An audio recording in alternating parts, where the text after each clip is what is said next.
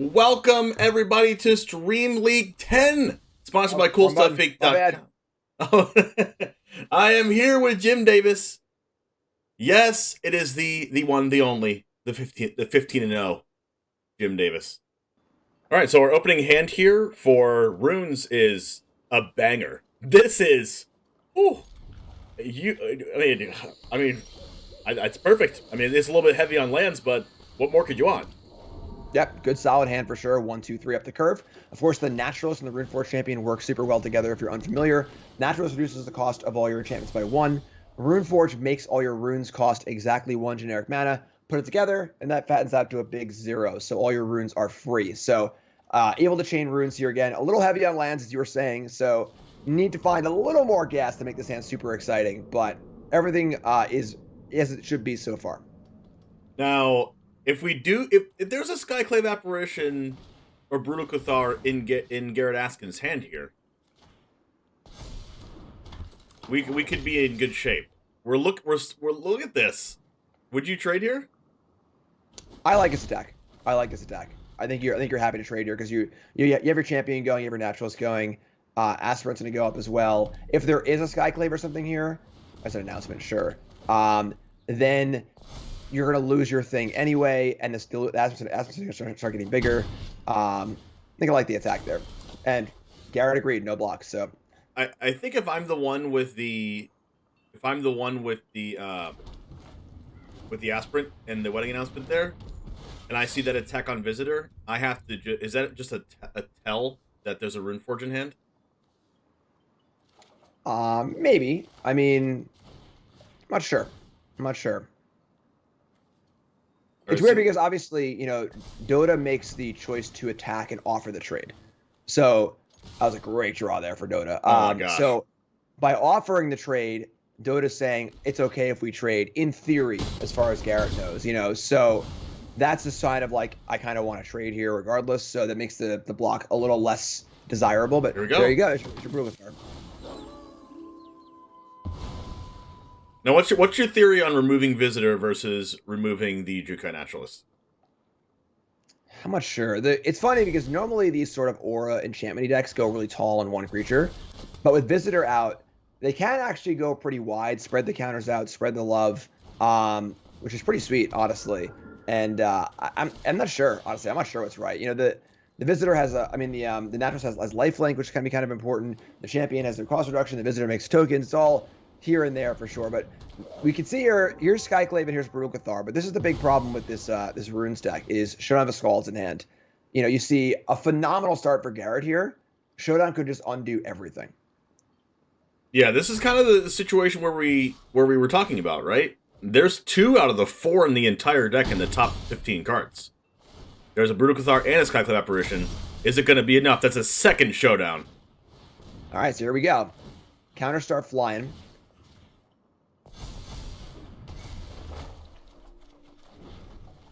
Oh, is a Hallowed Haunting too? Okay. Garrett's going to need to pray to the Magic the Gathering gods for another Skyclave Apparition. Yeah, this is pretty good. And it works out where all 4 cards can be cast off the Showdown. We see the Rune of Might and the Hallowed Haunting. We can see next turn, we can see Land, Haunting, Rune of Might. That puts a lot of stuff in play. And then, of course, the next turn will be another Showdown, which is phenomenal as well. And one of the things about playing Naya as your mid-range deck is no duresses, no counter spells. If your opponent wants to cast Showdown of Skalds, they're going to cast it, and they're going to get full value off of it. Now, if there's one thing that's going for Garrett here, is there's no lifelink rune yet, and there's a lot of power in play.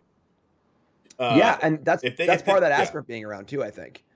Yeah, if there's a way to kill this Visitor right now and get a huge attack in, if there's no lifelink rune next turn, there could be a couple Hallowed Haunting tokens and a couple draws, and it's going to be a lot of value. But there it is! I think that's the recipe for disaster for Medicus. Yeah, I mean, as we were saying, there are 4 Skyclave Brutal Cathar effects in this deck. Drawing 3 in your top 20 cards is definitely the way to win this matchup for sure. Now, it's not over yet. Again, Hallowed Haunting can make some blockers, Rune Might, another Showdown is waiting, but absolutely backbreaking here because this is just an unbelievable amount of damage coming across. What do you think about the main phase beside you on the showdown with knowing that there's a Hallowed Hunting? I mean, it's trying to deny the counters. I don't know if that's necessarily worth it, but at this point, Garrett's board is so big, I don't think it matters. Yeah. So triple Skyclave effect. Yeah, that's if the Naya mid-range deck wants to win this matchup, that's exactly the way to do it. No, we were just talking about that exact same thing. I mean, 3 out of the 4 of those effects with a wedding announcement, with the Luminarch Aspirant, it really added up. Like, yeah, I mean, every card that Garrett's going to cast here is going to be a good card. Yeah, and I think that third one was necessary. You know, if that 4/4 is still playing defense that turn, the attack isn't nearly as big. Then we see the untap, and we see Hallowed Hunting, you know, a token, a couple counters here or there, and then that buys enough time to untap and play another showdown and just totally pop off with the Hallowed Haunting. So the third Skyclave there might have been necessary, might not have been if there had been other good cards too. But yeah, phenomenal draw. I am astoundingly surprised to see a Showdown of Skalds come out here. I think he might be thinking that kind of got stuck with 2 of them, but I don't think that was the case. I think that was the case of not having enough creatures on board to where and not big enough fast enough, right? In that case, I think I might have like keep all the Kami of Transiences in, but at the same time, it's like really easy to get exiled from that other Naya deck across the table. Yeah, the Kamis are definitely a little worse against white removal for sure. But they get bigger. We see some removal spells coming in here, which is obviously a little awkward against a mid-range deck. You kind of want to kill their Luminarch Aspirant or whatever, but they also just like have a bunch of other threats that aren't good versus spot removal, like, you know, Wedding Announcement, Seeker's Chariot and stuff. So I don't know if I love the idea of bringing in these circle confinements. Especially on the play, if I'm the Runes deck, I think I wanted to stay pretty linear and bring in a few free protection spells.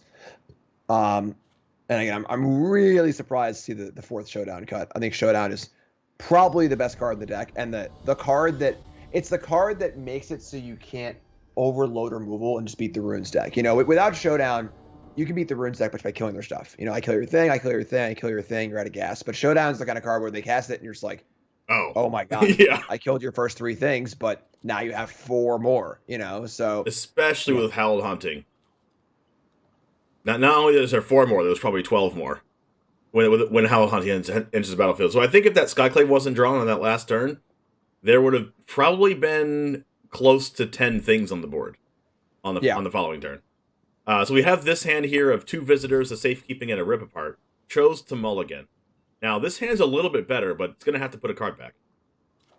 Yeah, it sucks. This is one of those like hands you really want to keep 7, but I think that was a reasonable mulligan. I think the Runes deck definitely wants to get off to a decent start, and this hand obviously would look great on 7. We have 1, 2, 3, 4, but got to put 1 back. I think if I'm Medicus, I'm really tempted to put the commune back. Yeah, I think putting back a commune or a land is reasonable, honestly. Like, you can just like commune for a land or just get rid of the commune. The commune's the kind of card where it helps you smooth your hand out.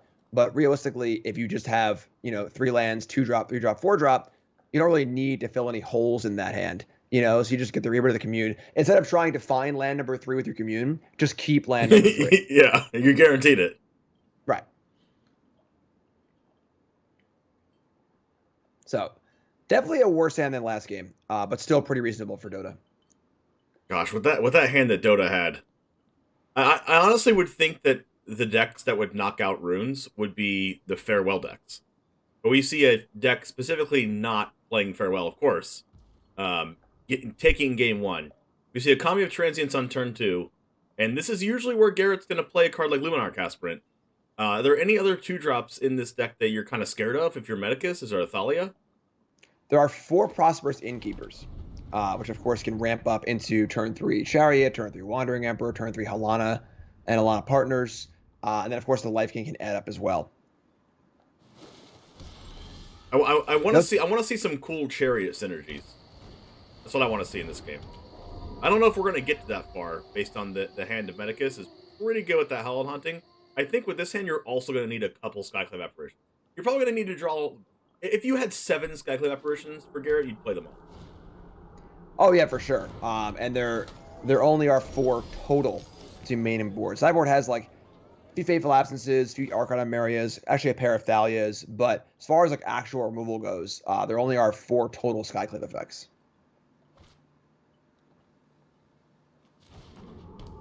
You white mana hero to get the double white for Hallowed Haunting. Do we go for lifelink first off? We do go for lifelink. That surprises me a little bit. I think lifelink would be the worst of the 3 in this matchup, given that you're really trying to race necessarily. We might see some I guess saying, oh, I don't want what last game happened to happen again. With the Rune Assassin as pick there. Yeah, fair. You know, with Innkeeper here, we could see a Chariot on turn 3 or some other like pretty powerful permanent. Just gonna foretell though, there are 2 copies of Starnheim Unleashed in this deck. That's the sorcery that foretells to make 4/4 Angel Flyers. There's your cute Seeker's Chariot synergy, of course, copying Angels. It's pretty cool. Well, there it is. There's the synergy I wanted. That's all I need. Okay, now I'm done. Yep. All right, so we're gonna see how something not cast here. Yeah, I'm a little surprised here. You know, there are ways to kill Hallowed Haunting, but it's pretty powerful. We could see here maybe trying to set up for Hallowed Haunting into a spell in the same turn. I imagine probably seeing the rune here. If you're setting up for Hallowed Haunting plus a spell, then next turn you're hoping for a land and then Hallowed Haunting plus rune. So I would incentivize to play Rip Apart, but you don't really want to rip apart a treasure token, right? Yeah, I mean, you could play both. I mean... Yeah, you could play both.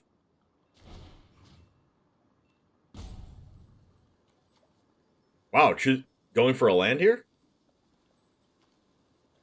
Be pretty surprising. All right, so we're going to put it on the Runeforge champion. So this is a little weird because, like, we're seeing the threats spread out. It's also important to note that there are some Valorous stances in the list for the Naya deck. Also now, of course, some Fateful Absence. So fizzles the rune, so no draw. That's probably... I mean, it's not good to happen for Medicus, but I think you're, like, more than okay with that, right? You just go land, draw card? Like, on end step? The problem is, like, this was sort of telegraphed where there's just 2 mana open. Which is another reason why I think casting Hallowed Haunting there just feels a lot better, because you're just not playing into it. Right. Getting your rune draw countered is pretty bad. It is pretty bad for sure. Now we see, you know, just not a ton going on. Drawing the card with the clue is super sweet, obviously. Got to keep the ball rolling here. It looks like our Garrett's missing a land and a white. So definitely a chance for Dota to pounce.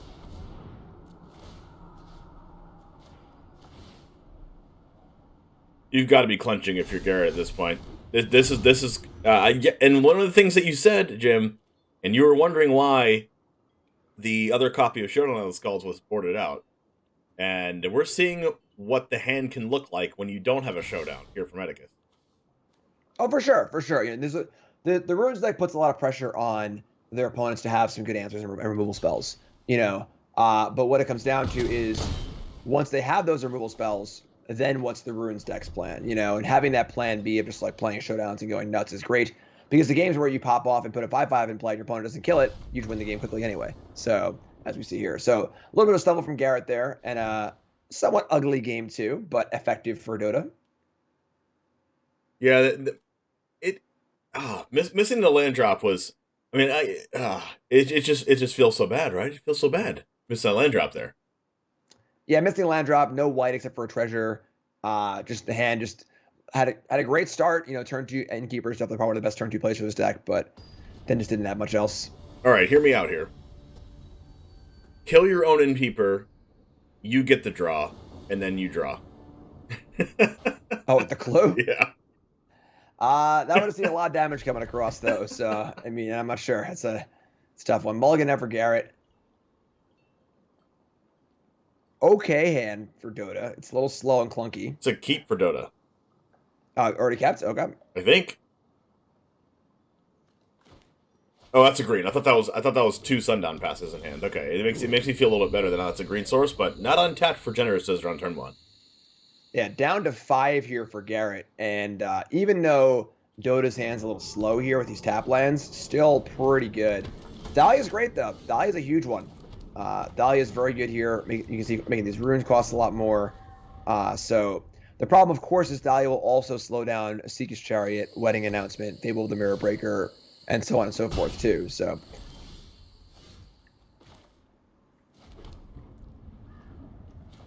All right, no double green here, which means no visitor into transients. Yeah, Champion's pretty good here. This is a turn where there could definitely be a removal spell up, so I think not playing a rune this turn is pretty solid. And just get to attack, say go, chill, set up. Again, Dahlia is a little awkward for Garrett. It does slow down some of their cards, and Dahlia by itself is not going to win the game versus runes.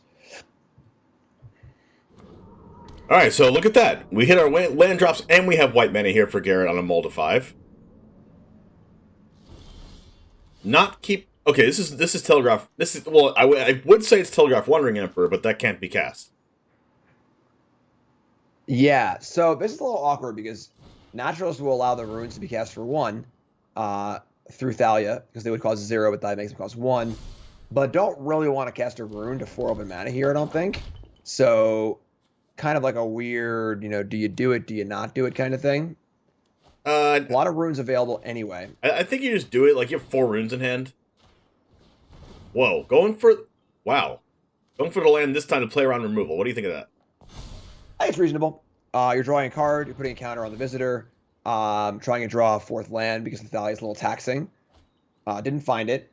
We saw that Dota boarded out 2 copies of Commune Spirits. I like that a lot because it is very awkward against Thalia and friends, so I think Commune being boarded out is pretty smart. We see wanting to keep Runeforge back to block the Thalia, not wanting to die. Yeah. Seems a little weird. I think you're pretty happy just trading damage here. Ahead on board. I don't think there's a card that punishes the champion for attacking. If it's like land, sorcery, speed, Wandering Emperor, I think you're fine with that. But it's Skyclave. Okay, so maybe that's the entire hand for Garrett, seeing no play last turn, maybe not wanting to use the apparition on the visitor, and just wanting to save the apparition. Okay, well that wouldn't make sense for me in that case. That makes me think that the Skyclave was top deck. I think I agree that was the draw for the turn. And now no spells are castable now, and now you can start seeing some runage here. The Naturalist circumventing the Thalia effect.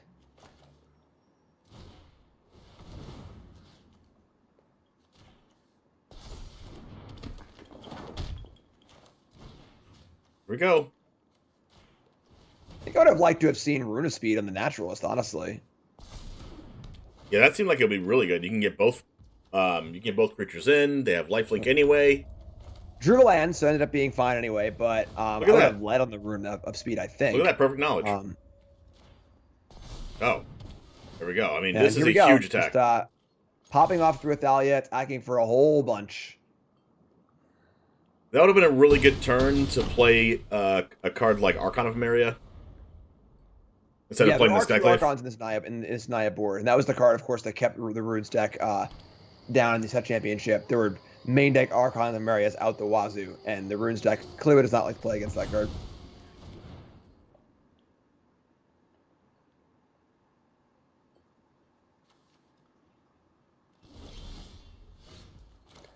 So yeah, we got a Valor stance here, but it feels like it might just be too late. Already at 5 now for Garrett. Big attack coming across here. Rune of Might gives trample. I'm just gonna go big on this visitor. It makes a lot of sense. No spells can really be cast here. Send in the clowns, and I think this is just it. I guess not. They can block and go to 1 and lose everything. This is what we're talking about when it started. This Naya deck, not a 1. Not one in the Naya deck? Not a single one. This is what we're talking about. I mean, what the thing I said in the beginning, like, can you deal with a huge creature? And we see right now the answer is just no.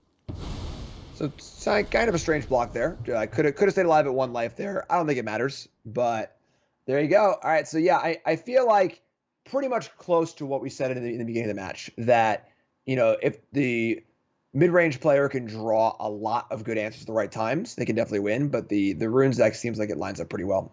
And I'm a big fan of Standard, so it's very nice to see a healthy Standard format. Now we see this hand from Elliott Dragon No red source on turn 1 for Darren Epiker. That's also another card that card selection card that I also didn't mention. Copies of Voldaren Epicure, getting that blood token on the battlefield, discarding, get some extra gas, or hit your land drops if you need to. Bloodtithe Harvester, really good to get out here on turn 2. Says, I don't want to play around your Warrior Disruption. Maybe they're not even playing it. I don't know. But this is a good thing because open deck list, so you get to know if they're playing it or not. Yeah, and the thing is, like, if they counter that, then your Fable's a good next turn, you know? And Harvester's a good card against control decks. It's just a 3/2 that makes some value, and you can't Banishing Verse it. You know, so it just gets in, deals some damage, gets some value. Yep, that's one of the reasons why I think people were playing the card that you get to call a card upon cast, and then you draw a card and they lose 3, and your opponent loses 3 life when they cast the card. It's just a 2-mana 3/2 that doesn't get Vanishing Verse. It's a pretty aggressively statted creature. I forgot what the name is off the top of my head, but it's like similar to this Bloodtithe Harvester. Silver Quill Silencer. Yeah, I hate that card. I will never like that card. But it is a 2-mana 3/2 in an aggressive mid-range shell that you can maybe sometimes once in an entire tournament draw a card and they lose 3 life off of it, but you're not upset about it being a 3/2 that can't get Vanishing Burst. Yeah, stat lining its first there is certainly reasonable. Yeah, so we have this is more of an Orzhov control deck for Bud here. Wait, hold on. I lied. Sorry, I have the last round standings. 1 second. While Melee refreshes here. Come on, Melee, you can do it. It looks like it has a little bit more blue in it, but it does look pretty straight Esper from where the mana base looks right now. Wedding Announcement comes down, makes a 1/1. Yes, it's basically just the Orzhov deck splashing for Kaido and a few counter spells. You know, Skyclave, Emperor, Meathook, Wedding Announcement, Vanishing Verse. Yeah, it's the usual. It's a mid-rangey deck. This is one of the things I really like about this format too is that there's mid-range decks. It can vary so widely. There's an aggressive mid-range deck that you can play with Elite Spellbinder, Skyclave Apparition, kind of what we saw in round 1 that was playing against runes, more of aggressive style with Luminarch Aspirant. There's also this other side of like almost the exact colors, maybe splashing blue for counterspells in a control version. Like we see Wedding Announcement, which was in both players' decks, right? So they still have those mid-range elements to it, can put some pressure on control decks and things like that, but also just can go on the complete other side of the spectrum and just play Meathook Massacres and Lulths and Sorens. Yeah, and this deck is definitely a nod to the other mid-range mirrors. You know, cards like Kaido and cards like Negate are really good mid-range mirrors. So by splashing blue in this Orzhov deck, get a little extra game against mid-range, while still having that pretty good plan against aggro with the Massacres and the Vanishing Verses and Skyclaves and so on and so forth. This could be like a little bit Nambo-y if you draw the cards in a weird way, saying maybe you have to Skyclave early, maybe you have to put some Wedding Announcement tokens in early, and now you have to Meathook Massacre because you're playing the control role in like a game 1 against another aggro deck. There you go, as the Negate. So hitting Fable there is pretty huge. Now there's 4 Voldaren Bloodcasters, so we could see some Hasty Bats come into play in a little bit. Yeah, this attack looks a little massacre-y. Could also be Wandering Emperor, I suppose. Reverse, sure. Maybe not. Yeah, there's a verse there. Maybe there's a Kaido, and that's why we're attacking.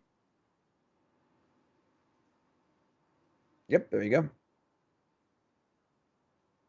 They don't call me the fortune teller in this chat for nothing, Jim. Yeah, and Kaido's real good here. Of course, can't be attacked.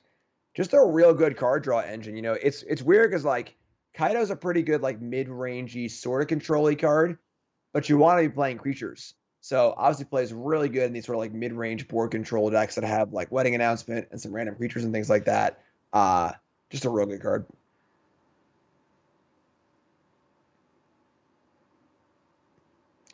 And now it looks like our Esper player is in pretty firm control as Elliot is out of gas. Yeah, that's one of the things that I was kind of surprised of. Elliot kind of running out of gas, but like even if we draw a land next turn and it's not quote unquote gas, we have 4 looks at another card. The problem is those bloods are like, you know, trying to make the bloodcaster better. I mean, there's blood number 5, but now everything is all in on Dracula, Lord of Bats here. And then we're going to get a draw every turn. There's Howling Mind's ability of Kaido here coming into play. 4 spells in Bud's hand, looks like, with no land drop this turn. Yeah, that's a lot of resources. That's a lot. That's a lot. Tainted Adversary are going to make a bunch of 2/2s. 3/3s, actually. There's a Bugbear in play. There are Bloods in play. This Dracula turns the Bloods into Bats. This actually could be a pretty big swing here. I believe it only turns it into Bats when you make the Blood token, so looking for a way to make a Blood token here. Yep, and that's not going to happen with using this for using the 4th Blood here. No, it's at the beginning of combat your turn. Up to 1 target Blood token becomes 2/2 flyer. Oh, it just makes it bad if you have 5 Bloods or 4 Bloods. Well, it's 5 Bloods to flip. On the backside of Bloodbath Summoner says, beginning of your upkeep or beginning of combat on your turn, up to 1 target Blood becomes a 2/2 flyer. Oh, okay. I thought you had to make a Blood, then it becomes a haste flyer. So, okay, well, that's better for Elliot. But being at 10... Right, that's the issue here, is that Elliot can kill Kaido now, but there's just a bajillion power on the board ready to come for the backswing. So not really a way to pressure Kaido. And then this is where Kaido snowballs so hard because you just can't really pressure it. And then it draws a lot of cards, and now you're behind. You can't really get there anyway. Elliot, knowing that this Kaido has to leave the battlefield for him to have any chance of winning. But is it... Oh, wow, going for the face. It's a gutsy attack.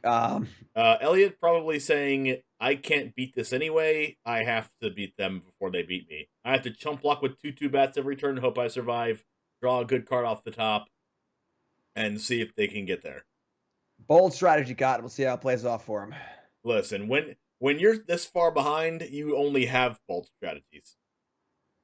This is 3, 6, 7, 8. It's just lethal. It's just 10 damage. So with the Meat of Massacre triggers on the death tokens. Going to 1? Yep. Oh, with the 1 on the tokens. Yep. All right. Yeah, I mean, pretty good showing from this Esper deck here.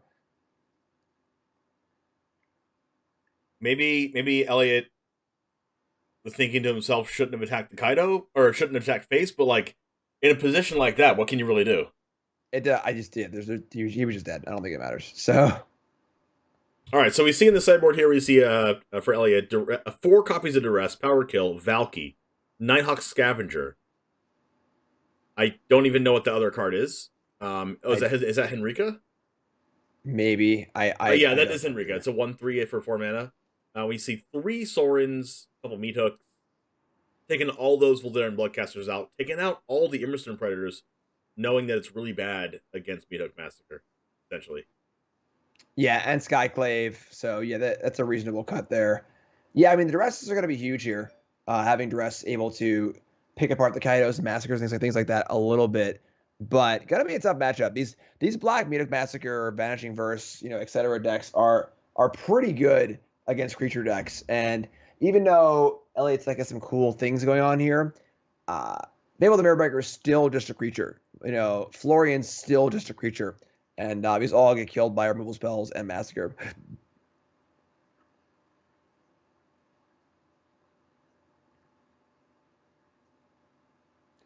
Play of Fire, popping in, popping out. I really do like the fact that he's really thinking about how the game's going to play out and really thinking about it. It's really easy to just have a game plan with just a general game plan against a quote-unquote control deck. The opponent has a kind of unorthodox control deck where it's like a control deck but a mid-range deck at the same time. Puts a lot of creatures on the battlefield, and all of a sudden he can be at 10 like he was in last game. So really giving that extra thought. I mean, you have all the time to do that. You might as well take the time. Yeah, I like the 4-drop switch for sure. The Sorens seem pretty good. The Henrika seems pretty good. And I'm going to try and get in here. I also like Angie a lot. Angie Made Dishonor is a super awesome card. Yeah, it's important to notice that 5 toughness. It's hard to massacre. You can't Banishing Verse it. And you can just sit there and just throw bloods at your opponent's face. Yeah, it's definitely one of those cards that is a well-positioned card. It's just not very well-positioned against say, Skyclave Apparition, Brutal Cathar type cards. But it's really one of those cards I think Elliot wants to play as like a haymaker at the end of the game, sacrifice like 4 blood tokens on your opponent's end step, and just take the game. Yeah, for sure. So Anya might not be one of those cards that you want in your opening hand necessarily, but you like want to draw it eventually, so this hand's like perfectly fine. I mean, against this Luminarch Aspirant, 5 toughness is going to be a lot with Anya. We have this Dominating Vampire. We do have a second Red Source, so we're casting Dominating Vampire here.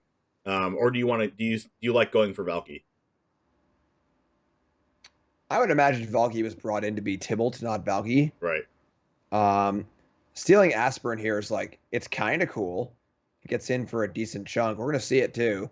You know, play it, put a counter on your Dracula, get it for 5. That's nice. You know, follow it up with the Maid of Dishonor. A 3/3 also is reasonable again for Massacre. You know, there are no Deadly Disputes or Shambling Gas in this deck, so you can't really ramp into your Massacres. So sizing up kind of important. Uh-oh. We got a missed land drop for our Esper player here. Oh my. Nope. Oh, well, that looked a lot like a missed land drop. Yep. And we see Massacre drawn for Elliot, which obviously looks awkward in the creature deck. Looking a little awkward here too, honestly. We're gonna see if Luminar trades with Dominating Vampire, I guess. All right, there will be blood. All right, here we go. Here's my 4/5. The fact that all these cards incidentally make blood tokens is so good, especially in Alchemy with a card like City Stalker Connoisseur that just also incidentally makes a blood token. All right, well, there's a Legion Angel, which looks phenomenally good here. Put a counter with Aspirant, now blocks everything and trades. This game just changed a lot. And I feel like now Elliot just has to play for Tybalt, because realistically there isn't really a way to get through anymore. Yeah, this Legion Angel growing to a 5/4 is very relevant. Not being able to attack him with his Anya. Also can't Meathook Massacre, so is it just a big ol' hive and pass, or do you like just playing Valky here and just going for the Anya Dracula game and taking that Legion Angel out of hand so they can't spiral out of control with it? I don't really know. But going for a Meathook for 2 here, there's really, really smart for Elliot, I think. Yeah, I like this play. I like this play a lot. Still gets to play the hive tapped. Get rid of this first Angel, and most importantly, get rid of the Aspirant. So now the next Angel will only be a 4/3 against the 4/5. Good play here. I like this play a lot. Yeah, look, that's definitely the best play if the block was made there. So the attack was good because if they block, you can do that play. If they don't block, it's a little bit weird. But we see a Lolth come down here on turn 5 with Legion Angel still in hand. Drawing another land is not bad, but it's not good, but it's also not bad. Like, it's a guaranteed 7 lands for Valky. Yeah, I think it's actively good. And now the issue is, do you want to fire in the Hive of the Eye Tyrant and potentially lose it to 2 spiders when you really want that 7th land? Now, Elliot knows that he wants this 7th land really bad, right? But Elliot's opponent does not know how important that 7th land is. So trading 2 spiders for a Hive of the Eye Tyrant feels only okay. It does guarantee Lolth dies, which is pretty important. I think you got to jam here. We got to send his Hive in. You know, Valky or Tybalt is the only 7 drop in the entire deck. So right now it looks like Elliot's flooded if you're Bud. But the reality is he's not. He wants the 7th land. But I think you got to send in the Hive here. Yeah, I think you gotta kill Lolth. Like, you can't just let at 12 life. 12 life is not a lot, but letting the Lolth draw a card every turn, or also potentially them Meathook Mastering themselves and making 2 more tokens, like, it's just not it's not a good look if you leave the Lolth there. Yeah. So we'll see what happens now. And again, that took a while. That seemed like a pretty obvious play. So Bud might take a second and pause here. All right, why is Elliot so hesitant to get this Hive into combat? You know, and gonna go for the block. Now, Valky's not going to be online next turn, but the turn after. Correct. And now, the thing also is that because there are 2 other creature lands in play, killing that Hive doesn't really accomplish much except for Stone Rain. If it had been the only creature land, then you have some desire to want to. Oh my gosh, this. All right, I want to get this creature land out of here, but there's still a bunch of other creature lands too. So goes to the block. Elliot gets a little bit punished there, and maybe punished because he took so long to make the choice, and it seemed like the land was very important. Now, Wandering Emperor gets to die here. The 1/1 gets to stick around off the Den of the Bugbear. Going for the face, the 1/1 can attack the Emperor, which is the best play for sure. And then next turn, you still get the Tibalt. Yep. So Tibalt's ready to go. 10 life, 24. I don't know if I would have main faced the Wandering Emperor like Bud did. Yeah, I mean, like, not wanting to get drained up on Anya is also a consideration. There's so many blood tokens there. Yeah, there's 6 damage in play from the Bloods as well. So, all right, here comes Tibbers. A little bit of League of Legends action there. I can't imagine blooding a land here. I think that would be unbelievable. I mean, he could say if I draw a spell, I cast it. If I draw a land, I cast a Tibalt. So it's like good either way. But there's no spell better to cast than Tibalt, and you can just blood the lands away later anyway, you know? So here we go. Yeah. And the only question here is, are you killing the Angel or are you just drawing cards? Killing the Angel is a little bit weird because there's a Hive of the Eye Tyrant there, but being at 10, if Hive of the Eye Tyrant kills Tibalt, you're basically time warping. So you can just do that and then just, put Bud to like 3 life next turn because Bud has to do this. Yeah, so we see the Bugbear coming next turn for 5, putting Bud to 4 with 2 creatures in play and a Massacre in play. I think I agree. Yeah, I actually tend to do that style of play a lot. Like, knowing that my thing's going to die, but knowing that my opponent has no choice. And then they just get tempoed out of the game, being at 9 life here. Yeah, Sorin's a pretty good draw, but I think still, once you commit to the play from last turn, you've got to pressure with Bugbear this turn, I think. So right, I think if you don't, you're exactly right. If you don't plus Tibalt last turn to like almost guarantee it doesn't die, you make the tempo play here. And then next turn, once the mana is up to kill the Bugbear, you can play Sorin and Legion Angel. I love playing a land there, making sure that there's 8 mana available next turn for Sorin and Angel. Yep. And right now, if you're Bud, like, this Meat Hook Massacre is, like, not good, but it's also necessary because he would have died if otherwise. I mean, maybe there's, like, a land plus Legion Angel play here. Maybe there's, like, a land pass with another Wandering Emperor. Maybe there is another Wandering Emperor because the first one was used so aggressively, but it looks like there isn't, or not another land. Yeah, I think that now, so I think Vanishing Verse being left up here, at least is being represented by Bud to stop lethal. But now Elliot can just slam Angel and Sorin and make a token and say go, which is all pretty awesome. So we'll see if Elliot wants to go for the kill here. Yeah, I'd be pretty surprised to see that. So do you force them to Vanishing Verse and then afterwards just play out Sorin so that didn't get Vanishing Verse? Wow, I'm surprised going for it here. The thing is, like, they need to leave up Vanishing Verse every turn. And by doing this now, you're just letting them cast it when you could have just cast 2 threats, you know? I'm surprised by this. Well, I think his theory here was, you could just cast 2 threats, but the Sorin, like, guarantees to get Vanishing Verse. And then Sorin, if it gets Vanishing Verse and there's another Meat Hook Massacre to get rid of the 2/3 and the Legion Angel, then Elliot's in a bad spot. Yeah, but, like, you can just plus Sorin or whatever. The thing is that now there's so much mana in play, you could almost double activate the creature lands anyway. So, like, there's always this threat of creature lands looming at all times, right. You know? You don't have to minus Sorin. You can just plus it and draw a card. There's a lot of things you can do as well otherwise. But we'll see. Angel's only okay here because there's obviously an Angel on Bud's side to block it. But precarious 4 life here for Bud. Bud also knowing that this Legion Angel is not going to get another Legion Angel from Elliot's sideboard. That's something going for him. That would be a little bit of a juke. All right, so I mean, with a card like Tibalt, sometimes in Best of One, if people play Tibalt, then they'll play, even if they don't play any lesson cards in their sideboard, they'll put lesson cards in there just in case you get something off the top. All right, so Duress is looking real nice right now, to be honest. Ken, is there a way that Elliot wins this turn with some lands? I don't think so. Like, I know that Bud can definitely go to 1 with the Hive of the Eye Tyrant, but is that worth it?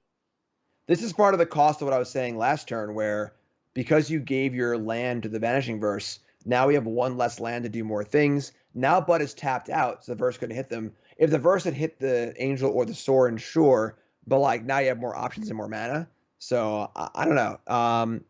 This game went from looking, drastically in Elliot's favor to like, it's not even yet, but it is definitely evening out a little bit. Yeah, so this is what I was saying. Like, there's that Meat Hook Massacre that I was talking about, and if Soren, I think the best play, like in hindsight, like knowing for a fact there's a Meat Hook there, or like specifically wanting to play around Meat Hook, you would just play it, do what you said, and play out the Legion Angel, and then play Soren and plus it, and then Soren definitely gets Vanishing Verse anyway. You get a draw out of it, and then Meat Hook comes down and kills the 4/3. Like that's probably what would have happened. So life's a wash here. Back to 3 for Bud. Another creature in play for Elliot. Still doesn't cast his Soren yet. Yeah, 3 life is major stranger danger zone here for Bud.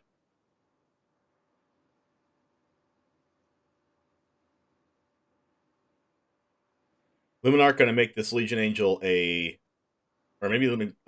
is going to be available to block the 1/1. There's a lot of burn potential in Elliot Dragon's deck, right? Really? I guess there was Voltaire and Epicure, but he took them out. There's Meat Hook Massacres and floating the board.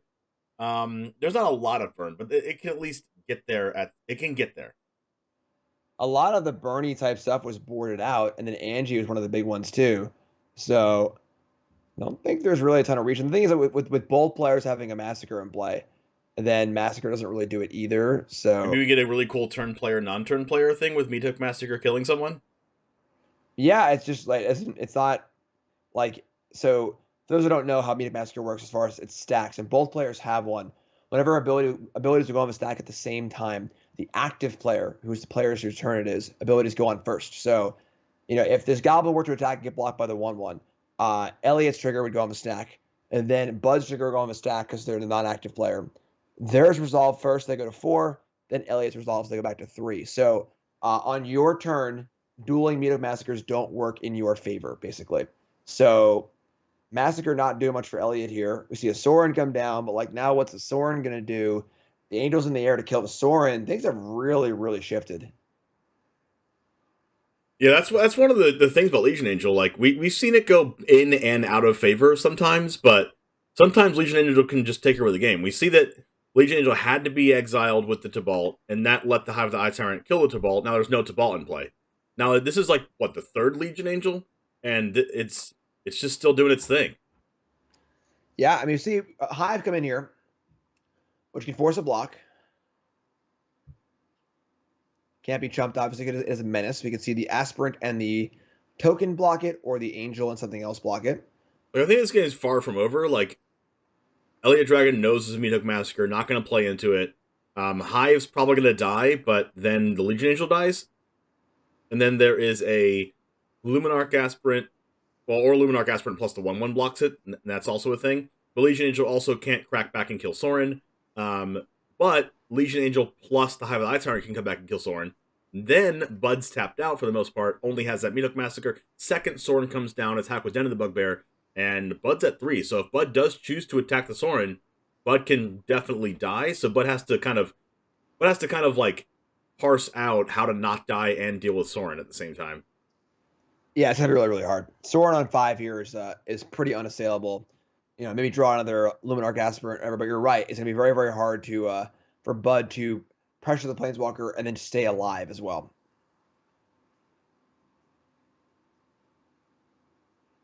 Now, I think looking back, it was a good play for Bud to use the Wandering Emperor on the Anya, because he would have been dead at this point. Anya had to have 6 damage sacrificing those blood tokens. Elliot doing a good job managing the blood tokens here, making sure that whenever he does draw a card he doesn't want, can pitch that card.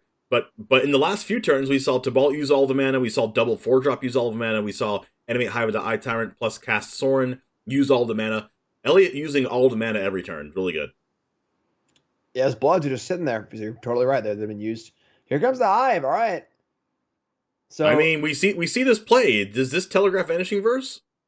This is either saying I drew verse or play around me drawing verse. I'm dead otherwise. So could just be play a blocker. I guess Wedding Announcement's going to draw a card. Actually, it's not going to make a blocker. Correct. Yeah. So, or maybe Bud is saying, I'm going to draw off this wedding announcement. If I don't draw Vanishing Verse, I lose. Also possible. So this could be I have Vanishing Verse, I need Vanishing Verse, or I'm bluffing Vanishing Verse. And we'll see what Elliot wants to do next turn. I imagine Elliot doesn't have mana to do most things here. Any land draw will allow Sorin and Den to come in, but I mean, at 24 life, Elliot can even just afford to just not play around Vanishing Verse, saying if you got it, you got it, and just attack. Because I mean, what's Elliot's not going to die in the backswing. There's a Meathook Massacre and Sorin left over. Yeah, I agree here. I think you just got to go for it. I think it took a while to make this play for Bud also. So thinking about it for a while sort of says to me that like they were kind of working it out. Whereas if they just draw in verse, you probably just fire up and attack the Sorin immediately. So this looks like I don't got it or I'm trying to draw it, which means that Elliot is probably clear to go here. And like you said, the upside of going for it is you win the game. And the downside is you keep playing a game where you're ahead. So gonna fire it up. Yeah, I mean, the downside of playing a game when you're ahead, like, yeah, you have Sorin in your hand here, but I mean, we've seen from last round that like you can think you're ahead and then you just lose. We saw Vanishing Verse not drawn here, but I like the play from Bud though in that situation. You make the play to win the game. The play to win the game is hope Elliot has nothing in hand. We know that he had Sorin, but if you're in that spot of Bud, hope Elliot has nothing in hand. Draw Vanishing Verse literally off the top. Vanishing Verse that last land, and then you can go from there. Yeah, that was a play to win the game. Yes. That was a good play. That was a play good players make. It might look kind of, silly from a viewer's perspective if you're not really thinking about it. They just tapped out and let themselves die on board.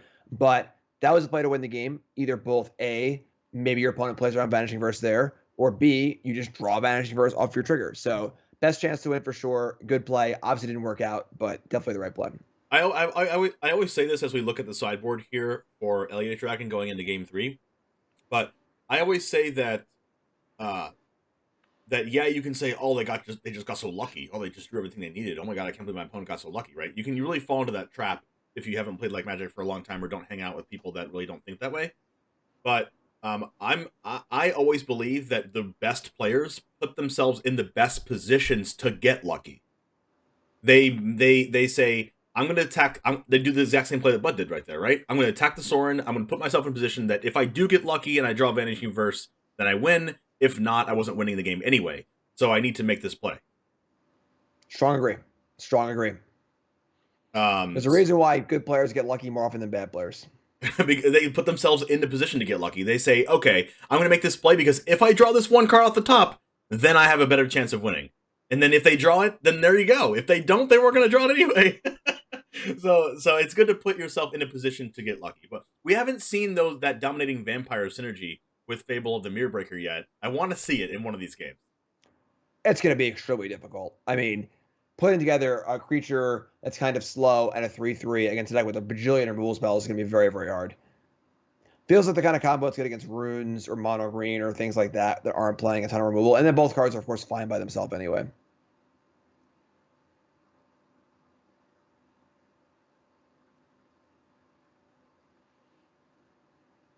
All right, we see the Nightmare Scavenger come in. I believe the Voldaran Epicure stayed out there. Yeah, trying to insulate against Massacre. Those Legion Handles were really, really good. But of course, there's usually one Angel main 3 board. Occasionally, you'll put the second copy main if you really want to draw it. But Legion Angel very, very good. But probably won't be drawn in theory. So we'll see. The Flyers otherwise will be pretty good.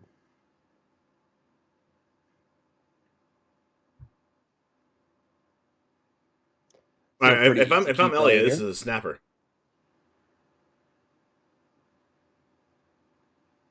Like you creature on turn 2, creature on turn 2. You have Fable Mirrorbreaker turn 3. Turn 4, you can attack, cast Florian post combat, maybe hit your land drop.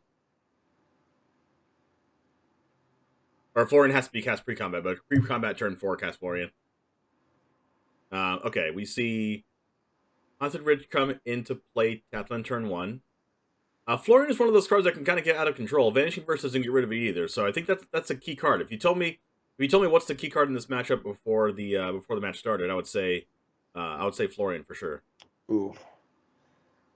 So missed third land drop for Bud here, and both lands are white. This could be I think this is both going to end lands up are being white. a pretty quick affair. I think this means no Kaido in hand, but there's an apparition in hand, so don't need that blue, need that double white. Yeah, I think that's gonna be all she wrote here. So, one of the things about Fable is it's a kind of card that needs to be answered on the spot. Florian, very similar, and so far here, nothing being answered, and no land drops for Bud. This game is probably going to snowball out of control pretty fast. Yeah, we see a Florian here. We see, oh, wow, this is such a good play, I think. You go Dracula plus 2/2 attack. If they chump, you're okay with that. Or if they trade, you're okay with that. If not, you can go you can go like Infernal Grasp. I believe that there's a land drop still to be made. You get you get the Agademes, you bolt it in, and then you hold up Infernal Grasp. Well, I'm not sure why you'd want to play the Florian pre-com. Wait, I guess Florian triggers second main phase? Yeah, it triggers in the second right, okay. You can't play it your second main phase and have it trigger. It has to trigger in the second main phase. Got it. So I think you're letting your opponent know, obviously, you have a Florian as far as blocking goes, but it works like that. So yep. This is what I said. Hitting that land drop that's also a blue and a black source is what you want if you're Bud. And me kind of, predicting the inevitable here of Skyclave Apparition coming down. This Infernal Grasp, the really good play with Florian before, coming back to reward Elliot by being able to leave up that Infernal Grasp, using that man on the end step, being able to get that Fable to pass it, Fable the Mirror Breaker down with Den of the Bugbear tapped instead of having to play Haunted Ridge to use that Infernal Grasp. Got to use that treasure token last turn from getting the Agademe's Awakening off the Florian. And now it's just like super mana efficiency mode. We're going to get to discard 2 lands off Fable the Mirror Breaker next turn. Like, I don't know what Bud can do here besides go land drop Meat Hook.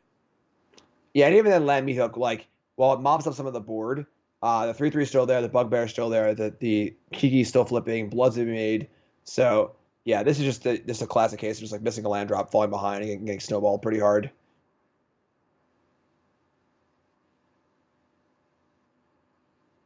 Wow. Yeah, I mean, just fire up the Bugbear, attack with everything, cast the Blood Tithe Harvester problem. I mean, maybe, we'll see. I mean, you could play on Meat Massacre a little bit, but yeah, this is pretty good.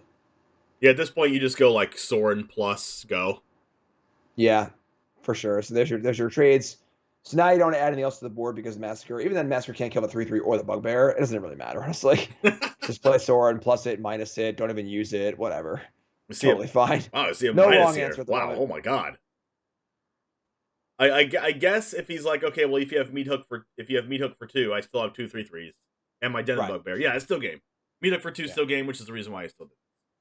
Yeah, so a phenomenal draw for Elliot, and then unfortunately missing a land drop for Bud is just a death knell on the draw. Like here's the Meat Hook. We kill 2 things, and we still have 3/3, 3/3, and 2/3 left over. There's gonna be 2 life to gain, putting Bud to 8. 3, 4, and that's game on board. Just dead on board, yeah. So too late here for Bud. I mean, if there was that land drop, then of course Elliot wouldn't have played into Meat Hook Massacre there if there was no missed land drop for Bud. Right, and Elliot can just like play Sword and plus it, and then if the Massacre happens, you still have the Sword in play, Flip Kiki in play, and Bugbear in play, and the Bloods in play, and everything else. So a little bit anticlimactic there in Game 3, but good match overall. That's the thing I want to see in this tournament, right? I want to see the dominating vampire thing happen again, but we might have seen the glimpse of that happening once and for all last round. But if we're definitely gonna be watching Elliot Dragon, our only 2-time Stream League champion, 2-0 right now, going into round 3. Yeah, this is very close to a winning in. Very, very close to a winning in. Almost assuredly a winning in. It's we can't just like guarantee it's a winning in though. Right.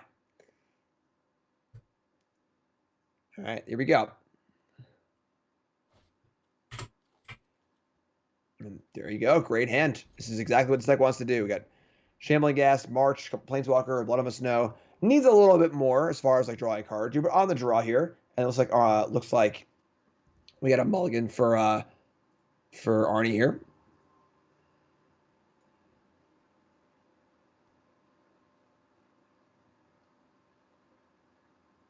All right.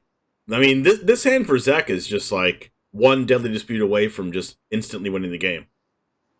Oh, yeah. Dispute would be phenomenal here. Phenomenal draw. Also, 3 copies of Fell Stinger, too. So, a little extra card draw on the sacrificey front. All right.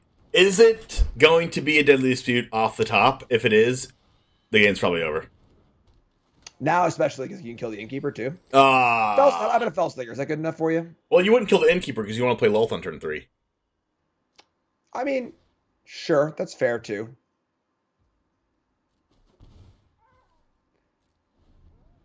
March is one of those awkward cards that it works off power and toughness, so it's kind of like a red removal spell and a black card. Yeah, and we're going to see it cast here to kill this Innkeeper. It's kind of interesting, honestly. I don't think the Innkeeper is really that important in a matchup like this. Life totals aren't going to matter too much. It gets tucked up in the Massacres. Land drop. Oh, yeah, missed land drop here. This is brutal. Like, you just attack with Ghast, Fellstinger the Shambling Ghast, maybe even play Eye Twitch or just leave the treasure token up to cast Lolth next turn. Yeah, probably leave the treasure. We'll see. We'll see if a land's drawn here also, but... So there's your Fellstinger. A little exploiting. Fellstinger kind of card that was hyped up a lot early, but... Alright, so no land, but hasn't missed the land drop yet. So let's next turn to it's Eye Twitch, Shambling Ghast, Deadly Dispute, etc., etc.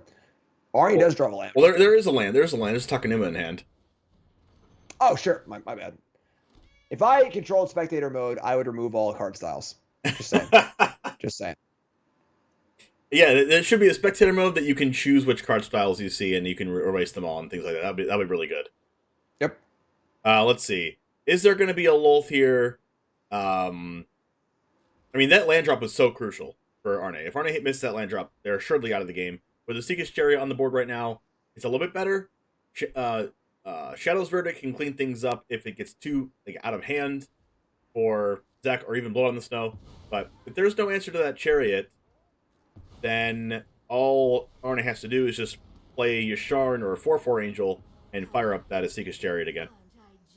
Yeah, I'm a little surprised at that sequence there. Fellstinger on defense is really good against the Chariot, and then if you're scared of a trade, you should probably play Lalith first to get the counter. So look, SSJ wanted to conceal the Lalith before attacking. Interesting choice for sure. We'll see how it all plays out. You know, a white land here could make this Foretell card is a Starnheim Unleashed. Is the only Foretell card in the deck, which makes an Angel. And all right, Wandering Emperor plays 2, I suppose. I think if the Foretold card was Starnheim Unleashed with 4 lands there, it would be interesting to see Chariot and that cat attack Lolth so that the double block for Chariot can't happen here. Yeah, because killing Chariot's huge. You have a sweeper in your hand. Like we were saying earlier about sweepers, they can be a little awkward because if you leave a Planeswalker and a Chariot in play, you almost even want to cash sweeper. So being able to kill the Chariot here is very, very good for SSJ. No, if it was me, I would probably just play my 4/4 Angel, and then crewed with the Angel and attacked Lolth to kill it. Arne having something else in mind here. Yeah, I mean, the thing is that I like the idea of keeping the still no land, of keeping the Starnheim for a little bit later. And maybe as like a post sweeper. Right. Like Zach sweeps, then you have 9 mana or whatever, and you make like 3 Angels or something. Yeah, this is a little weird too. So, not casting Dispute on SSJ's turn, trying to make that land drop. Gonna work out here as a Skyclave comes down to target the Ice Witch and can sacrifice it in response. But making land drops pretty important when you're playing Blood on the Snow. Yeah, I guess with the treasure token available to make off of the Shambling Ghast and Arne being put in a position to have to attack Lolth, that almost guarantees the Shambling Ghast token. Invoke Despair is going to do a really good job at getting rid of one of these creatures and getting rid of the Wandering Emperor. With a land in hand, we could see a block on a 2/2 Vigilance and then -1/-1 on there instead of making the treasure token. We'll see what Zach does here. Yeah, getting in front of the past. Obviously, SSJ didn't know they were going to draw Invoke Despair to kill the Wandering Emperors. Ends up looking a little awkward here, but can always deal with the next Planeswalker too. There are 4 copies of Emperor in this deck. Another Invoke Despair. Wow. It's now interesting. Shadow's Verdict looks pretty good here. Kind of want to get rid of the Emperor Emperor honestly isn't doing a ton on this board at only 1 loyalty because there's no creatures to pump. So could just see a Shadow's Verdict here.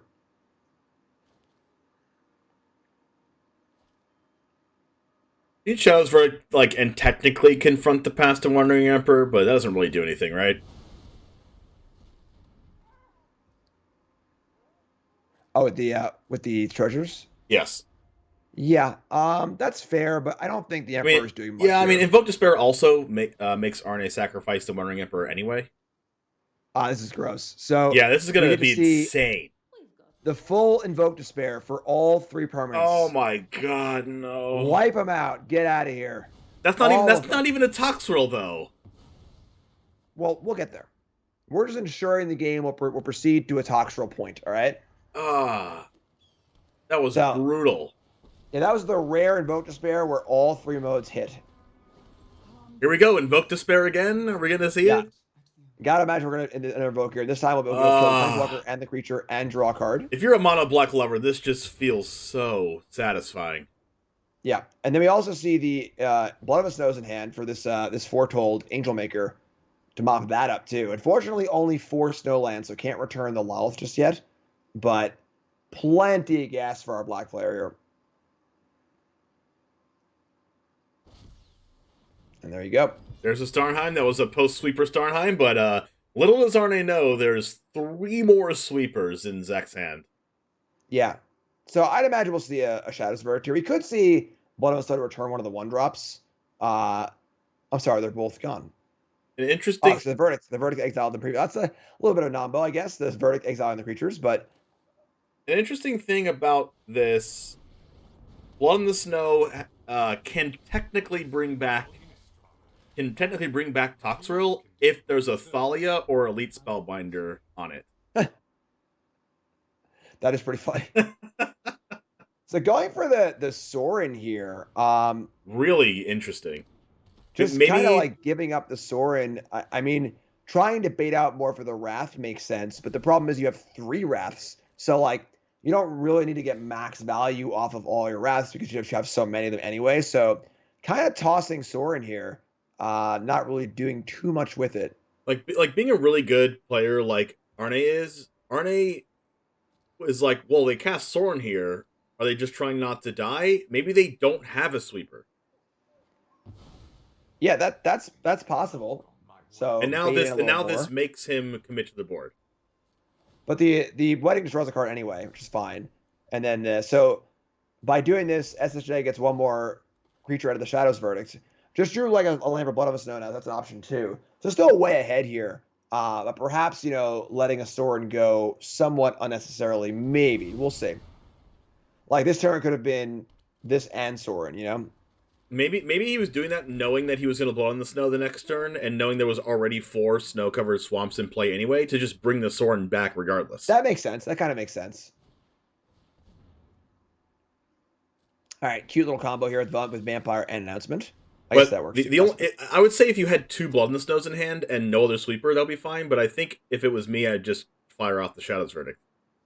Yeah. Just an embarrassment of resources here for SSJ. I mean, that's what happens when you resolve 2 Invoke Despairs.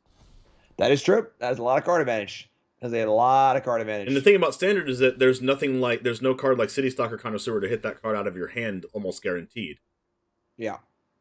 We have some more cards here. Aren't they doing a really good job, honestly, of keeping the resources flowing? Yeah. I mean, this is a turn, though, where we're going to see, we can see an attack, a dispute, a draw of Lala, the Shadow's Verdict. I imagine we'll see an attack here, trying to get these things to die naturally, or at least get some damage in before the Wrath. Then we can see dispute plus Shadow's Verdict. Of course, Shadow's Verdict exiles. So... Yeah, you get to destroy all creatures here. You get to bring back the Sorin. You get to minus the Sorin. You get to it's just embarrassment of riches. Yeah, a lot of resources. Oh wait, yes, no, all right, a lot of resources. So again, like I said, these black decks do pretty good against these creature decks, and no slugs just yet. But looking at the sideboards here, Sluzzy Tokens has a couple Spellbinders, a couple Legion Angels, a couple Valorous Stances, a couple Guardian of Faith. Guardian of Faith, of course, will be very, very good against sweepers, and a Redain. So some stuff to bring in, not a ton. And then on the black side, maybe some Rays or Grasps are possible. Not really a ton, honestly. Main deck looks pretty good in a matchup like this. One thing I really like about Arne's deck is Arne can go like 2 different axes of winning the game. Actually, 3. There's the Planeswalkers that play really well into cards like Farewell. There's also a world where Arne can go wide whenever he needs to go wide, and then go tall whenever he needs to go tall with the red and stuff. And he can either do damage in little bits and pieces or do damage in huge chunks. Right? You make a red and 7 tree folk. Maybe it's a 5/5. Maybe it's a 6/6, and then you attack. They don't deal with it. You pass back to your turn with open mana. You pass back to them, and then all of a sudden, they go to deal with it, and there's a Guardian of Faith. Then it goes to your turn, and they're just dead. There's that way to win, and there's also just a lot of chip damage.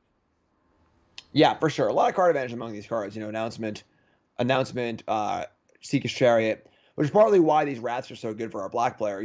It's very hard to beat Chariot and Wedding Announcement with spot removal, but when it comes to sweepers, that's where you want to be. Who would have known what would have happened if Arne had kept the Chariot back against those 2/1s from Lolth? Yeah, for sure.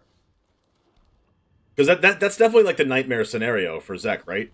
Like there's a sweeper, and then all of a sudden you're getting hit with a Chariot that makes another token, and then you sweep, and then there's a Chariot making another token, like every turn. Yeah, that's part of why these Felslingers look pretty good here, because they're able to block these Chariots and kind of stay in play and be that card that can always block it, barring a Wandering Emperor, of course. It's weird because we saw that attack with Felstinger, actually, looking back at it, and Arne chumped with the 2/2.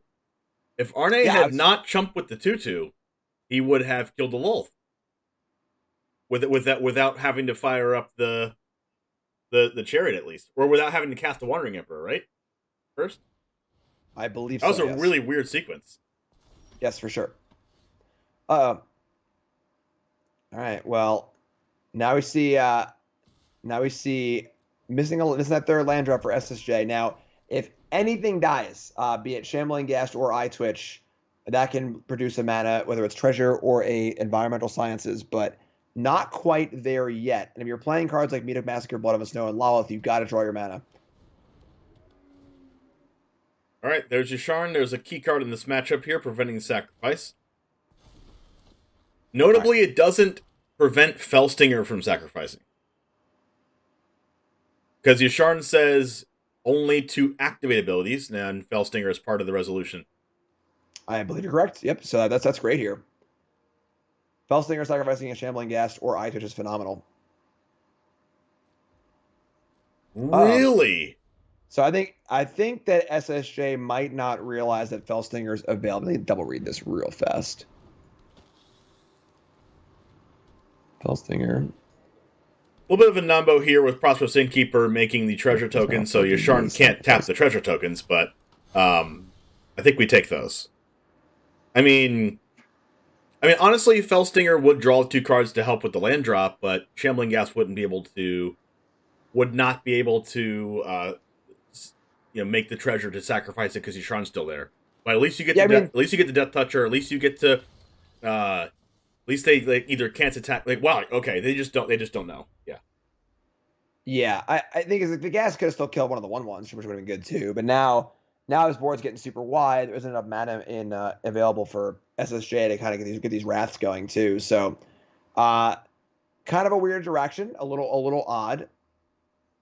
It has to be just SSJ just assuming that Felstinger will not work, because Felstinger is personally great right now, and mostly just needs lands to get things going here. Now, of course, Arnie does have those two copies of Guardian of Fate just to protect against sweepers, and now that they have the time and the mana, if they have one in hand, it's going to be almost unbeatable.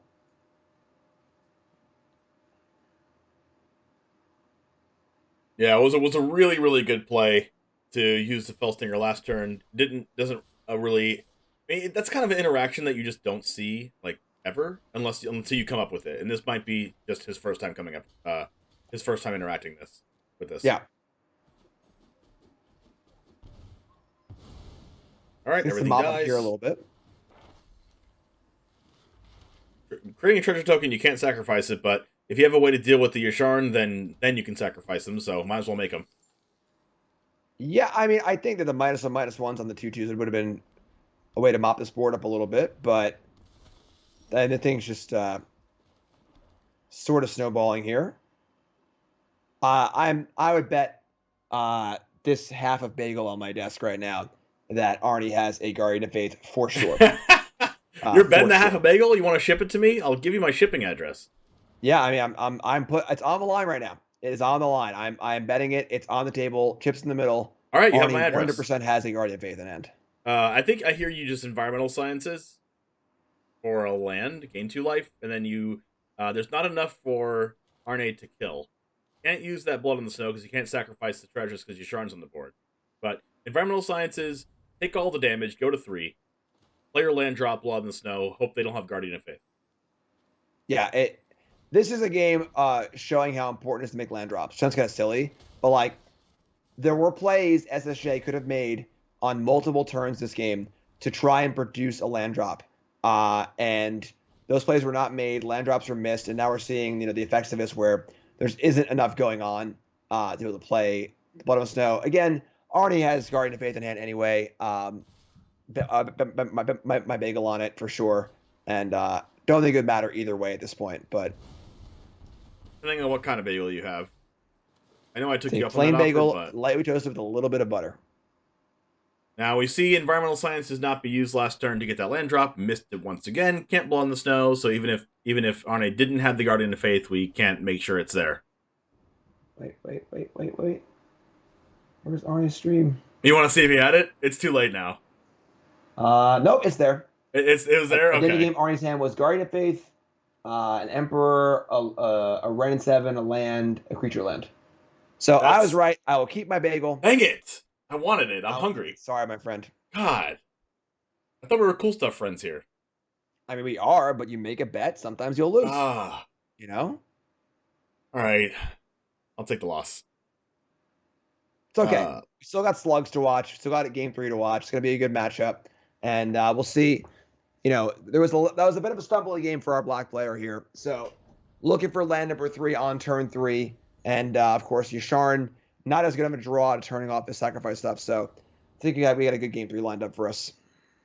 Yasharn is that key card, and if it wasn't for that, maybe there was a position where Zek could have gotten that blood in the snow, where Arne didn't have 3 mana left over for the Guardian of Faith, or didn't draw the Guardian of Faith yet. But that Yasharn being really, really key. Also, ironically, helping Arne hit his land drops. Yeah, we got a bit of a risky one here for SSJ. Once again, 2-lander, no 3rd land, no way to sacrifice iTwitch. Yep. We could see a grasp on the iTwitch end step if there's a desperation attempt for a Sciences, but... Well, I don't think so, because we all know that Zek just wants to naturally draw the lands for turn. That's not a land. I would have definitely Infernal Grasp my own iTwitch there. Like, there's no chance I didn't do that. Yeah, oh my god. Toxtrol's gonna cost so much mana. Oh no, Toxtrol's gonna be... Wait! Dang it. I mean, at least Spellbinder could target the blood in the snow to be able to bring the Toxtrol back. We have that going for us, huh? I imagine that the target here will be Massacre, and this game is just gonna be ugly, I think. 7-drop, 6-drop, Massacre are gonna be a 5+ drop. Sorin not very good when you're behind. This is tough. Yeah, we saw all of the sweepers and all of the really, really powerful 5-drops and stuff, but this isn't going to be one of those games. Oh no! Not hitting the land drop! No land drop! Zach! So, this is very similar to the last game, where SSJ just is not prioritizing making these land drops. Could main phase that dispute, try and make a land drop, play a land, just keep the lands flowing. And now we're going to see a major mana discrepancy. The Twitch can block the Spellbinder, but you kind of want to cast this dispute, and the Twitch is the only thing that can cast it. So we could see let's just see go here, sure. So end step dispute. But now the problem is that we draw some cards, go up to 8 cards in hand, or 9 cards in hand, haven't played a land yet, and now we're playing Sciences, and there's the land. So we just see a land drop this turn. I mean, we'll see. A lot of cards in hand for Elliot, and didn't play anything. On the bright side, there was Arne, not Elliot, but I understand. But Arne didn't have the pig there, which telegraphs Wandering Emperor could still have pig. But I mean, on the bright side, Zek's at 20. Yeah. That's going to be going down. I mean, we see Soren taken out here. I honestly don't even know that I'd cast Soren there if I was Zek. I would just leave the treasure token there, maybe, and just like environmental sciences. I agree. Because, like, you really, really want this Blood in the Snow. Like, as fast as possible. No. You want a Toxrill as fast as possible. Yeah, the Blood in the Snow brings back the Toxrill. We're still gonna get the Toxrill. We get a Blood in the Snow, bring back the Sorin, which is what we're setting up, and then play the Toxrill, and then win the game. You're getting confused. Toxrill's the win condition. This isn't the mid-game play. This is the all-out win the game play. No answer. We already went over this. There's no answer for Arne for the Toxrill. You got to get the Toxrill down at the end of the game. You got to win with it. Give us this game. We need this. Yeah, there's just so many missed land drops, and now we see the Sciences cast, but not much else cast. There is an Infernal Grass available here, which isn't too bad. Honestly, I think you just block with this 2/3 to the Vigilance and kill the Infernal Grass, gain some life. Who cares about the 2/3? You're going to sweep the board anyway. I think I would have liked to have seen the 2/3 on the 4/2 flyer and then grass the 3/3. Yeah, either one of those. All right, there's a Marius call for 2/4/4s. Now the 3/3 is indestructible. All right.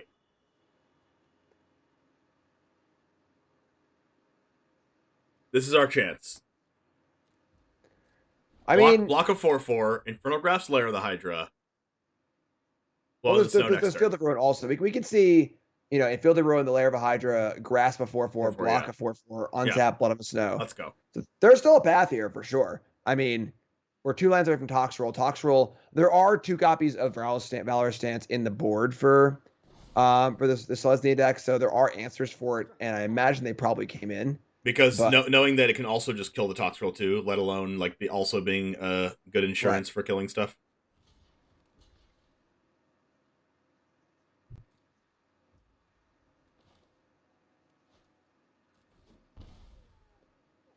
I'm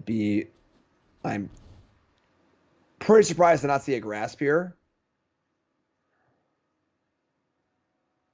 I mean, Blood on the Snow can, in theory, mop things up, but if there's a Guardian of Faith, the game just ends. Blood on the Snow is also destroy, so a Valor Stance would also save an Angel here, too. So being a little bit greedy with the Blood on the Snow here, really putting all the eggs in the Blood on the Snow basket. Okay. Well, this might end up working out.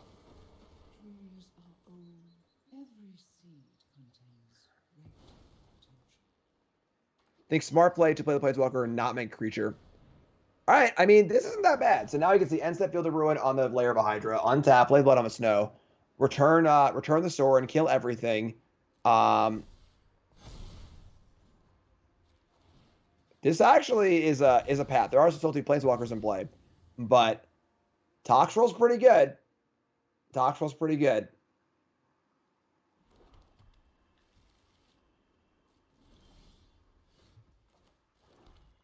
All right, here we go. Blood in the Snow, only 1 mana available. It's okay. Here we go. Bring back the Sorin, minus the Sorin. Is it Toxie time? Is it? About to get Toxie-Turvy? Toxie-Turvy, that's a good one. That just should be the deck name. Okay, that's going on my YouTube thumbnail. Sounds good. the PayPal bill's in the mail. Wait, with the bagel? With the bagel? With the bagel? Nah, that's going to be extra, right? I mean, Arne specifically chose not to leave up an additional mana. If he had Valor Stance, you'd think he'd leave it up. Yeah, I mean, could be just... the Toxrill is face up. So it could be a insurance policy for Toxrill, Here's the Chariot. This protects against the blood and and snow. Chariot. See, I like plussing Ren last turn, like Arne did, because then you can make 2 Tree Folks in a row instead of having to take a turn off plussing. Especially since Arne already had the board anyway, doesn't really need to make a Tree Folk on that board. But Blood in the Snow can come down, sweep everything, and then all of a sudden now there's a Chariot. You can minus the Ren, kill the Ren, who cares, and then fire up the Chariot afterwards and kill the Sorin. So probably need to sweep again here. However, there, like you're saying, there's the Ren and the Chariot available too to get that going. Let's see what happens here. I imagine we're just going to see an attack, gain, like attack here, gain some life. And then Blood on the Snow again. Isn't really much good to do with the Blood on the Snow. Like, Arne could just be going for the, I don't care about Toxtrol, I'm just going wide. With a bunch of really powerful attackers. Maybe that's the thing. Yeah, it sucks that there's one land short here, because if his Grasp was up 2 for the Chariot, I think that SSJ would be in phenomenal shape. But yep. There is 2 flyers here, so the iTwitch can trump the Chariot. There's going to be an additional Tree Folk, so no Planeswalkers getting hit next turn. The Ren can kill itself, can plus again. Just depends on it. Depends. I think it depends really what Arne has in hand right now, whether he chooses to plus or minus this Ren. Well, the problem is that the Tox roll is great and all, but it doesn't really line up well against like 9/9 Tree Folk. So I think that Arne is doing a really good job here of like making it so Tox roll won't matter that much. Tox roll is very good against most of the deck, but Ren making 8/8s is definitely one of the factors that is not going to work out in Tox roll's favor. So interesting spot.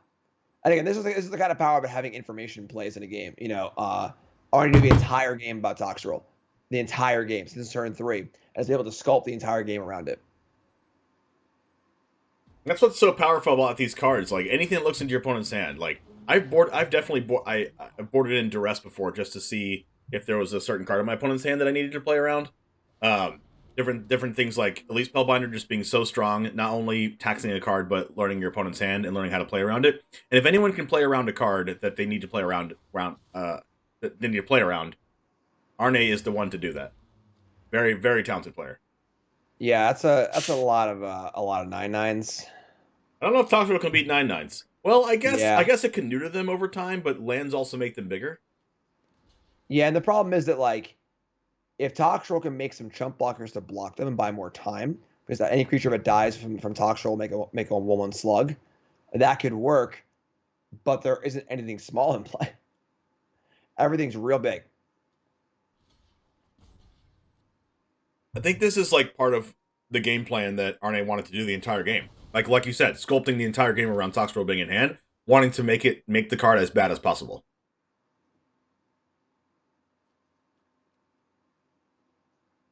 You start necrotic using 9/9s? I don't think that's. I don't know. Seems like there isn't really any good fodder. So I mean, the fodder is like Sorin, the Sorin. Yeah, I honestly think I would have liked a no block that turn and just save both blockers for the 9/9s next turn. I'm not even sure what's good enough though, honestly. So Massacre right now is good for X equals 4, which unfortunately is just a little bit short again. And of course, Chariot's very good at sweepers, so. Yeah, I don't think that there's Toxtrol is still okay here. I think I like to see. I don't even know if like Toxtrol is just like you can play Toxtrol. Well, at that point you just play the Hive, right? So that land was a little bit premature, I guess, not knowing whether you wanted to play the Meadow or the Toxtrol and then deciding on Toxtrol. In that case, yeah. Hive's better. But I think the plan here is to like, is a Valor stance on the Toxtrol here? Maybe. I mean, it wouldn't have allowed the slime thing to happen, I don't think, so. Oh, wow. That's cute. Guardian of the Face says, "You will not slime my people today." Good well, slug. I guess you can block an 11/11, and then block a Yasharn. But if you do that, you still die to an attack all here. Yeah, I think this game's just over. So we see the Angel come down. It can crew the Chariot. Well, Legion Angel's gonna crew, right? Yeah, that's 12 damage, 13, 4, 5, 16. That's a lot. I guess they gain 2. but I think it's lethal. I didn't do the math. We'll find out about 1 second. So that is -1, I believe, or -2. Wow, aren't they making Toxrill irrelevant? Yeah, I think the tail of this game, though, you're right. Good math. But was just both game 2 and 3, SSJ would just not make the plays. They're not necessarily great plays, but not make the plays to make land drops. To make those sacrifices and be like, listen, this is not the best W dispute ever, but I got to cast it right now because I got to make these land drops. Really prioritizing that. And we saw both games just fell behind on mana, and because of that, Arnie was able to kind of craft a game plan under not a lot of pressure, not a lot of duress, and just overcome all the many powerful cards that on paper should be really, really good against them. It looks like we're in game number 2. With Arya as a Goldspan Dragon, Burn on the House, Unexpected Windfall, and Smoldering Egg, but with 3 lands in play, that's looks like an Elite Spellbinder came down on an expressive iteration earlier on in the game and really screwed up the plans for Hogpog. It seemed like Hogpog was going for a on the draw turn 3 expressive iteration, and then on turn 3 got Elite Spellbindered, and then never hit a land trap after that. Yeah, and honestly, this is almost the exact same deck we just saw from Juan Alvarez here. Azorius Tempo, same idea, white creatures, couple of counter spells, 2 Spell Pierce, yeah, and Fading Hope here. And JP Cube here, Juan Alvarez, is in the running for making top 8. They're currently 2-1 right now. Yeah, and I mean, this is going to line up pretty well against the combo control deck. Spell Pierce, Thalia. We saw the Malevolent Hermits in play, Test of Talents, Negate. That's a lot of tools. All right, so you know these decks better than I do, because I personally don't like playing these decks. I don't like playing against them either. I don't know what it is, but I guess it's the play pattern or something, but the Smoldering Egg on turn 2 is definitely where you want to be against this turn 1-2 on here. Yeah, Egg is great. Hazard's great. Goldspan and Lear are pretty good too. So a good start for sure. Slow things down. Dahlia is where JP wants to be, but Spikefield Hazard is the answer. Now, of course, the problem is Ari needs to draw some lands here. So there's the question of, do you want to play this as a Spikefield Hazard or as a land? Needs that 4th land pretty bad. Then needs the 5th land pretty bad also.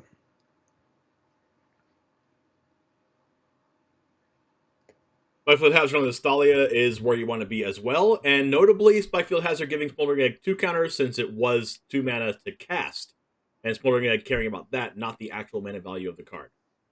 Yeah, a little fun anti-synergy with Thalia. It's pretty funny.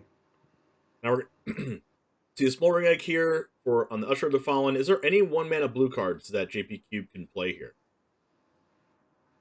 2 Spell Pierce. If you are Arya, you really, really wanted that land drop, but you see a guard approach, and then you don't hit the land drop. Yeah, this is tough. So, gonna see a tap here. Just try and buy some time, put some counters in the Smoldering Egg. But if we don't see a land for Arya, probably next turn, this game is going to snowball out of control. And the fear is that if this Windfall gets countered by a Spell Pierce or a Negate, S-Talent, etc., things are ugly. So there's your land. Well, now Arya needs to be very, very careful to not have his Windfall countered. However, yep, the Smoldering Egg's gonna grow. The egg. It's basically it's kind of like a sunny side up egg right now, but you want it to be over medium, so you need to flip it over. Very fair, very fair. Gonna go for it. I can't see this resolving. 2 Negate, 2 Test Talents, 2 Spell Pierce. If this gets Test of Talent, that's huge.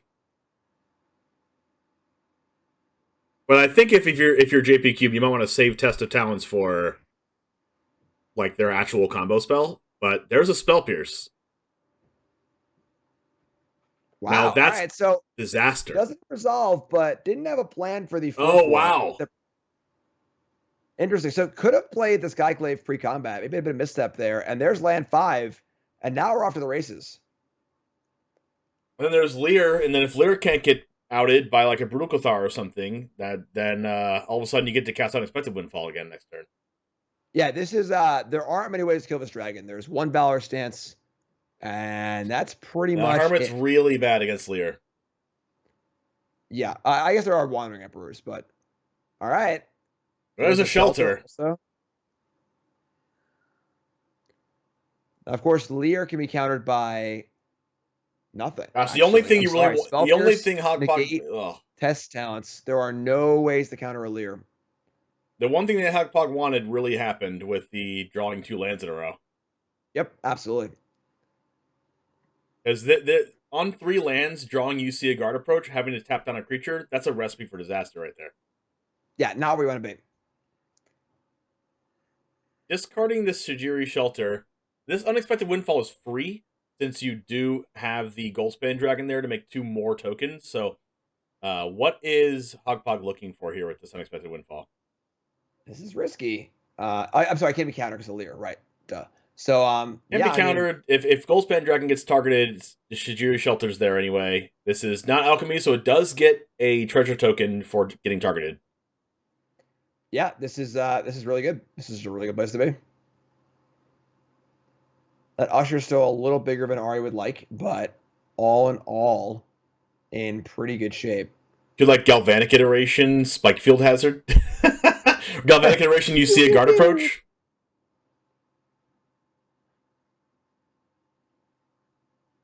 If you Galvanic Iteration, you see a guard approach. That means you can't hold up Shijiri Shelter, and I'd be very surprised if Arya decided to do that. Yeah, you just take 4 here. The thing about this white deck is that there's no reach, really. Oh, wow.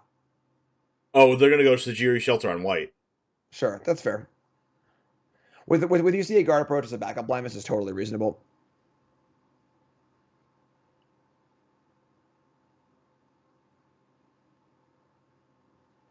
Why is it so fiery?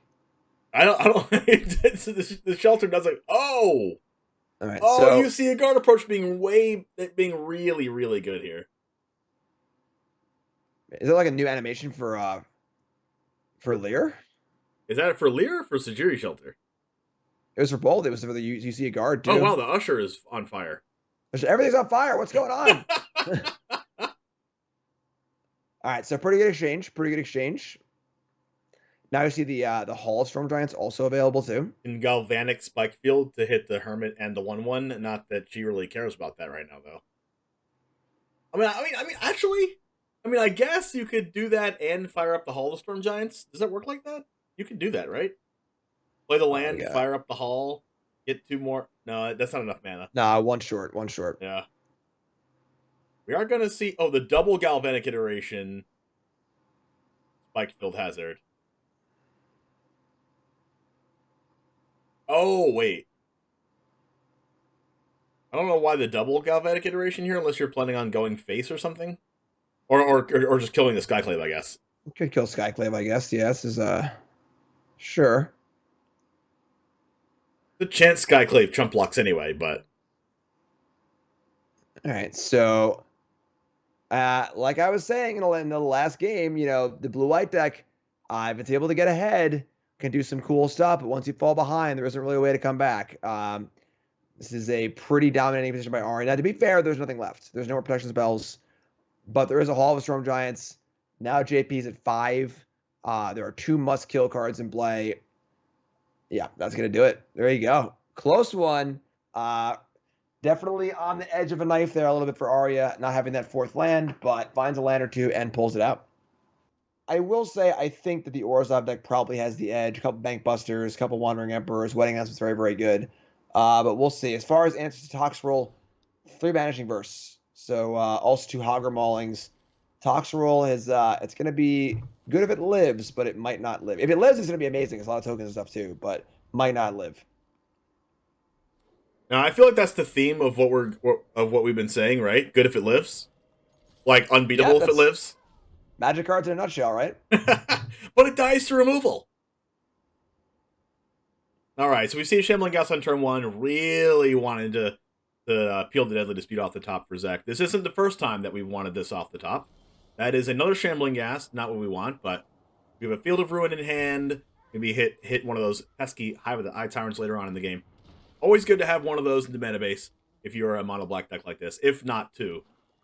Hive of the Eye Tyrant is everywhere in this format. There's a lot of players playing black mana. Wedding Announcement on turn 3, followed by a draw for turn, Blood on the Snow. Gonna hit that land drop, and we know from previous matches that land drops are important. So a little surprised to see no attack here because you kind of want to kill these ones before they end up being 2/2s. You don't mind trading Ghast off, obviously, as well. So we'll see. Not a great hand for SSJ here. A bunch of Wraths, no mana to cast them, and no real value to be gained off Blood on the Snow. One snow land and nothing to return at present. Yeah, there's one thing that I noticed from watching people play in the set championship that you were playing in is they just would leave their 1/1s alone, the player with Wedding Announcement, even if they had to take a lot of damage, just to have better blocks down the line with their increased power and toughness. Yeah, 6 power and toughness is much better than 3. Real simple, you know. So take a lump or two, sort them out. There's land number 5, but you know, overall, not really much to do here. I think we could have seen a Shadow's Verdict, but trading a Shadow's Verdict for a Wedding Announcement, tokens, and a Luminarch is a little bit, I don't know. I don't know if I like that. But there's also a possibility that there's a Lolth played by Cthulhu, and then Shadow's Verdict can clean up the spiders.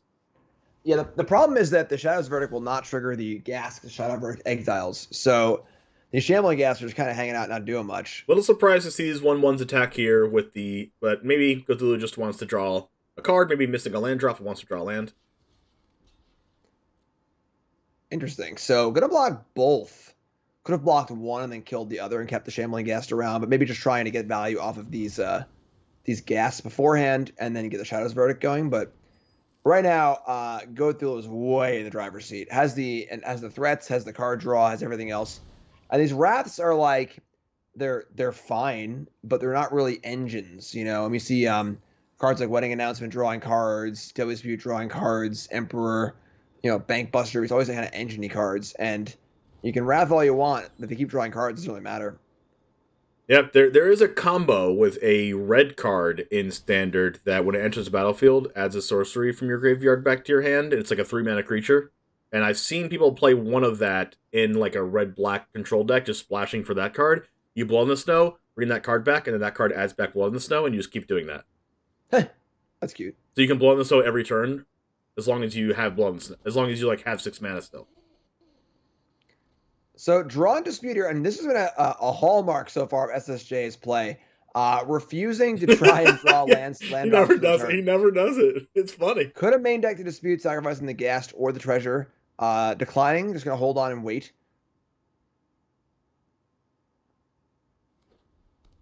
And now Goat has the mana advantage, has the card advantage, and has the board advantage. If there's one thing I have to say about this SSJ's X play, is that it's at least consistent. True. Very true. He has a game plan, he's sticking to it. Really not wanting to attack into the Shambling Ghast. And, you know, saving 5 life to block and Dispute is reasonable for sure. I mean, when you're in a spot here where you have 5 lands and a treasure, you don't really need to fire off the Deadly Dispute main phase to hit another land drop.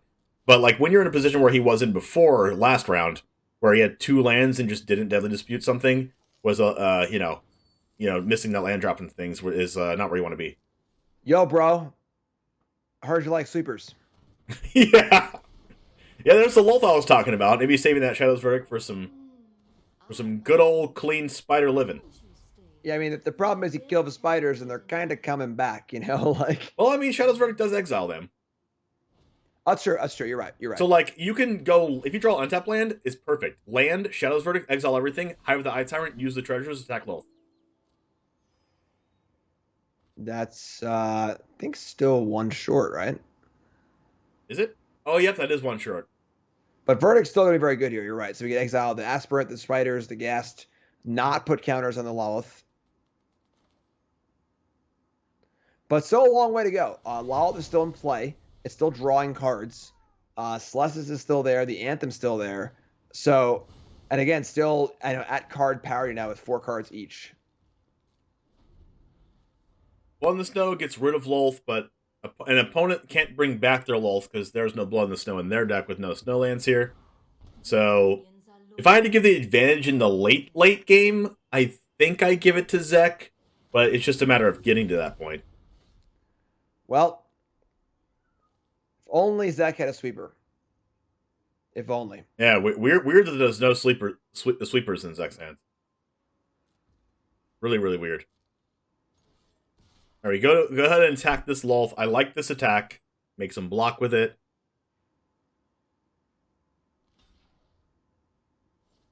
I mean, you can even just make a treasure and meat hook instead of using Blood in the Snow. Just to make sure that your next 3 Blood in the Snows gain and like drain life. You can just put a -1/-1 on the 5/5 too to just meat hook for 4. It's the same thing. Yeah, costs some. It's close either way. I think. Blood in the Snow can also kill planeswalkers too. So at some point, if another walker comes down, we could see Blood in the Snow kill 2 planeswalkers, which isn't too bad. Like I think I like the meat hook there just because it makes the future Blood in the Snows drain life, which I think can really be relevant. And also that Blood in the Snow only brought back a Shambling Ghast. Yeah, I mean, with only 2 Snowlands, the Blood in the Snows aren't bringing much back anyway at the moment. But again, still seeing, Lolth in play, drawing cards, 6 cards in hand for Goat. See, we're playing for the long game. We're in this for the long haul. We are playing for game 1 lasting until there's like 9 minutes left on both players' clocks. All right, so another Amarius call. So once again, we have more sweepers. So the game lining up in a manner where all the sweepers are ending up being pretty good, which is nice. And a dispute's also a good draw too.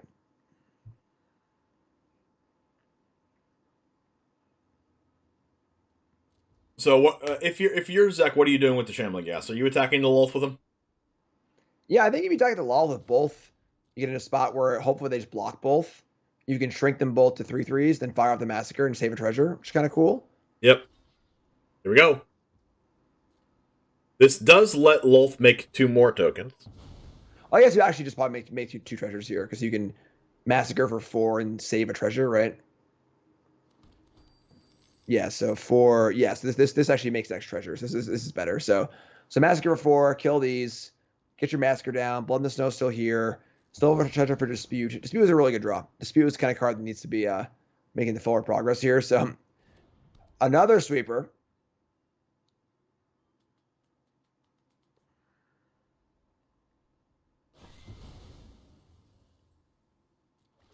All right, Meat gaining some life. Now, notable that Zek could have 24 life if he used the Meat Hook first, and then used Blood in the Snow this turn.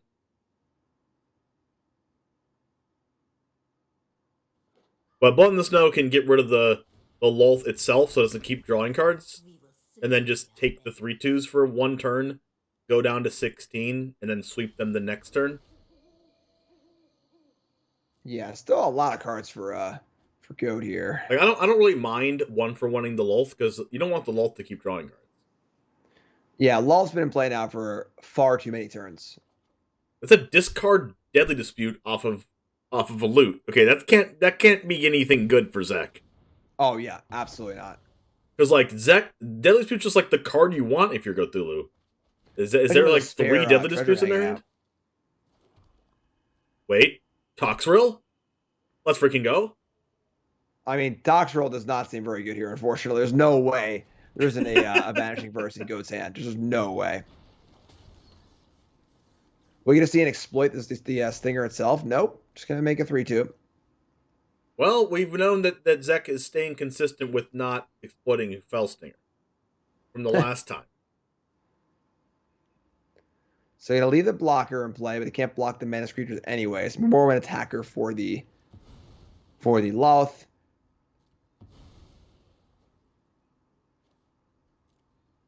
Goat going to help out here and give a Snowland to Zek, make the next Blood of a Snow better. All right. Does Cthulhu play Thalia or Elite Spellbinder? No. Because this is how we Blood in the Snow back Toxrill from the graveyard if it doesn't get exiled from Vanishing Verse. Yeah, there's a few issues with that, unfortunately. I don't think we'll be seeing Toxrill coming back, unfortunately. But it's a Vanishing Verse. I'm honestly a little surprised to see that Scorpion not exploit itself, because exploit itself, draw 2, you can Blood of a Snow, exploit it again, draw 2, and just really keep the cards flowing. Enough life to work with here with the Meat Massacre in play as well. So, especially since Goat did not Vanishing Verse in response to the to the exploit trigger, which could have stopped the exploit, which means like maybe Cthulhu was okay with you exploiting it. But at the same time, at that point, you just click resolve and it exploits. Like you really don't want it to get vanishing versus at that point. Yeah.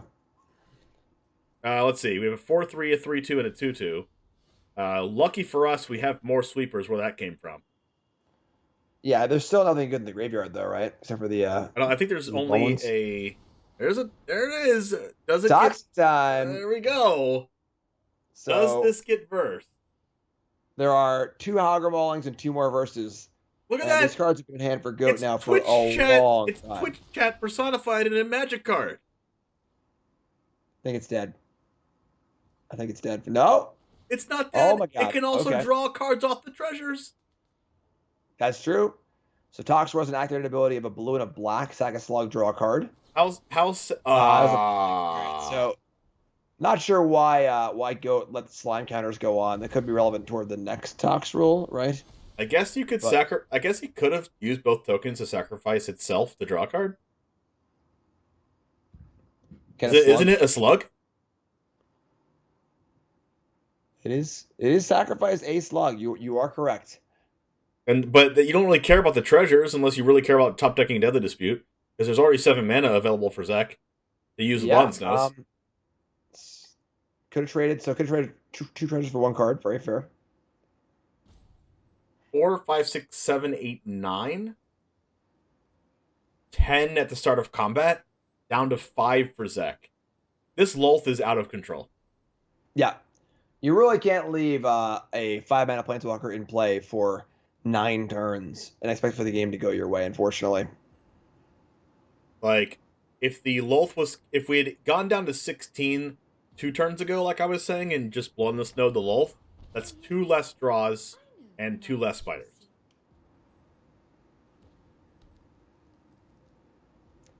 Frost Dragon Cave also not sweepable. Alright, plot twist. Zek plays his own Thalia off the treasure, and Blood on the Snows his Tox Room. If that happens, you can have my bagel. I can have your bagel? Yeah, I'll pack it up and mail it to you. Oh my gosh. You already have my address. Let's go. Sure. Perfect. Alright. Perfect. Made hook all at the perfect times. I guess so. How about another sweeper? Huh? The problem, of course, is the Cave of the Frost Dragons is there too. I think this game is getting close to over. There is you know what? This I guess it's a Field of Ruin also. So the problem is this is a really good example of there's a lot of sweepers, but Zek isn't doing enough, and these sweepers are just, if you're just going to be killing the things that your opponent's Planeswalkers are making over and over again, you're only ever going to tread water. And your opponent will eventually just keep drawing cards and making spiders, and then eventually you're going to run sweepers and lose. So just a lack of an engine or something positively, forward, velocity-wise for Zek in this game. Yeah, and honestly, that card was the perfect draw before, right? The exploit draw 2, you keep doing that over and over again. That was like what you actively want. Yep, absolutely. And continuing form of card advantage, continuing making spiders, like these spiders are coming for like basically free, making the sweepers have to be used. Wait. All right, it's a slight misstep here. If Goda waited for the cave to attack, would have gained a life off Massacre. So I guess maybe playing around like a Valorous stance type card. I mean, there are no stances in the deck. I mean, obviously it could have been sacked to Dispute, but there's a treasure there anyway. So I guess it does put 1 less counter on Lalth, but the life gain here seems kind of clutch. There's 8 mana available. You really want to get Lolth down and minus it to start, bringing back even more spiders, but I don't even think you can afford to do that right now. Like, Lolth is just, their opponent's Lolth is just going on freaking overdrive. Yeah, just keeps on going. So I guess the next plan for Zek, there is an engine here with Lolth, so you can cast Lolth, minus it, hope to survive. Looks like Cthulhu's digging for something. Hope to survive. Lolth maybe might die. Hopefully doesn't get Vanishing Verse. Maybe it just dies to a Hive of the Eye Tyrant, and then you can Blood on the Snow the Lolth away, and then bring your Lolth back. And that's the way that Zek can come back in the game. Yeah, once these Blood on the Snows actually start doing something, that's going to be huge. That's going to be huge. So once they start doing something. Well, more than a sweep. You know, like if they're actually a threat also, it's huge. Yeah. Toxrill is exiled, but my bagel is safe. Crap. All right, we have one more Toxrill in the deck. Ooh. Oh. Edgar's very good here. Oh.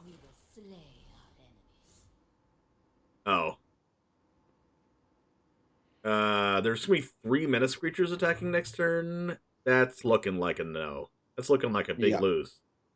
Yeah, I mean, you just can't cast Super every turn. No, there's 4 Menace creatures coming. There's 2 Hives that can both be activated.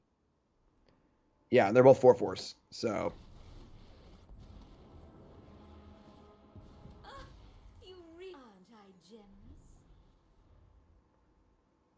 Lolth, a little late to the party here.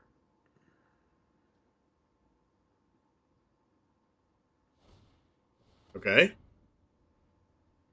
And second Menace creature?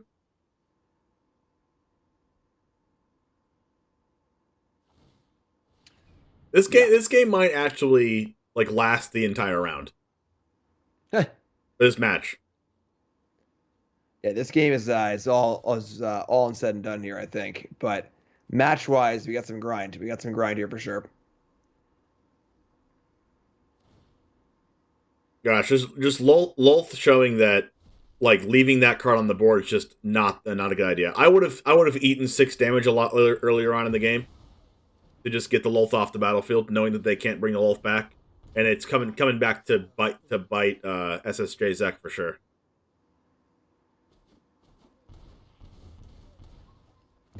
All right, game 1, and Edgar seems great. Announcement seems great. Lawless seems great. Definitely a lot of good tools that White brings to a matchup like this.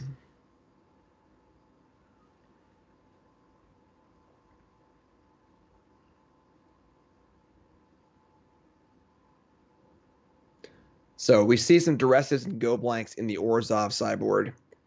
Some Duresses coming in from Mono Black. Invoke Despair is a pretty good one. That's a nice card to have access to. The Toxrills don't seem very good. Unfortunately, there's way too many ways to kill Toxrill. So we see those come out, which makes a lot of sense. I think Orzhov here is pretty advantaged. They have their own Go Blanks and Duresses. Just the wedding announcements. There's just more engine-style cards in this Orzhov deck and more hard cards to deal with, Edgar being one of those as well.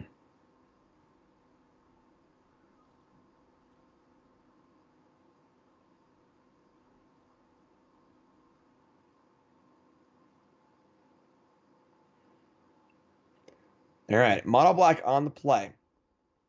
Needs to make some moves here. Can't just keep sweeping the board.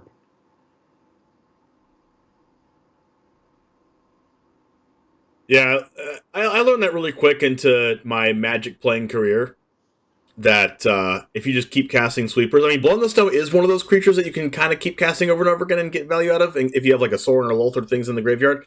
But just casting sweepers isn't going to get there. You're going to find yourself losing to a lot of creature lands that way. Yeah, creature lands, planeswalkers, engines. And who knows what would have happened if number 1 the Lolth was killed earlier, or number 2 the exploit creature was exploited to draw 2 and keep bringing that back. Like there was a lot of things that could happen there. Yeah, if those one of us knows recurred the Scorpion and drew 2 cards every time. Yeah, it's a bit of life, obviously, but even Mutec Massacre. I mean, you're going to gain some life by sweeping. The Mono to get back into it. Yeah, you have the life loss there, but you're also going to gain life from sweeping your opponent's board. Yep, very true. Because of Mutec Massacre in play. We see Cthulhu taking a little bit of extra time here, sideboarding into game 3, looking like we're ready to go, or game 2, looking like we're ready to go for game 2.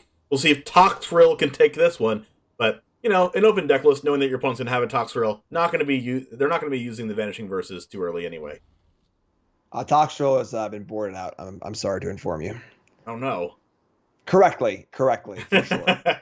How am I don't even know how good is Infernal Grasp in this matchup? I mean, I guess it's really good to kill the Luminarch Aspirant. That's the awkward thing, is that like you need some spot removal because you got to kill some things, but not very good, honestly. Luminarch Aspirant's the only real creature you want to kill. There are some Graveyard Trespassers, don't want to target those. A lot of tokens, don't want to target those. So not great, to answer your question, not great.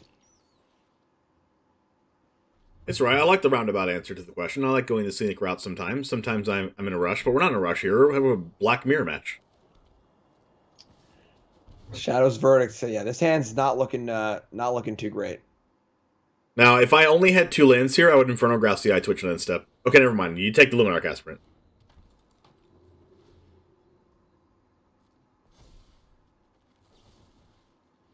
All right, 18 turn clock, Jim. There's your land. That's a good land. Right, so the problem is there's just like a distinct lack of engine here. Same thing. So we see land wedding announcement, or sure, Bankbuster works too. Just some sort of engine-y card that produces an advantage over multiple turns. And all we're seeing is kill spells from this black deck. Like you gotta have some velocity, Now, for the people in chat that don't really understand what you mean by velocity, what do you mean by that? So velocity is basically the concept of Magic of the ability for your deck to kind of do its thing, see more cards, keep things going. So, for example, decks in older formats that play tons of cantrips, there's 1-mana cards that kind of like Ponder, Brainstorm, that look at more cards, have a lot of velocity because you just keep casting a 1-mana card, draw a bunch of card, cast a card, draw a card, cast a card, draw a card, and you find yourself on turn 3 or 4, you're almost 20 cards deep already. So you're really pushing through your deck. So velocity is kind of the notion of putting things in play, getting things in motion, getting the ball going. So right now, Zek isn't really doing anything. Zacking for 1, has some kill spells, but not really getting the ball rolling in any way. And I guess the ball rolling is a good analogy. Get a Planeswalker in play, start drawing some cards, start looting, start doing this, just get things going. And so far, attacking for 1 every turn is just not going to be good enough. Honestly, the perfect example of what you're talking about velocity is the last 2 cards that were drawn: Deadly Dispute and Invoke Despair. You really want to be drawing those cards. Yeah, Dispute's great. Dispute's excellent. Like what I mean when I talk about things like that and like having a bunch of sleepers and stuff, you want to have a way to be proactive. And I think Deadly Dispute in this spot allows you to be proactive, and so does Invoke Despair. I would have liked a Deadly Dispute on the eye twitch just to be able to guarantee yourself casting Invoke Despair, because it's so strong right now. Yeah, I'm astounded that Dispute wasn't cast. Again, velocity. You gotta keep your stuff moving. You gotta go. Like Deadly Dispute paying off here with the -1 Wandering Emperor, but like I personally like that. While that is good, it's not as good as going like land Invoke Despair.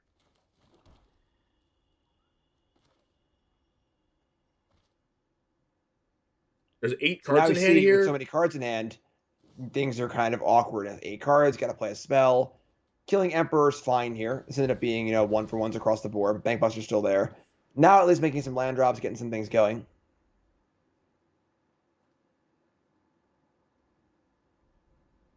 I don't know if it was worth cashing in the treasure for a guaranteed land drop for Environmental Sciences next turn, but like the treasure has value in drawing Deadly Dispute later on, so I don't really know. I mean, Deadly Dispute also can sacrifice a spider as well. You already have Lolth in hand, so I don't know if I would have cast Environmental Sciences there or not. I think having 5 mana, all cards in hand cost 5 right now is fine. It's reasonable. You can always cast it next turn, make your land drop play a 5-drop also, so.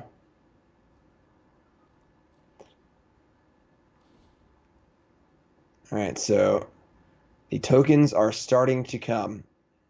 But a power kill this pilot here, even though you can cast Invoke Despair and get rid of it anyway. So maybe just like wanting to power word now and then invoke now to kill the token and the wedding announcement? Possibly. So this trade's 2-for-1 with the announcement, which is okay. Did the cast channeling gas? Kind of nice. So now we're starting to see that. Ball, draw a card, kill a thing, draw a card, kill a thing. A little bit of velocity here, which is cool. Yeah, this is definitely like a 3 or 4 of Invoke Despair deck. Like, Invoke Despair is a really, really powerful card if it doesn't get, like, Thalia'd or Elite Spellbinder or Raydaned out of the game. Alright, here we go. Here's the Lolth. I mean, did we learn from the first time? Kill the Lolth if you have the chance. Right now, there's no chance at it, but kill it while you have the chance.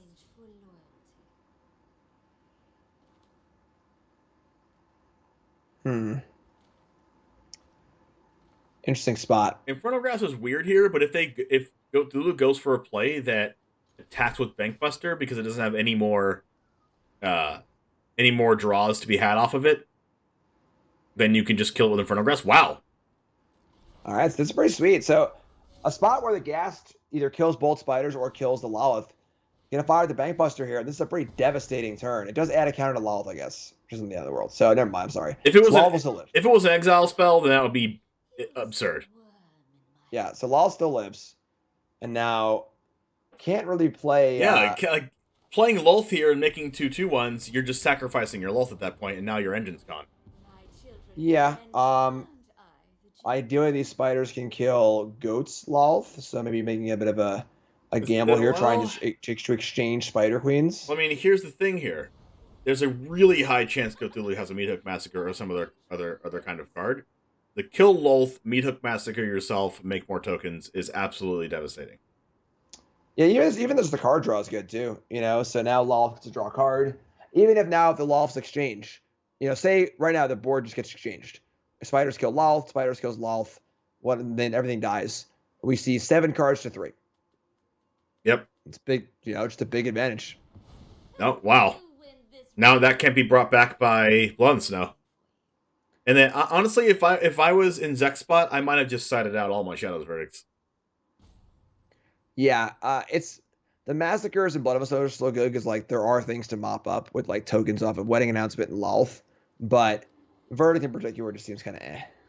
It's really, really good against runes, though, so I understand playing the card. But not in this matchup. Another land here. That's 6th snow land. There's no creature lands on any side of the board here. Lolth does die unless there's 2 removal spells. Yeah, I think I take a shot at Lolth here. Not a bad shot. I like the shot. There has to be... Oh. Wait, this still kills Lolth, right? It's still dead. It's still dead, yep. Yeah. So... that removes 1 spider, but you can't block the other one, and the Shambling Ghast, so...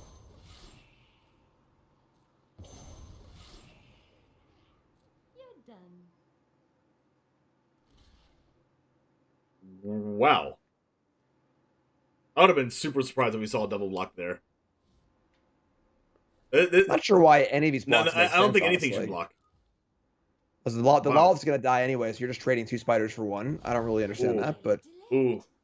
That felt bad. Okay, though. Okay. 4 cards. 3 cards in hand for Zek with this land. Gave away a little bit of information to Cthulhu by playing a different land and then keeping that snow-covered swamp in hand. Yeah, and then the problem is, again, like we were saying earlier, these verdicts just look bad. Like... it also kind of counteracts your own, like, 1, 2, and 3 drops. By exiling your own? Exiles them, of course. Now we got a big, strong Shambling Ghast here. Oh, that's devastating right there. That is devastating. Reckoner Bankbuster is an engine in itself. You're talking about an engine, like, that's the engine. Oh, here we go. We got a Sorin.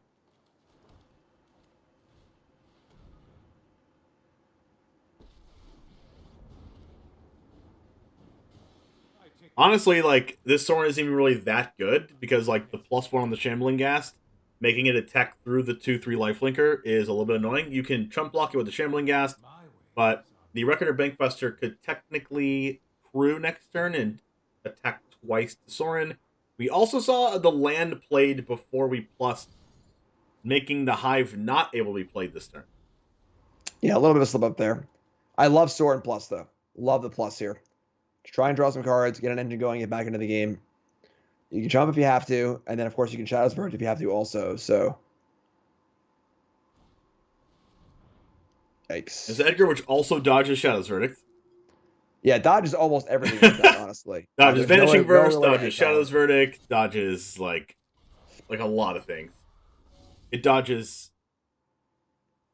like, any board wipe. The only thing it really doesn't dodge is, like, Wandering Emperor, cards like that.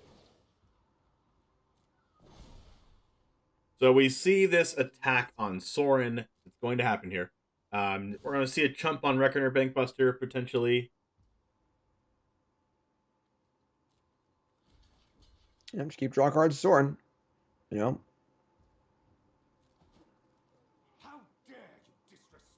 Trying to see if there's a way that this black deck, how it's configured, can even deal with an Edgar. There isn't really. You know, well, actually, there is one, right? iTwitch can get the Black Exile card. Sure. That does play. All right, second go blank. That's well, I take 6 life for that. I mean, I'm thinking all day, so. I mean, life isn't really a factor in this matchup, right? Like, you don't really care about your life total. Like, if this is against like red-white aggro, then you don't take this, I think. But I think you take that. Yeah, I agree. Because you get the Blood in the Snow. You can like wipe out the Wandering Emperor if you wanted to, and bring the Sorin back, and then plus it again if you wanted to do that. You could cast Blood in the Snow and this go blank in the same turn. Yeah, also just exiling Edgar and like the 6 life you would have lost off the Blood in the Snow is damage you're gonna take next turn anyway. So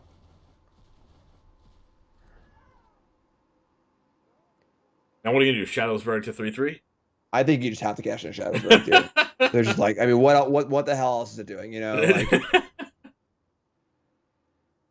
you're not wrong. Oh wow. That's max punish. Yeah. Not only is the Shadow's Verdict not that good in that situation, but it just got worse. I didn't think I'd be able to say that it got worse. Yeah. Yeah, Edgar, Bankbuster, Wandering Emperor are all cards that are very, very good against this black deck. Like, honestly, you probably only need 1 or 2 Bankbusters, and then keep trading sweepers, and then the Bankbuster are going to win the game by themselves.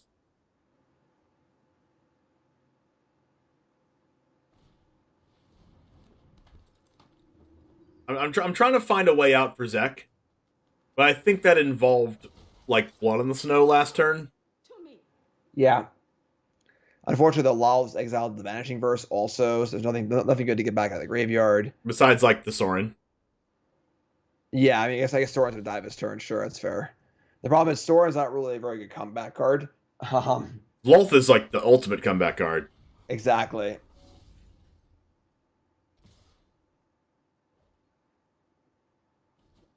I'm surprised we're getting through 5 rounds with no breaks. That's a first. All right, so I mean, oh look, we top deck Blood in the Snow. Yes. Wow! So lucky. Lucky! Okay, we're gonna Blood in the Snow our own Hive. Okay, we can Blood in the Snow the creatures, and then Hive kill the Wandering Emperor. We have enough mana for that? Yeah, if that works, but I don't think it's going to work, because these cards for Go have been there for a while. There's probably a back copy Wandering Emperor or something good. Oh, no. Oh. All right, so gonna try and Hive. I don't like killing our own Hive, though.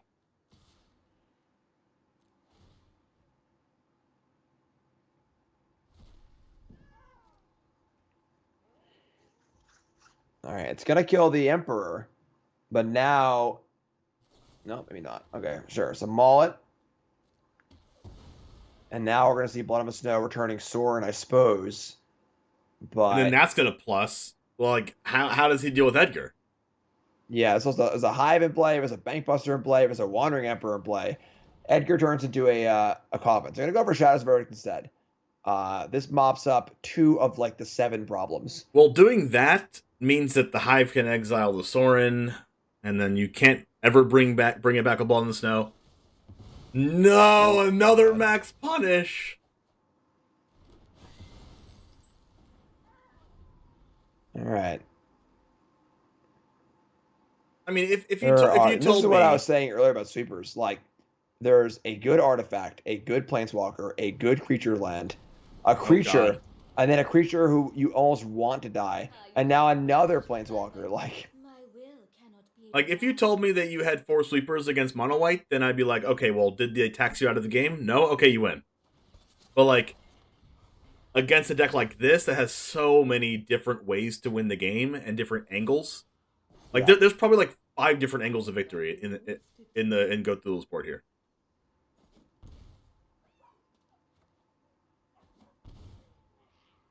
All right, down to 10. All right, we need another Blood on the Snow. That's not bad. I mean, I'm trying, Jim. I'm trying. Yeah, there's just like there isn't enough time to cast Blood in the Snow on the Planeswalkers and the creatures. All right, so here's what you do: you Blood in the Snow on the Planeswalkers. You make a lifelinker to chump the Edgar. You Deadly Dispute the lifelinker, and you draw Infernal Grasp to kill the Hive of the Eye Tyrant. Live at 6. I think that's honestly probably the direction this needs to go. You know, like these Planeswalkers cannot be allowed to live. Or like Hive. I think the creatures doesn't do much here because Edgar's gonna come back anyway. So Planeswalker. Walkers. I think that killing all Planeswalkers is a line that has a chance to win, and killing all creatures is playing to not lose. Killing the creatures is actively awful. I think. I don't want to talk like that, but like the like when you think about this, like what does it actually accomplish? Like the Edgar goes down there as an artifact. It gets a 1/1 lifelinker, makes another 1/1 lifelinker, and then it becomes a creature again. Lolth gets to get 3 counters, which means that Lolth gets to minus again, so you're left in actually a worse position than when you started. Yeah, like I said, I think it's the difference between playing to not lose and playing to win. This play will likely prolong the game for longer, but has a far lower chance of actually winning the game. I mean, if anything can bring Cthulhu back or not Zek back in the game, it's a really good Invoke Despair. So all things considered, Zek's not dead yet. Like he could have been playing to get to Invoke Despair, like prolong the game to like cast a couple Invoke Despairs to get rid of the Planeswalkers that way. So that could be a thing. So we'll see what he decides to do here.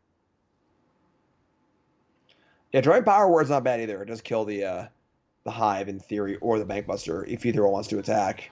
So maybe there's a path here.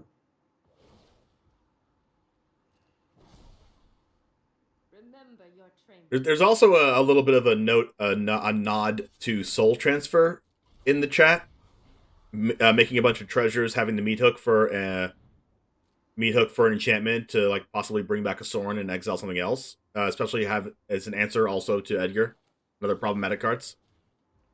Yes, the card's very, very good. That's a very, very good mid-rangey like breaker. So killing the Bankbuster before attacks allows Goat to draw off of it. Now we see an attack for 3. Kill the Sorin. Exile card graveyard. A lot of little tiny decisions kind of compiling and adding up together. Yeah, and again, the problem is like you were saying, now the board just looks exactly the same, if not worse. Last turn, but now there's no Blood on the Snow available. So if you kill both Planeswalkers last turn, take a huge shot, maybe draw Meat Hook Massacre, you have a chance to get back into the game. But now I don't think there are any draws to get back into the game. All right, so you have all the information. Okay, here's a Blood on the Snow. At this point, you can kill the Planeswalkers, and can you survive to the 3 menace creatures? I don't think so. I don't know. Yeah. So I think that honestly, Blood on the Snow would have done it. So kill the Planeswalkers last turn. This turn, Blood on the Snow kills the creatures. Get back a Sorin, make a lifelinker, and now maybe there's a path to victory. But now, again, kind of just treading water. Gonna go for the Invoke Despair, trying to draw another Invoke. If Invoke Despair draws another Invoke Despair off the top. Well, Invoke could draw land too, right? For Blood on the Snow? Yeah, either one. Although we got to tap some fewer swamps, fewer snowlands here.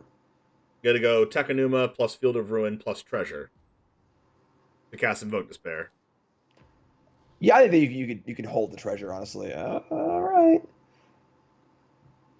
Yeah, you only need it for 5 anyway. All right, you have a swamp anyway. So, all right. So this kills a Planeswalker, probably the Wandering Emperor, I would assume.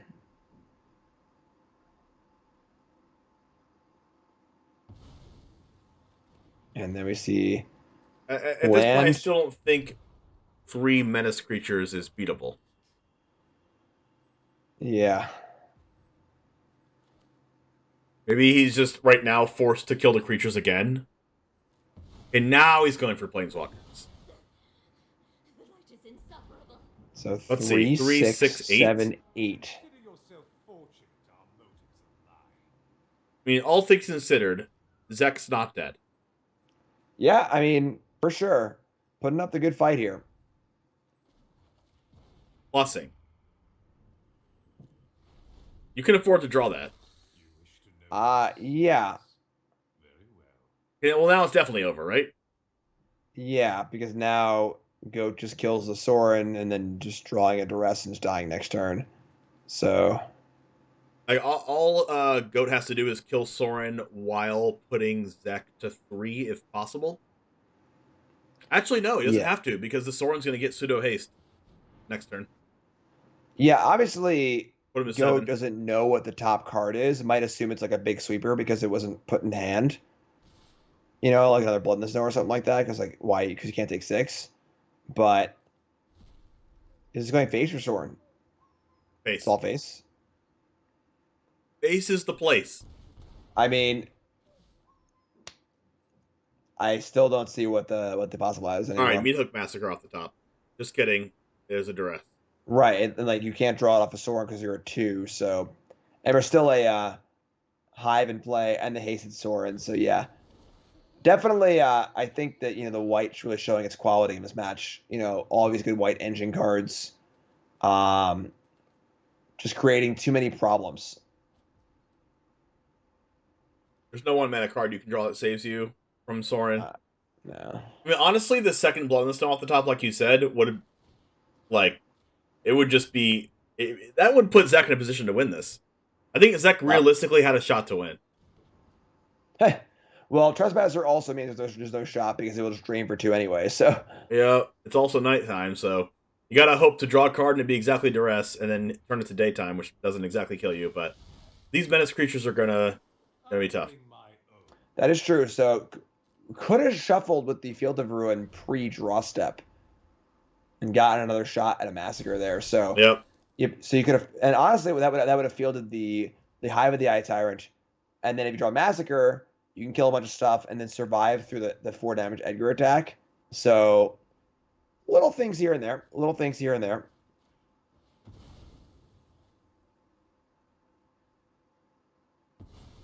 It's just good that I hope Zek watches this back and hears us talk about different plays and stuff, because this is the little tiny decisions like that just matter so much in mid-range or control mirrors. Yeah, there's a lot of choices when the games are long, so there's a lot of challenging spots, challenging positions, and a lot of choices to do. A lot of places that make choices, honestly. So close match, and Orzhov taking it down.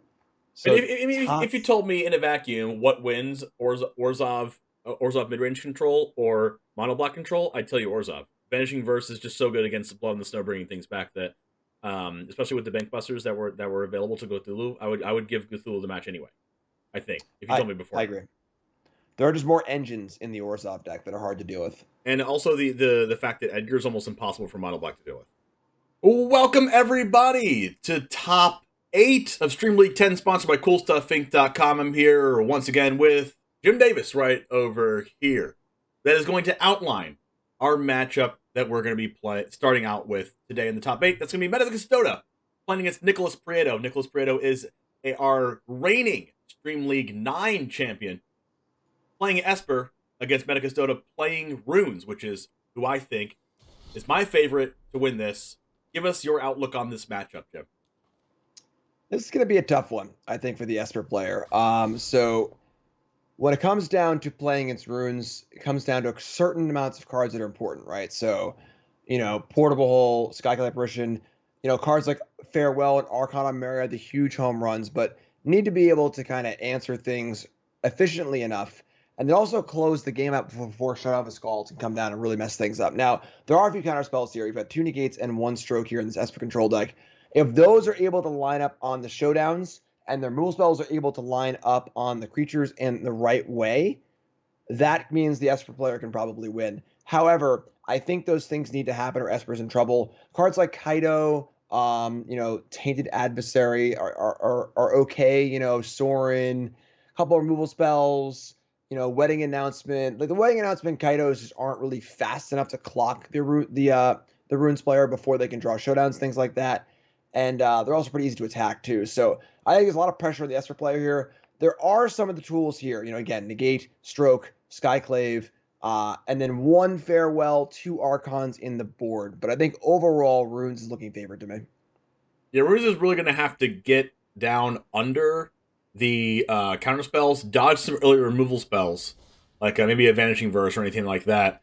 Not get swept too early in the game before you can set up your 1/1 counters. It's going to be important for runes to get that really early damage in, maybe put them to like 15, 14, 13 range to really have Esper really think about their life total like pretty early on in the game. Maybe make it so that the Esper deck can't remove the creature and hold up Disdainful Stroke at the same time to get in the showdown of the salts. Absolutely, yeah. That's huge. How much pressure can the runes player apply? And you're totally right. The runes player needs to put the Esper control deck in a spot where they can't leave up a counter spell and they can't be comfortable.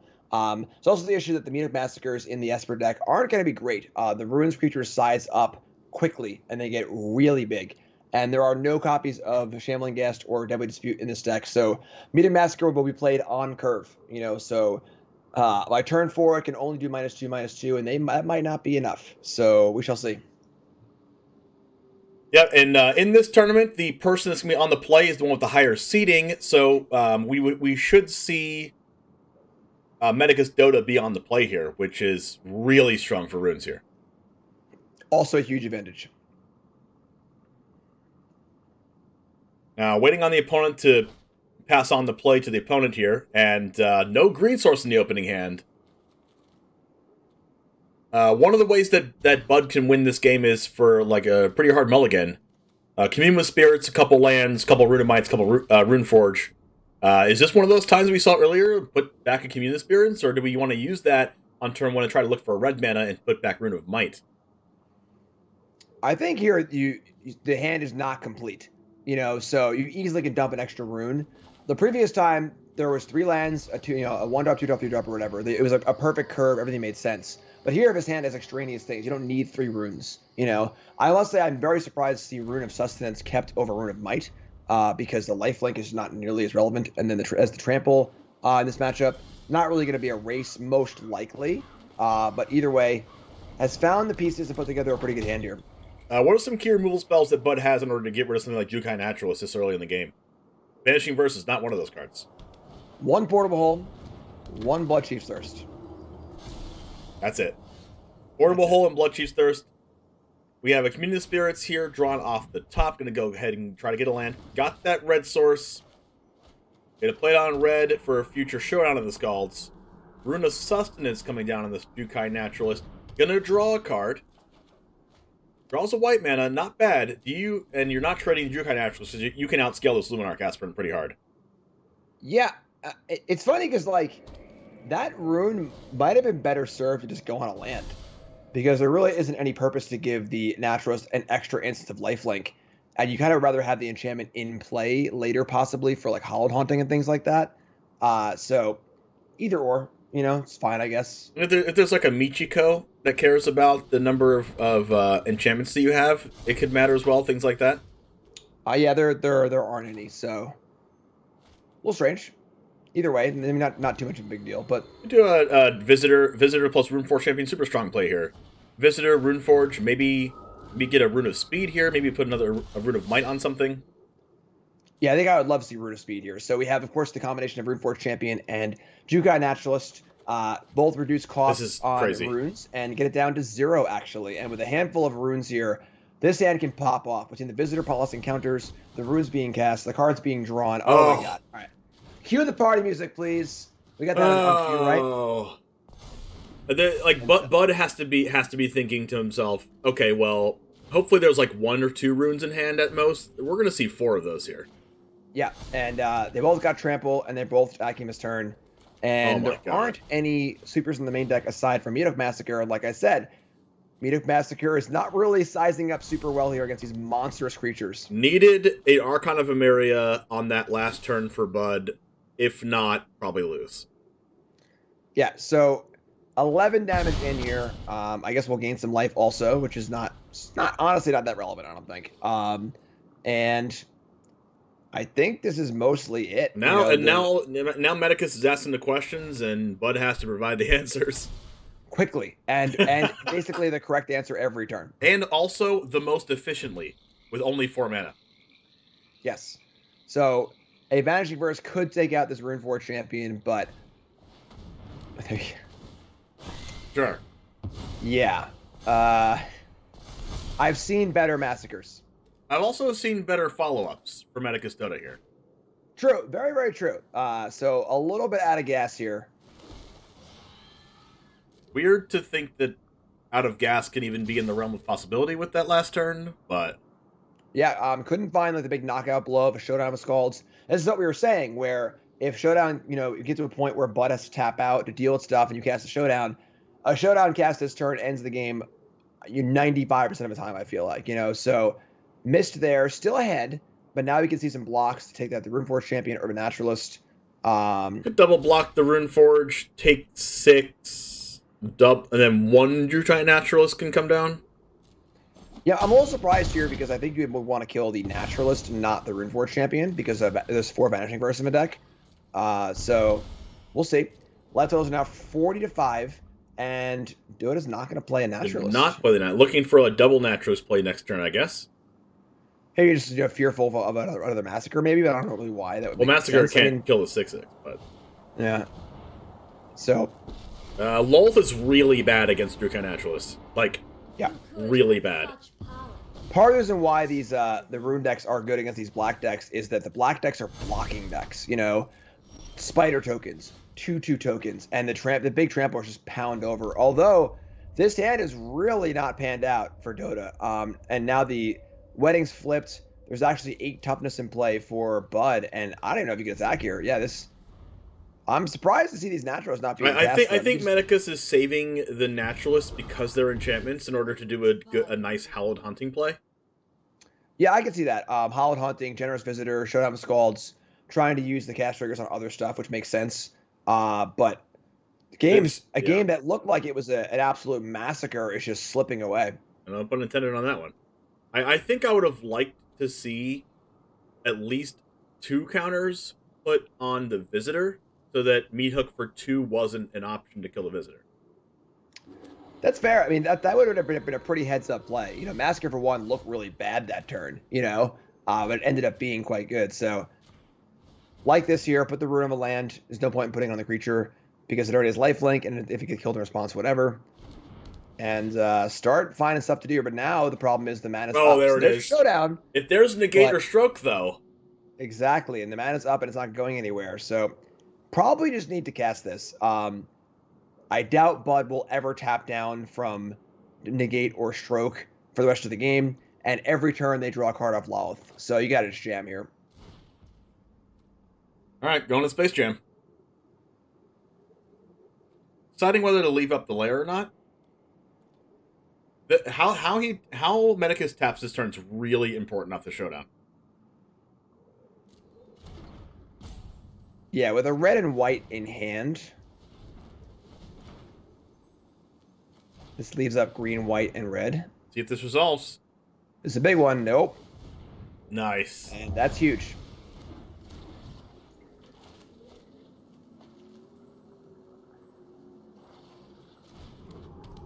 If I'm the Lolth player here, I am ecstatic of what has happened after that turn 3. Yeah, for sure. Like I was saying here about lead totals not mattering, it's 40-4, and Dota's way behind right now. It's mostly just Showdown or bust, almost. It's like Showdown or Hallowed Haunting that doesn't get Vanishing Verse somehow. Yeah, and there isn't really enough gas to trigger it much times anyway, so...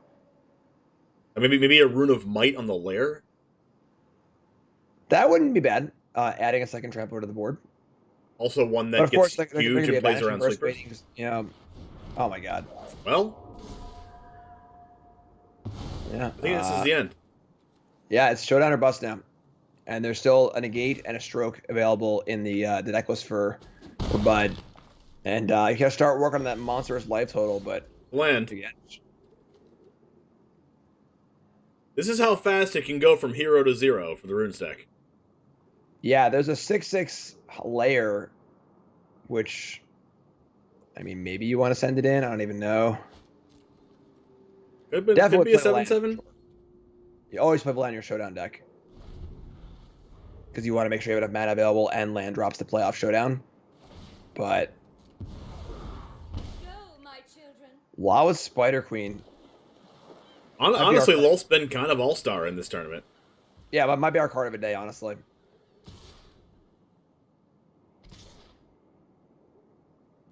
Like we didn't get to see all the matches, but every time there's been a Lulf on the battlefield, it's basically been game over for the opponent.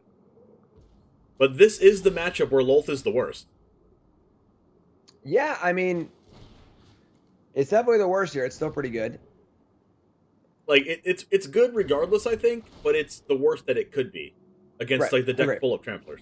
Well, I mean, here's another Rune of Might. But again, there are 4 Vanishing Verses in this Esper deck, so... Yep, so I think you just put that Rune of Might on the Jukai Naturalist because it can't get Vanishing Verse. I guess Vanishing Verse could be on the Rune of Might itself. Yeah. Like, make them go in for trample.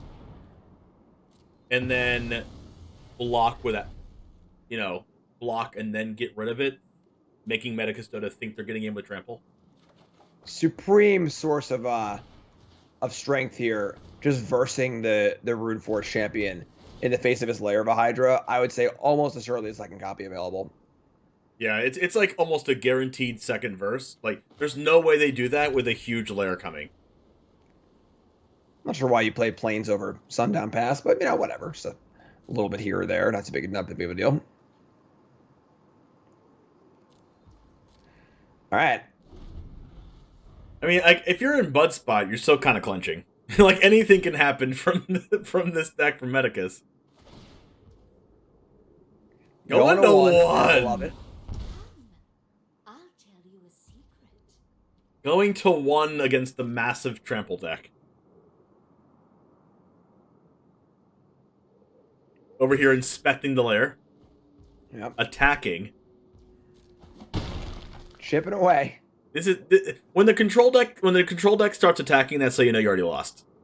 Let's be honest. All right, and then of course life gain here from the massacre too. So back up to 2. So Lawlessly draw another card next turn.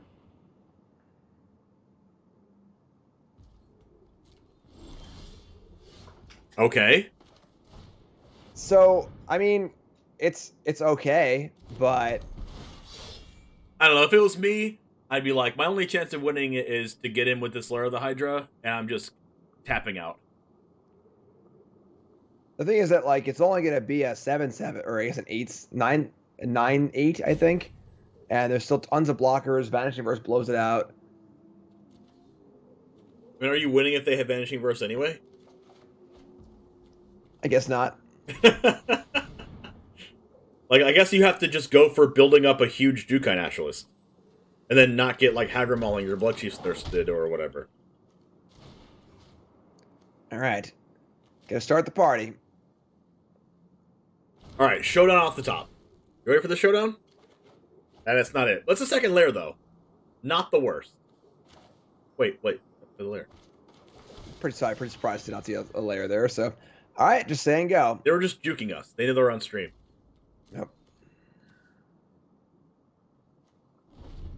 Alright, 5 cards in hand, about to be 6. We haven't seen a Kami of Transience yet. It shouldn't be too much of a factor, honestly. There's so many exiling and removal spells in this Esper deck that it's not going to matter too much, I don't think. Down to 1. 6 cards in hand.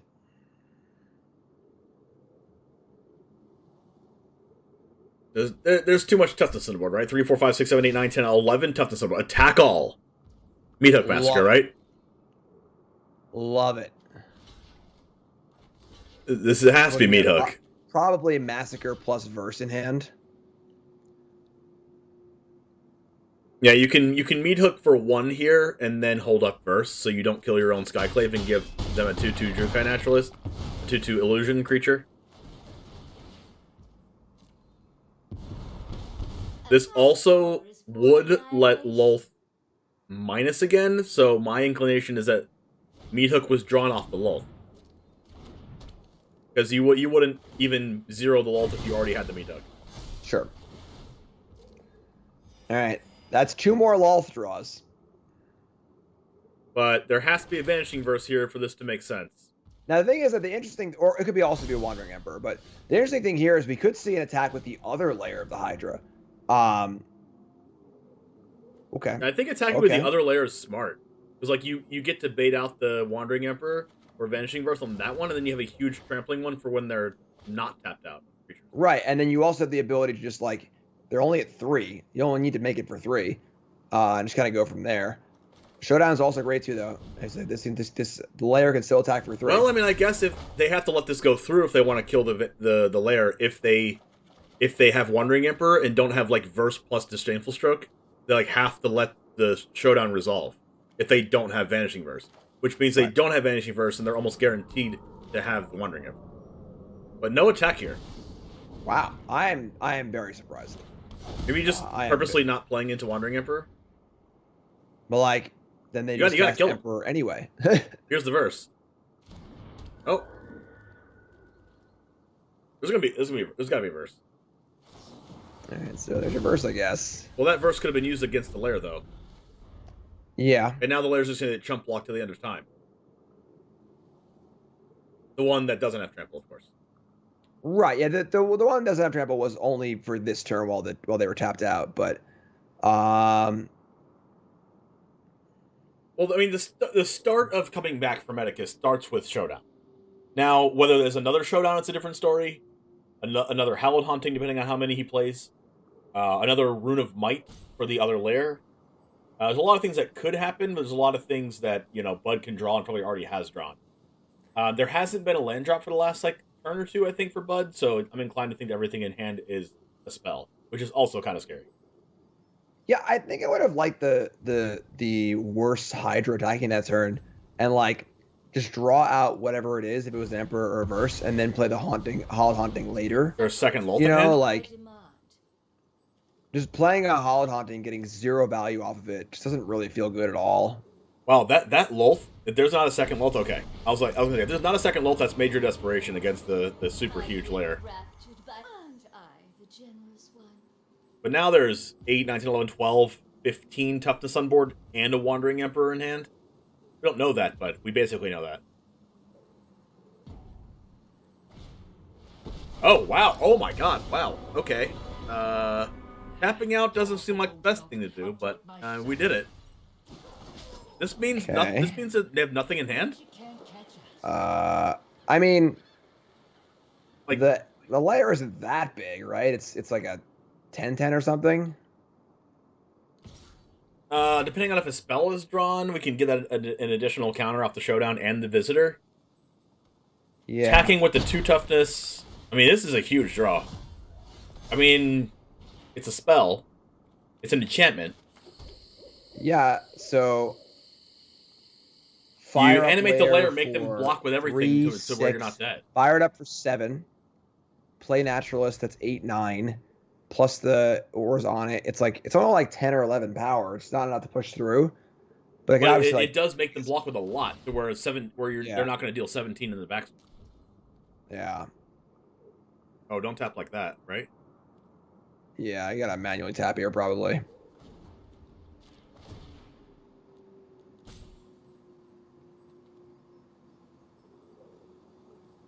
I'm scared. What's happening? Not casting Jukai Naturalist. Okay. So, I mean... Wait, isn't it the same regardless, but the lair would have counters? What? Isn't it the same regardless, because the Visitor and the Showdown would give the lair the counters? So it's the same. I mean, it's the same. It would be the same size. So, I guess this makes more sense because you can just use Naturalist next turn and, pump something else up or whatever. Having a Naturalist in play doesn't really help that much, so... 2, 4, 6, 8, 10, 12. Wow, right, so leaving the unblockable alone. Squish all the spiders.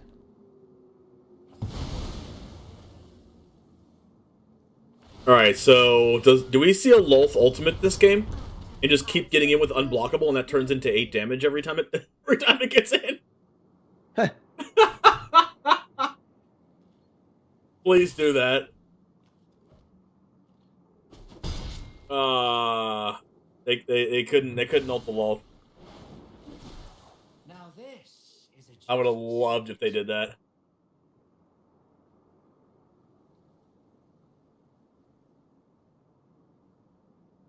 All right, what you got? Spiders. Forever. Spiders forever. There's a Sorin.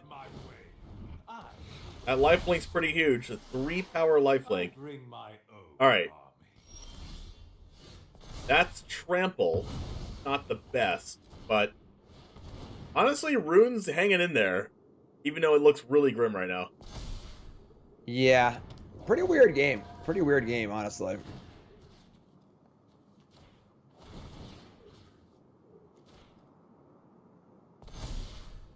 Gonna spread it out here to like play around the Trampler being exiled, but I think best chance to win is just to shove everything on the Trampler and just hope. Don't think a 4/4 Generous Visitor is doing much in this game, you know? Like, the Lolth can, like, make more 3/2s, and the Sorin can make another 3/4 lifelink. Like, the Kaido can make another unblockable, even though they're not going to do all of that, because they have to sacrifice all 3 Planeswalkers to do that, but, like, I can see a world where it just doesn't matter that your Planeswalkers are on the battlefield, you just want to get all the toughness and menace possible. There's no secret Yeah. you can't uncover. Like, there's so much card selection, there's so much card draw here, there's so many tokens being made.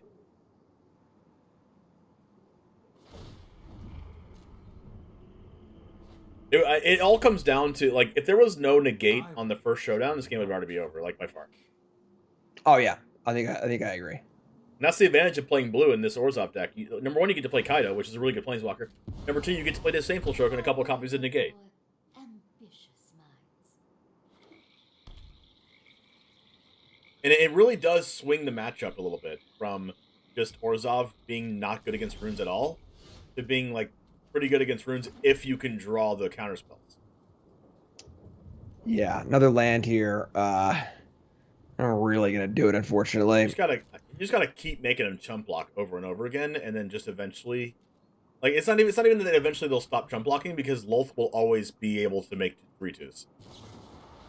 Yeah, there's reverse for the Kami anyway, so only remaining chance of this game is probably just to go huge on Kami and pray, but now that avenue is removed as well. So we're in showdown or bust territory, and then I'm not even sure showdown. It'd have to be a really good showdown also. It's gotta be like showdown into Hallowed Hunt. Like, it's gotta be like showdown into Hallowed Hunting and then another showdown, probably. Yeah.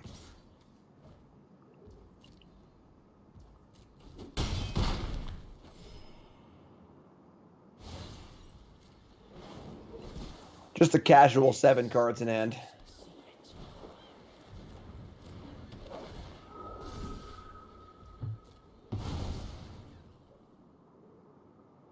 Backlight Apparition gets rid of the creature. Makes another 3/4 lifelink. Alright. Showdown. That's second land in a row. Honestly, to save time, you just scoop. Yeah. I think we're past the point of showdown even mattering, honestly. It had to be showdown into Bud's at 8. Hallowed Hunting up showdown. to like double-digit life total here. It doesn't matter. Oh yes, I know. It's a really good, really good game though. Like, Bud going to 1 twice. Yeah, crazy start from Dota too. Like, it just couldn't find the finishing blow.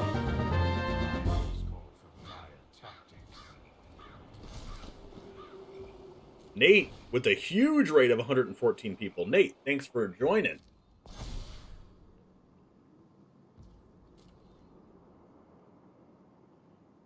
Some large lifelinkers. Yeah. Attack all, not a good sign. Doesn't even fire up the layer. Like, this game's just over. So, yeah, pretty wild game.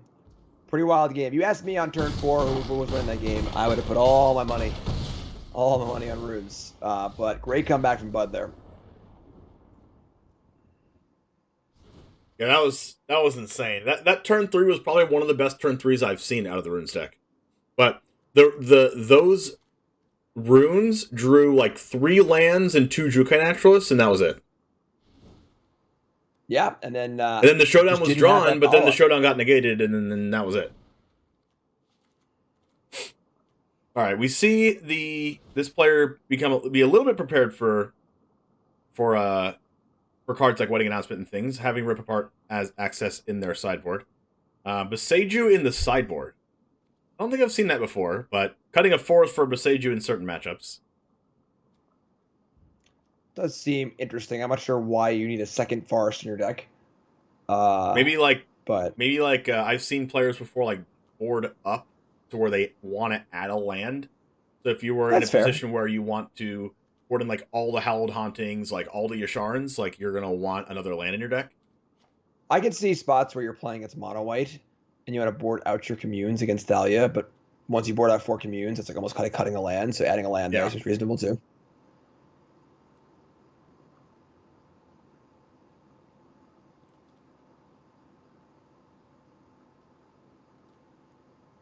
What do you think they're thinking about here?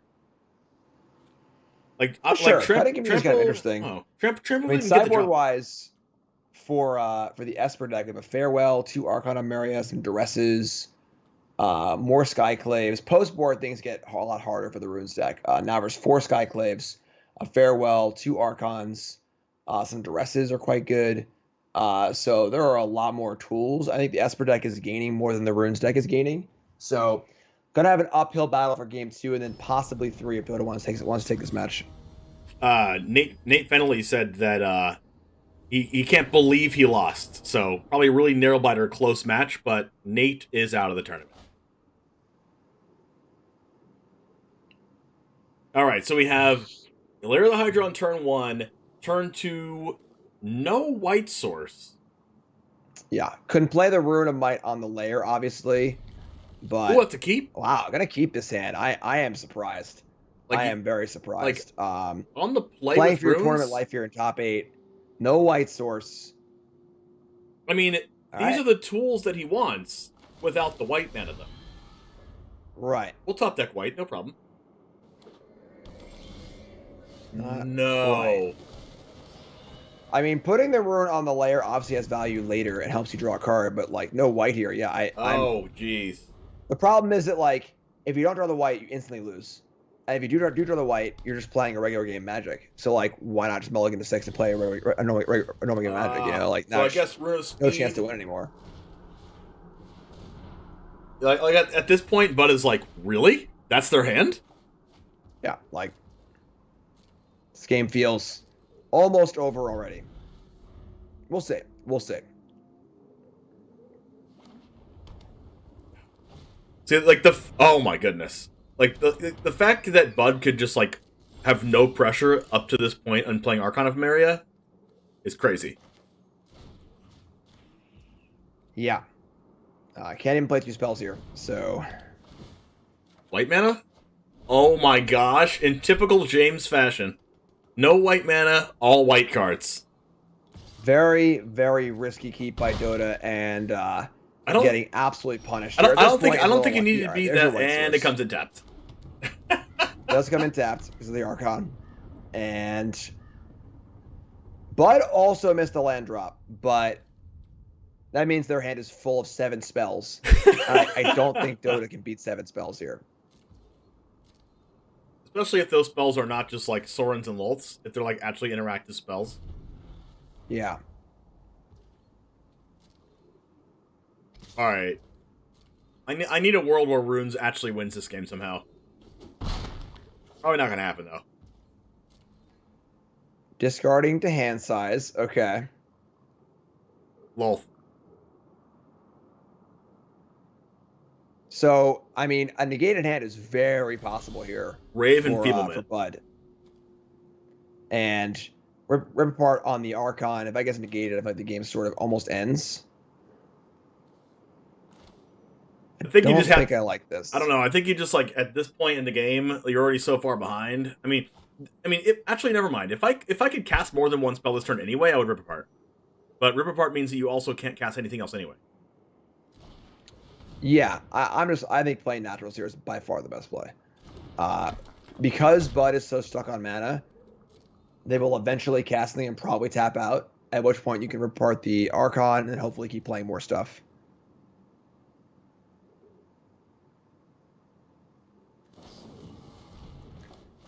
Can't cast another spell. Only one spell, so... Wow. Not the worst exchange, honestly.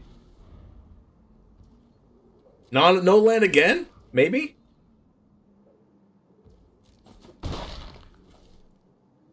What a rough position to be in for runes. You just jam Showdown, hit your land drop. I don't think this is good. I think Drew kind of actually is to play. Of it, but I have to negate. All right, well, that burned the negate. So now there's only one negate left in the entire deck. So the Rip Apart now might be live, which is pretty good. So if we see like a white land drawn, Rip Apart into naturals with safekeeping up, that's a path. And Bud now is getting to the point where actually just hasn't drawn a land for like 9 turns or whatever. So wow, if Bud had just hit land drops, this game would be like mega over. Well, that's not a land. God. This game is a disaster from both sides. This game is... Oh, there's a land. All right, did we cast Sorin here? There's land 4 for Bud, finally. What a game. This Showdown is almost a brick. There's no second white for Hallow. That was very greedy. It was very, very greedy. Legion Angel.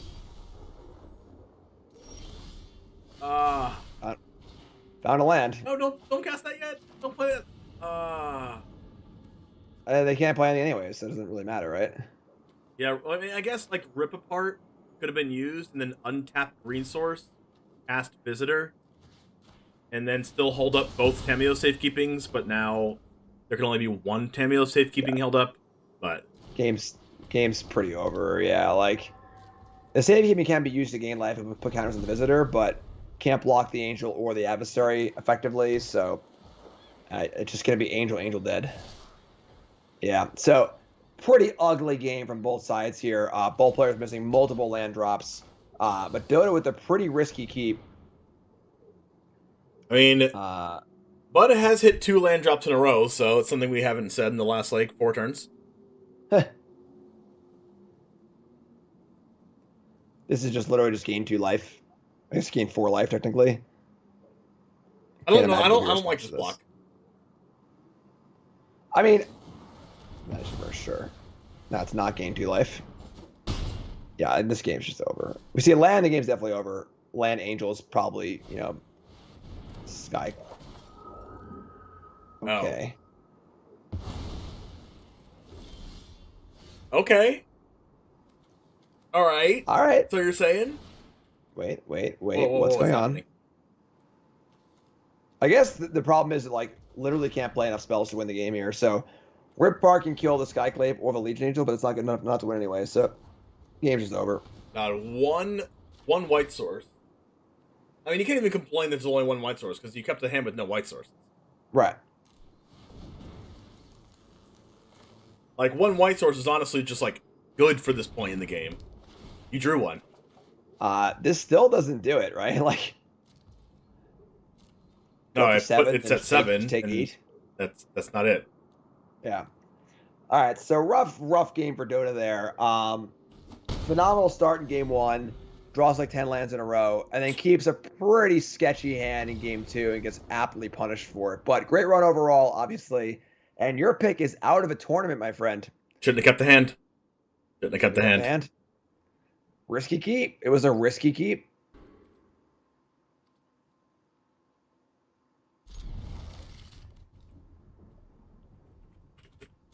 Wow. Very, very surprised by that bottom there. Valuing the Aspirant over the Deadly Dispute.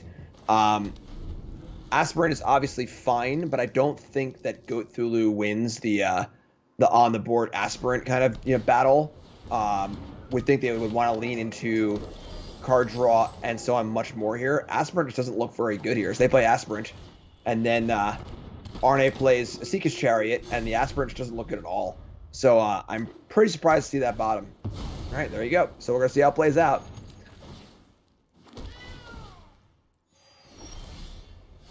Already draw Dispute too. Well, that works. They knew they were drawing another Dispute. I mean, this is definitely more of a mid-range deck than it is a control deck. More of like a controlling mid-range deck. So, Legion is providing a lot of card advantage. Luminarch getting down. It's good to get Luminarch down as soon as possible, so you can keep accruing those counters over time. Deadly Dispute not looking real good right now. Honestly, this Chariot might be a real problem. Yep, I mean, there are many Skyclaves in Harney's deck here. Full copy of 4, as well as the Wandering Emperor. So, trying to block Chariot is a very fruitless endeavor.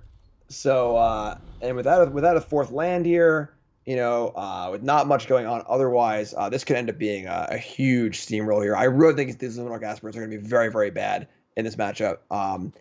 Need to be able to kill stuff and respond. Can't afford to try and just block against the Wandering Emperor deck.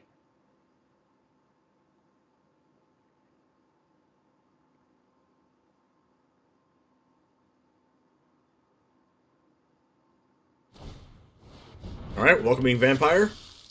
It's pretty good. Yep. That's going to get a draw off the Chariot. It gets to help through the Chariot. Also gets a draw off the 2/2. Maybe trading Chariot for Luminarch. I don't know if you're okay with that, but I mean, you have card advantage here as well. Interesting. So offering, you know, you could just eat a cat here and leave the Chariot. So Aspirant trading for Chariot, not too bad here, honestly. You know, no fear of a trick with the tapped out. So still pretty wide, and then no land draw for Goat Thulu here, and things are getting a little bit awkward. All right. Graveyard Trespasser comes down. This board is a little bit nasty, if you're asking me. I mean, as soon as we draw one land here, like, we have the bigger, badder flyer. Yeah, the problem is that the Arnie's deck can top off real hard here. You know, we see a Wandering Emperor this turn, or a Ren 7. It's going to be an Innkeeper, though. It still draws cards. And now the thing is, now this Vampire is drawing a card every turn. That's huge. Yep. That's huge. Yep. You know, and now the cards are coming. And right now we're seeing Arnie winning on all fronts. More lands in play. Almost more cards in it. Close. And then much more power on the board. And there isn't enough mana for Goat Thulu to cast the Mtg Massacre and do anything here. Yeah, that's one of the problems with Meathook Massacre, is that there's a lot of things in standard right now, like, really outscale it. Drawing the tap land, and that's a Temple of Tilt. Yeah, this is tough. You know, another Trespasser here doesn't really block that well. Can get a counter and be a 4/4, which wouldn't be too bad, but with 2 Aspirants on Arnie's side, like, don't really. And now the Aspirants, if Arnie's careful, can get above, be above Meathawk Massacre range at all points.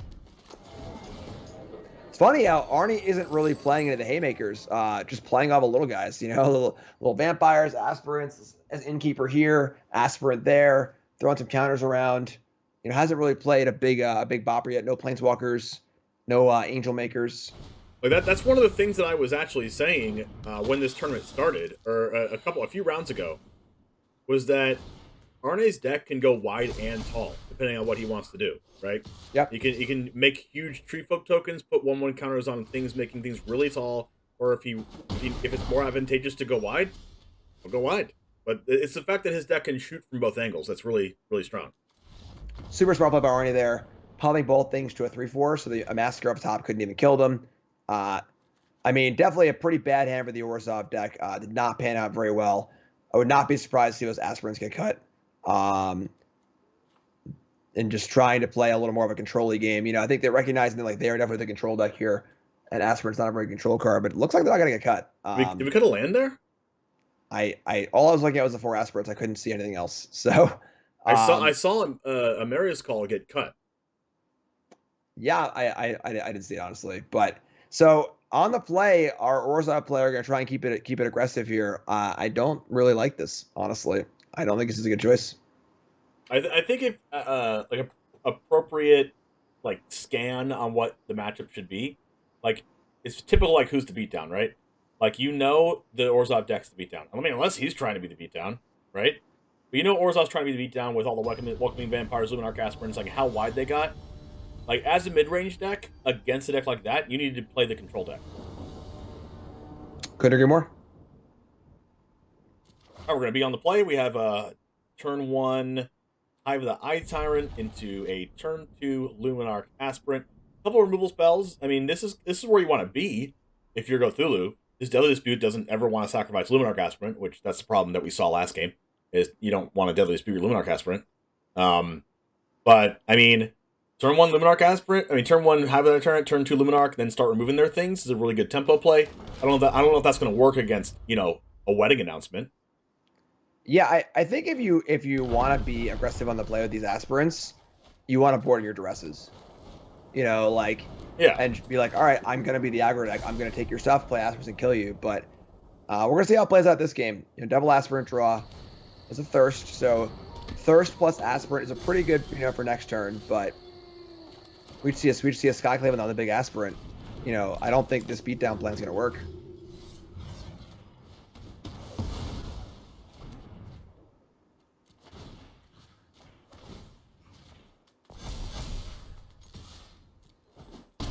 Like, if you want to be the beatdown, you're going through. This is about as good as it gets. Yeah. So, but now we can see, even if it's just like wedding announcement into Wandering Emperor, So, Celestis into Deadly Dispute. The Celestis is strong. I wouldn't say it's necessarily strong. It's a strong like for what's going on. Yeah, it's not strong in general. I think that something's gonna die here. There are some Valor stances on the board. I can't imagine that Arnie has nothing to do this turn, so maybe Dispute gets to. Actually, I think it's a mistake then. Yeah, this is a so. Cthulhu getting majorly punished here for not casting the Celestis earlier, and decides not to Dispute, which I am astounded by. So if the Celestis had been cast pre-combat, could have disputed the aspirant, got some value, felt pretty good. But now, again, the beatdown plan's kind of falling apart. Now, if Deadly Dispute's going to cost 4, Arna's going to go to 9, which isn't nothing. Yeah, there's also the Hive, I guess, too. So we could see a Hive activation here and just get in for. Honestly, I think the Hive activation is the perfect play. Like, Hive, put the counter on the Hive. Oh. Okay. Not sure. Valuing getting the gas going, I suppose, and I think given the texture of the game, Goat said that I'm the beatdown, and if that's gonna be your plan, you gotta stick to it. Well, he did the not the beatdown plan. Yeah. Imagine if Arne was at 6 now is what it would be. Yep. And then 2 more attacks with Hive, and that's lethal.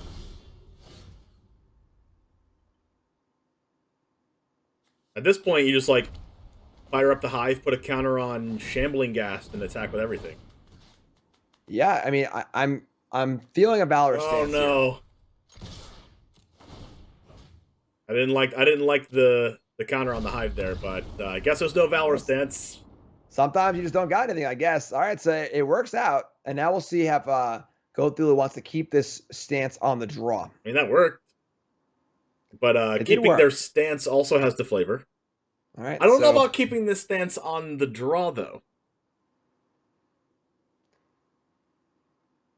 Everyone's got a plan if they get punched in the mouth, I suppose. The only other thing I can think about... died, The only thing I can think about as far as Cthulhu wanting to be the beatdown here is maybe he doesn't think he can win the long game.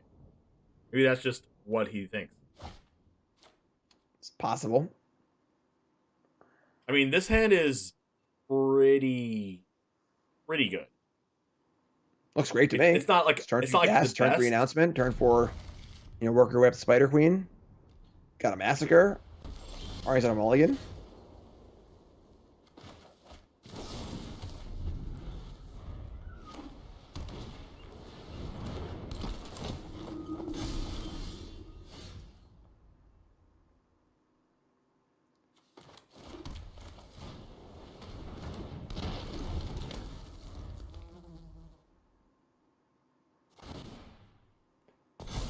All right, no green for Arnie just yet. Wow. Gonna see a block here trying to maybe build up to a fast. Went off. Okay. We should be back here live with the finals. Sorry about that. A little technical interruption here. OBS likes to crash, so let's go ahead and get back into the match. We only missed one turn, so that's good for us. Legion Angel coming down. So the Massacre definitely being rebuilt from pretty fast by Arnie here. And again, I don't want to keep saying the same thing over and over again. But this Limit Mark Asper looks really bad. But it was good in game 2. It won the game. It did win the game in game 2. Yeah, now just, we're seeing that real widespread of various threats out of Arnie's deck. Spider Queen not looking bad here, but has some work to do.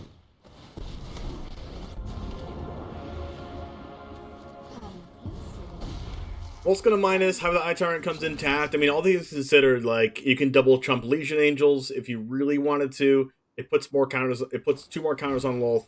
You can use the Bloodchief's Thirst right now to kill the 2/2. I don't know. Me personally, I think maybe I would have double blocked the Legion Angel and then use the Bloodchief's Thirst on the other Legion Angel, maybe. But there's also another Legion Angel coming, so maybe keeping Lolth alive for longer. Actually, you know what? Lolth being alive for Wedding Announcement hitting 3 is just the best case scenario, right? Yeah, I love that Bloodchief's Thirst. Just ensuring that the Chariot can't keep going super wide, can't keep getting value off of it. And now, Arnie's got to be aware of more massive removal spells also. So, like, playing this third Angel is a pretty big commitment. And you're totally correct. This announcement is about to flip. Want to have Spider Queen ready to make some tokens. Even if it's just, like, double chump the Angels, untap, chuck the Spider Queen for 2 tokens. Having 2/3/2 with reach and play is pretty huge. And will buy a lot of time.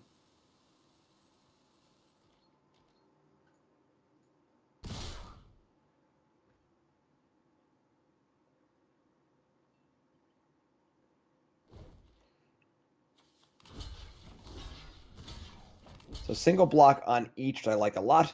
This keeps Lolth alive.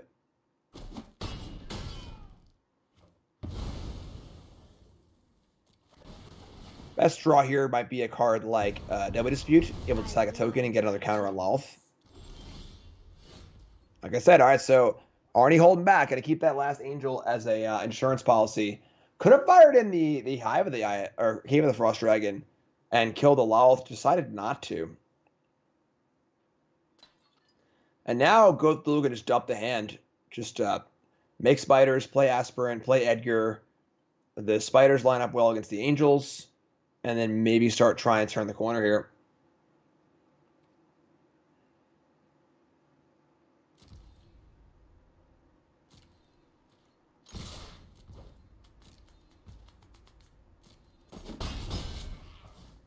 Steal 2, which will draw off the announcement. Play Edgar. Didn't play Aspirant pre-combat, which I don't particularly like.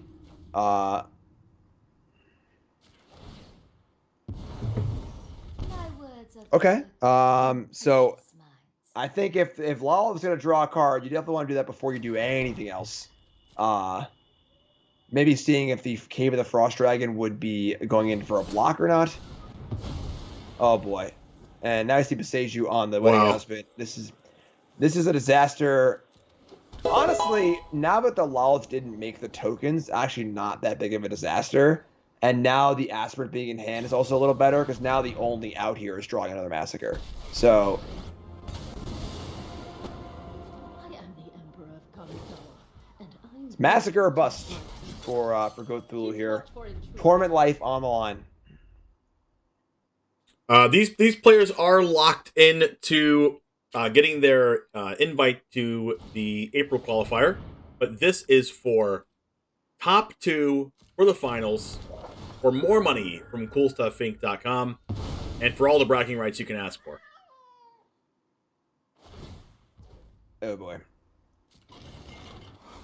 This is 12 damage. Yep. It is 13 damage. This is a lot.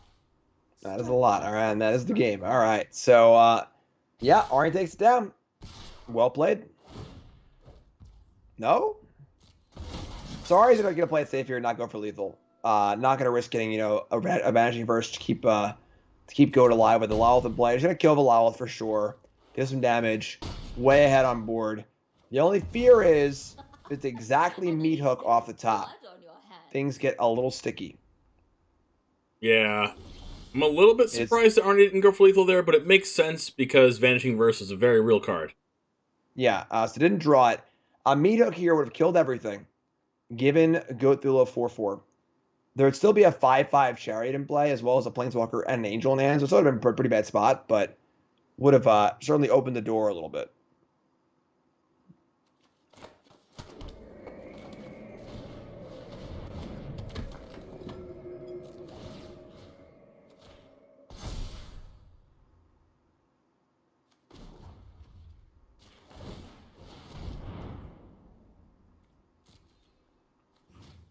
All right, gonna try and solve one of these many problems, but there is lethal on board, so backswing here is gonna do it. See you later.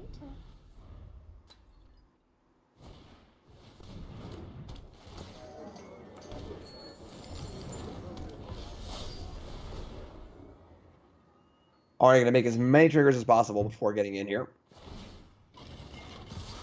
Here come the clowns. No, this is it. Arnie on to the finals. Yep. This is the time where you just make the last turn was the time where Arnie was like, let me make the best play possible, not necessarily the greedy play or anything. Let me make the best play, even if my opponent had a full hand, and then win the game the next turn because it's almost a lock if Meat Hook Massacre isn't drawn. Yep, and there you go.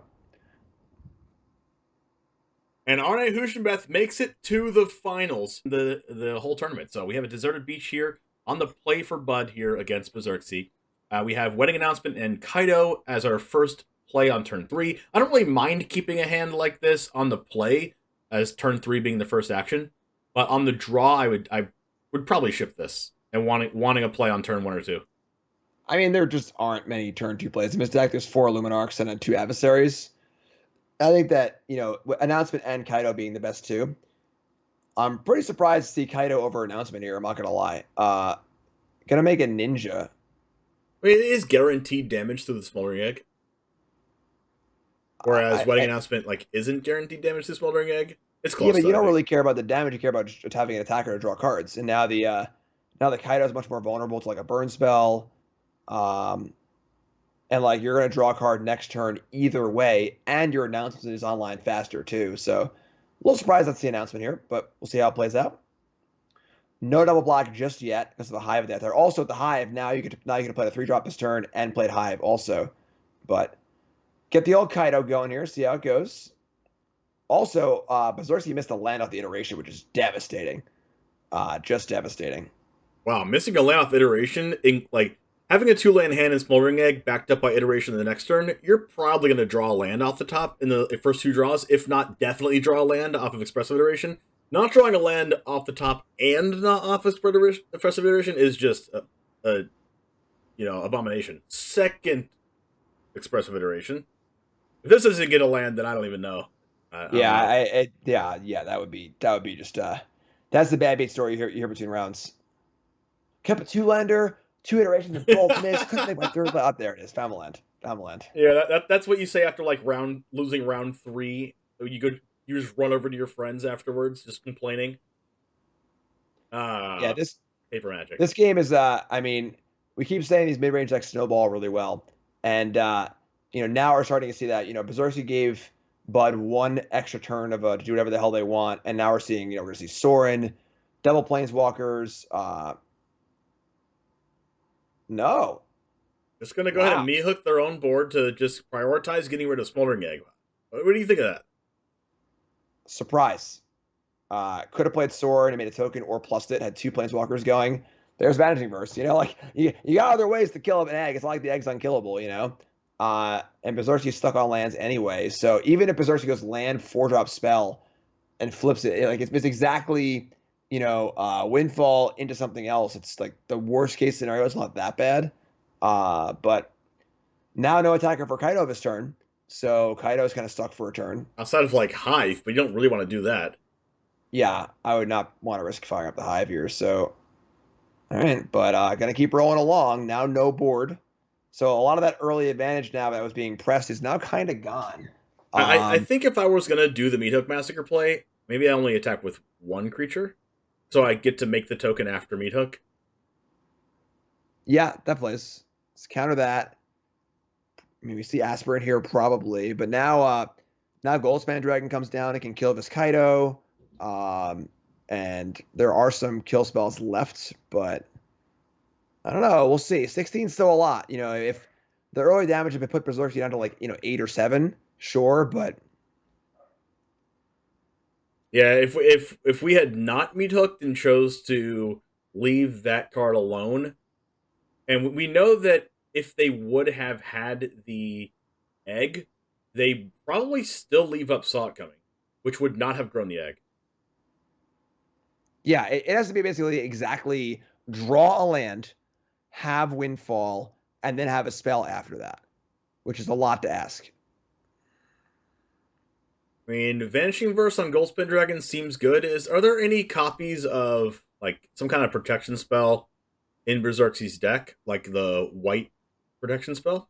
Nope, it's straight. Is it a couple Fading Hopes to bounce it maybe, but Probably Fading Hope bounces this here, but if Fading Hope bounces Goldspan Dragon, that's probably okay. It uses the entire treasure to use that for 1 mana. That's a Dragon's Fire.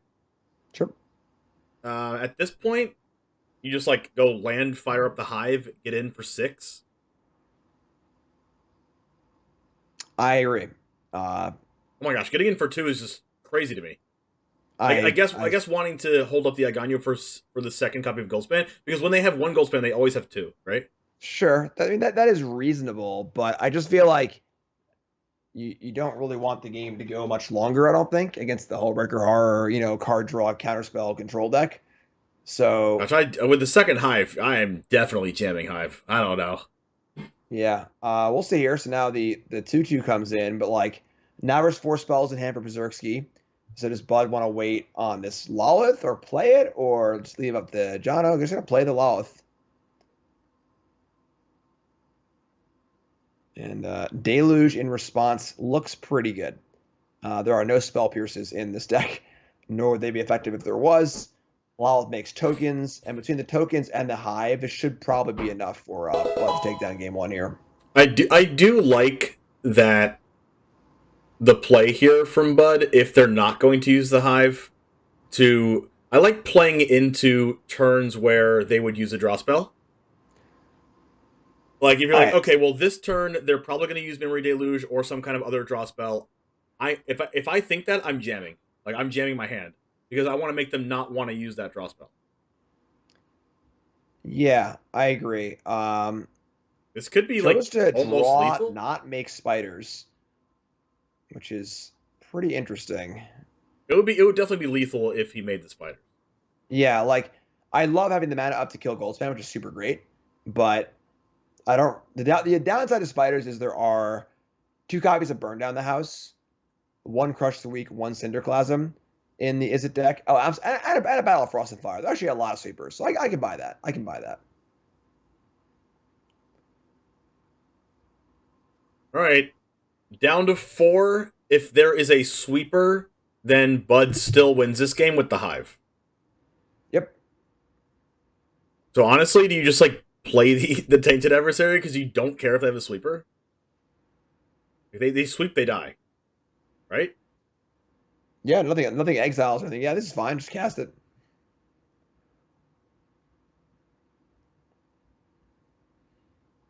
Like, Berserksy has to have exactly like sweep plus double bounce spell. Or like, yeah, I don't sweep think plus 8. Yeah, it has to be like, I guess, exactly Burn Down the House, but like you have to bounce one of the tokens. You die to the Hive anyway. Well, yeah, between Massacre and the creature lands, there's no way out here, I don't think. You burn down the house and they fire up the Hive, then you just bounce the Hive. Yeah, but the meetup triggers just kill you anyway. So. Oh, that's true. That's true. So like you're just not really, you don't really have an avenue. There's like no real option here. Like doing this just to like draw cards and concede. Looking for an out. I guess it has to be Crush the Weak to exile these. That could work. Crush the Weak plus like double bounce spell. Yeah. All right.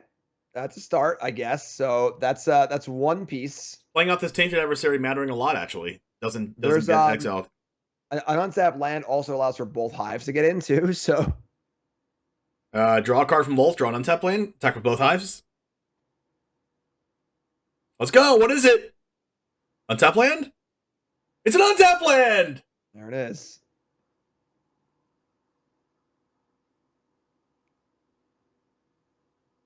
Alright, so double bounce spell still saves Berserksy.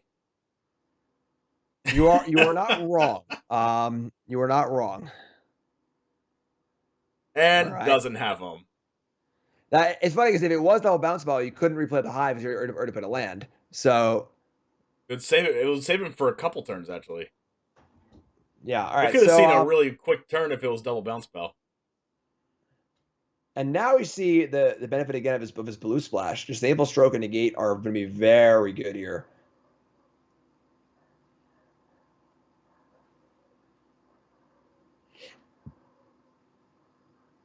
All right, so this deck just going into blue is so much better against Goldspan Dragon, against these decks. See how I was saying that in this field that the Goldspan Dragon deck would probably win because usually the Orzhov deck doesn't have the access of Disdainful Stroke and Negate, but because those cards are in the deck, it just makes this like a pretty bad matchup for the Izzet deck. I don't know if it's necessarily bad. It's not bad, but of course missing the land drop off of Expressive Iteration was... Almost every other mid-range deck so far I've seen today has not had. Yeah, it's definitely not a bad matchup, but it's worse than the other mid-range decks for sure. It also doesn't help that you can Expressive Iteration and miss the land off 3 draws.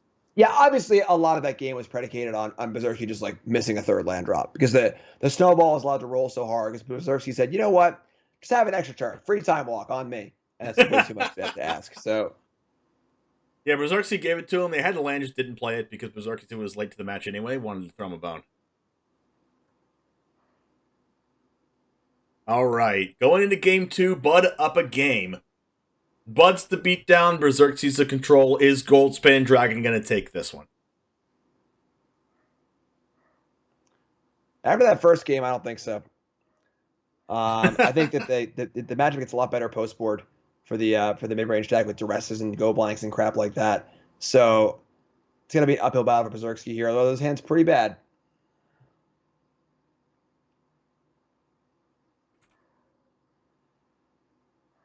All right, this hand's got removal spells. It needs to be more proactive. This hand's much better.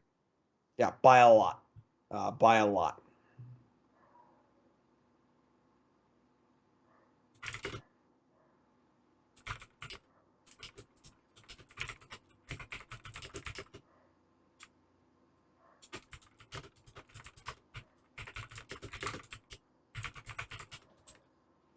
All right, Foretell.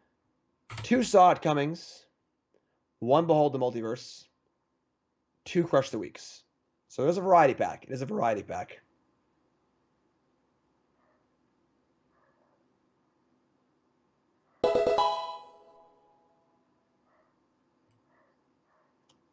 Announcement looks great here. And then, of course, Wandering Ember plays really, really well with the counter spells, too, which is kind of nice. Wow. That resolving is huge. Is huge.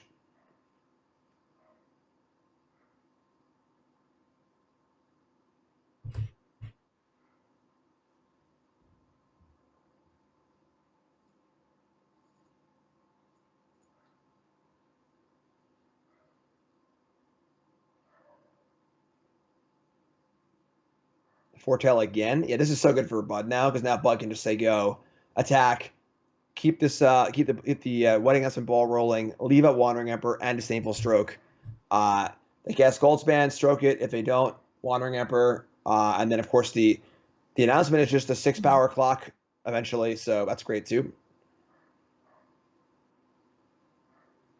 Yeah, I wonder how many copies of Spikefield Hazard is in Berserksy's deck, or if at all, or also Jawari Disruptions. Being Izzet and not Jeskai leaves it open to be playing more of those cards. 4 Spikefield Hazards. Gotta deal with that set. Thalia. I think Spikefield Hazard might have been the reason why Berserkzy was able to beat Mono White in the last round. In top 8, played against Mono White, which is probably the worst matchup ever for this as a control deck. And maybe he drew a couple really timely Spikefield Hazards against Thalias and Elite Spellbinders. I mean, with 4 Hazards main, 2 Cinderclasm main, 2 Eggs main, I think that the Izzet deck might even be favored, honestly. That's a lot. That's a lot of stuff. Yeah, that is a lot of stuff. I guess he was prepared for Mono White, and 2 Mono White decks did make the top 8. All right, we see Wandering Emperor come down. Also. Maybe he has Cinderclasm, so doesn't care about Emperor.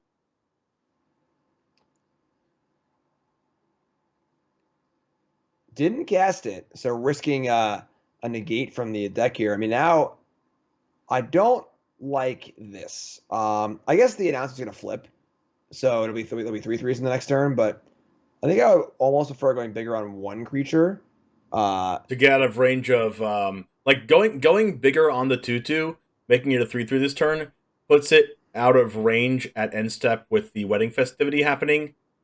Puts out of range of Dragon's Fire with no dragon in hand. Right, you just want to keep your things out of damage-based removal. There's only 2 Fading Hopes in this deck also. So there are already 1 bounce spell is already gone, and the Otawara is also in play too. So very little bounce left over. It's all just damage-based removal. I want to get 1 big creature going if I can. We see a Salt coming on the wedding announcement, which is fine. I think what Bud really cares about is this Legion Angel resolving, and then this Disdainful Stroke onto a Goldspan Dragon. We see the Dragon's Fire here hitting that. One card I was talking about that you want to play around. It would be a 4/4 Vigilance token that does play around Dragon's Fire. But Dragon's Fire going I think it's usually a 4/4 is definitely better here, but this is a phenomenal spot for Bud. With the Stroke up and the Angel in the chamber, and then 6 damage coming across every turn. This is awesome. Not only that, but if Bud doesn't have to use the Stroke here, Legion Angel plus Stroke next turn. Yep. And that was a nightmare for a Goldspan player, right? Like getting it to Disdainful Stroke. Yep. And then now you fire the Angel because you have 4 of them anyway. So force the Sweeper here. And if it does happen, you just fire more Angels. Just totally fine. Can't quite double Angel next turn, but the following turn after that, we can double Angel. Burn down the house. That's fine because you did that knowing that already. Oh my gosh, that's actually really good. That plus land plus loop the other land away. Yeah, I think I would have cast Kaido first and looted first, but probably playing the Angel there regardless. So I make a token though, honestly. Yeah, token's good. Token's a 2 puts another body on in play, just so you don't get your only pressure. If it's only Legion Angel, you'd only get that outed with like a Dragon's Fire with a Goldspan, and then all of a sudden you have no pressure. So I do like making the 1/1 there. Big Tainted Adversary. That's a lot of power. Land plus Tainted Adversary is a lot of power. So I think we see an attack first, and then if something gets messed with, we just go huge Tainted Adversary. See a Fading Hope, which is really good for Bud. Yeah, that's the other Fading Hope. Still get to attack and draw off Kaido though, which is huge. Like honestly, if you Tainted Adversary, it even plays around Cinderclasm because of Wedding Festivity. Really strong. Yeah, and the thing is that like Tainted Adversary is not a kicker. You play it has to resolve, and then you pay. So if it gets countered, just play another Angel, which is awesome too. Oh, I didn't have the land first. Oh my gosh. Oh, we want to see so many zombies. We would have seen so many zombies. Would have been 4 3-power zombies. Well, I mean, I guess 1 activation is still lethal, but yeah, it's still pretty good. Still in a great spot here, no matter what. You know, this Deluge has got to be really, really good. This Deluge has to. I mean, this is probably the most lopsided I've seen, in a while. Yeah, and we saw the Stroke was huge, just totally huge. 7 mana available for Berserkzy. Burn down the house, probably the best draw here. Probably, and that would wipe out the Kaido as well. No burn down the house going to main phase 2. Actually, could still have it, but checking for. Oh my gosh, this game's probably over.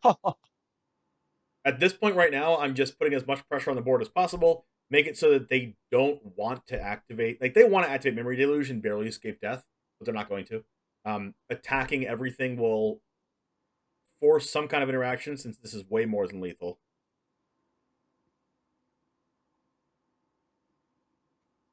Maybe Bud wanted. Maybe Bud things considered, but whatever. Maybe Bud didn't play the land on purpose, wanting to hold up some kind of interaction for a potential Goldspan Dragon. But I don't think it mattered.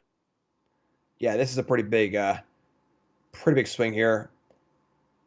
Putting counter on adversary puts it out of burn down the house range, but I would be hard pressed to see. That can't get disdainful stroked. But it also can't do anything because you're just dead on the board. Anyway, yeah, dead on board. That's 9 damage. All right. And Nico Prieto makes the finals again. I like this deck. I like it. I like it a lot. I obviously love me some Kaidos. And splashing blue in your mid-range deck is a tried and true tradition to win mid-range mirrors and control matchups. All right, we have no green mana for Arne here on the play. We have a Luminarch Aspirant on turn 2, chooses to mulligan into another no green hand. Yeah, this is a tough one. It's hard to go to 5 here. The hand's pretty good otherwise. Innkeeper into Chariot or Emperor. Yashar, not great here, but still card advantage. Still 4/4, draws 2 cards, so that's kind of cool. Interesting to see what kind of player Arne is. Is he a Seth Manfield? What? Is he a Seth Manfield? Does he keep? Oh, Seth kept his hand like yesterday. Seth probably keeps the first hand, honestly. But yeah, I mean, this is the kind of hand where you really get to see what kind of player a player is. In the finals, the first game of the finals, you're in your what's it called in the movie? The establishing shot of the finals. And your hand, you might never cast a spell, basically. Do you keep this hand? Is it right or wrong? And that's a tough thing to do. If you're playing round 1, yeah, keep whatever. If you lose, who cares? But losing game 1 of the finals is very, very tough. So a lot of pressure, taking a lot of time. I think I would keep this hand. There are, let's take a count. We got 1, 2, 3, 4, 5, 6, 7, 8, 9, 10, 11, 12, 13, 14, 15. There are 15 green sources available. 15. That's a little bit. That's like one more than I would think that would be in this deck with green on 2, right? Yeah, and you draw one, the hand's not only good, it's awesome. And then if you don't draw one for a while, maybe you can still cast the Emperor. There are still white cards to cast. Luminarch Aspirant, Wandering Emperor, Skyclave Apparition, Wedding Announcement. Like, if this hand doesn't draw green for 3 turns, but draws an announcement on turn 2, it's still a big hand. So, oh boy. Oh boy. My God. Goes to 5. And now we're keeping a 1-lander, so we're just off the deep end now.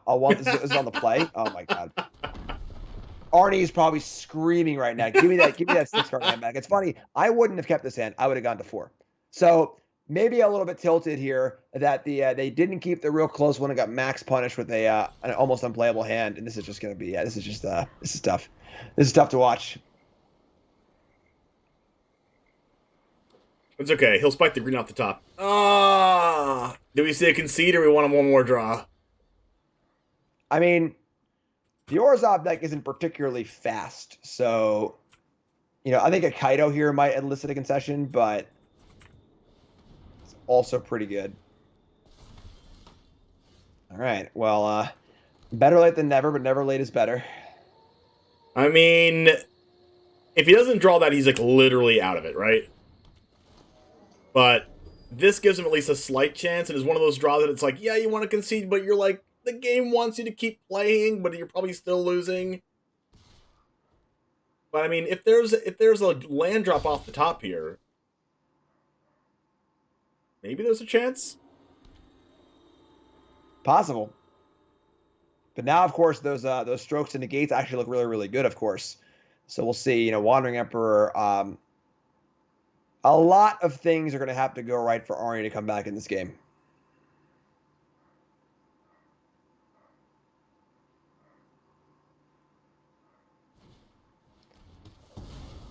All right. I mean, kind of a bit of a strange play, honestly. Like the life gain doesn't matter that much. This takes off the Wandering Emperor and some other stuff. I mean, that's a land. They're saying there's a chance. Luminarch Aspirant not played in main phase. Main phase 1. Yeah, a little oopsie there. Probably just thinking about what to play and just kind of absent-mindedly went to second main, which usually wouldn't matter most of the time, but does matter for Aspirant. Especially since taking the 1 extra damage here. 2 and draw a card. Sorry, draw 2 cards. And there's definitely a stroke or negate in Bud's hand, for sure. How this game has played out so far. I mean, that makes Yasharn, like, getting stroked even worse.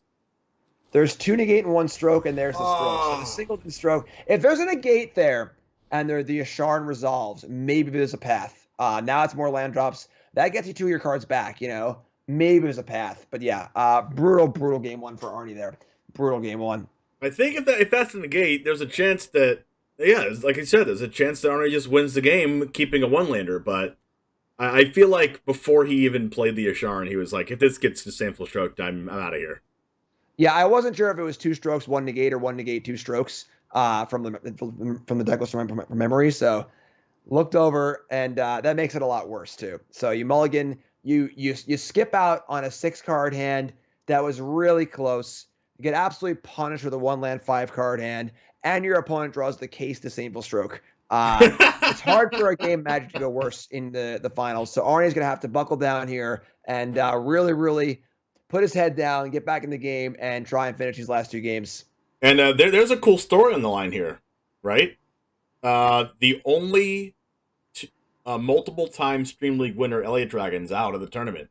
And Nico Prieto, which is Bud 90 here, already won the previous Stream League. He won Stream League 9. Is he going to win 2 in a row? That'd be pretty sweet. Going back-to-back is pretty impressive. Back-to-back's definitely impressive, especially playing against very, very talented players like Berserksy, Arne Huschenbeth, Seth Manfield, Zen Syed. They've played in this tournament before. There's a lot of very, very talented people that have played in this tournament. It is incredible to win 2 in a row. Yep, crazy. Here we go. Bud's still sideboarding. I like how chat's got my back. They're like, Jim, the Rangers are up 2-0. You're doing good. Thanks, chat. Good chat. Pet the chat. Wait, is there a pet the chat command? No. There's a pet the mods chat. Chat command. Right. Now we got a hand. All right. This is the penance now for those terrible hands in game 1. This hand is phenomenal. It's Bud's turn to mulligan.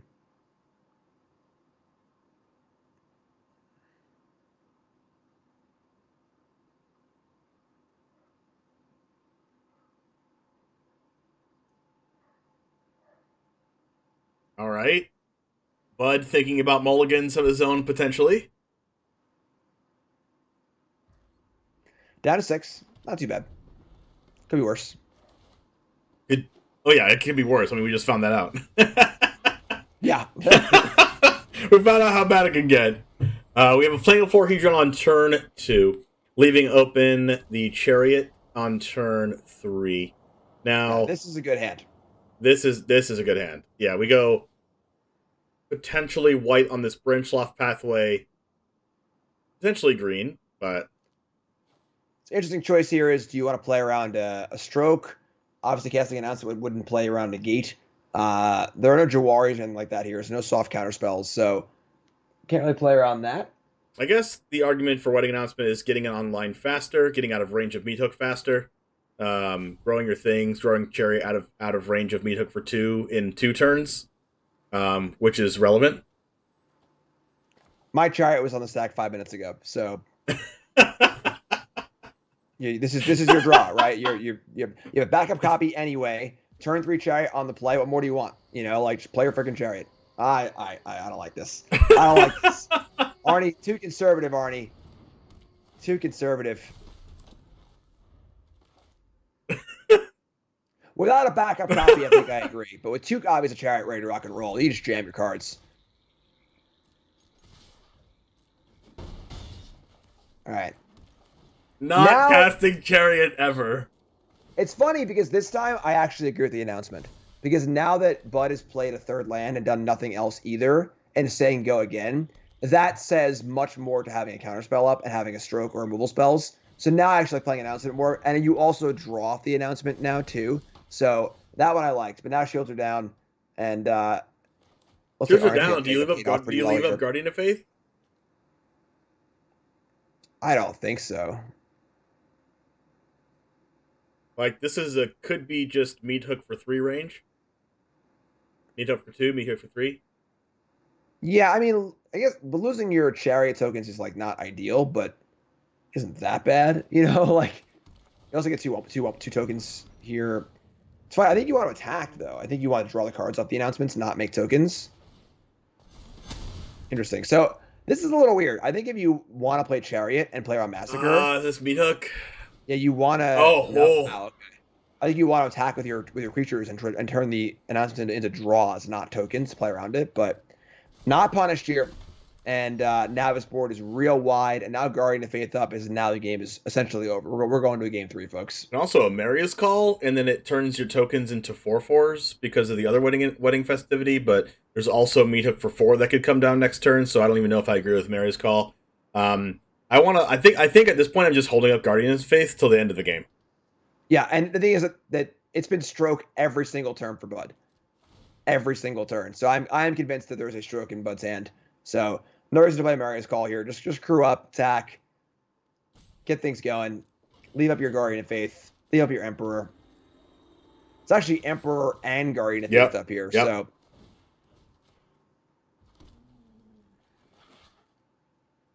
the shuffler definitely treating Arne right after betraying him in game 1. Yeah. Oh, and a Legion Angel? Sure. Yeah. Here we go. Meat Hook Massacre. Oh, that's the Skyclave.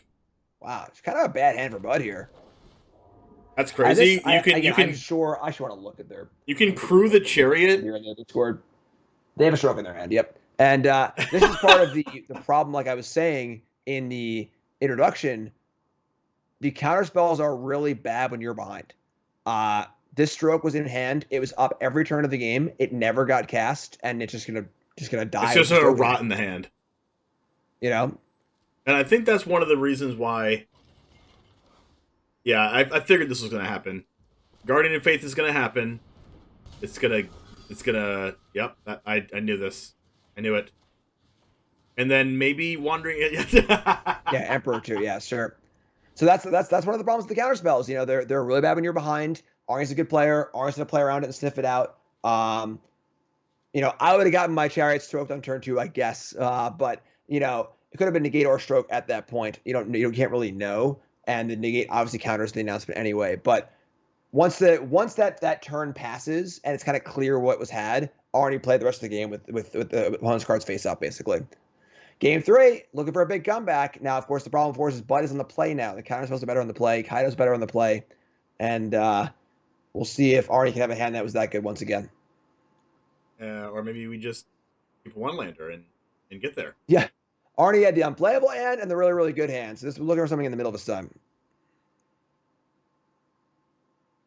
What do you think? Do you think Bud's citing something else? Do you think he's like going out on the strokes? Like, okay, he's gonna know I had the disdainful stroke. Let's just board them out.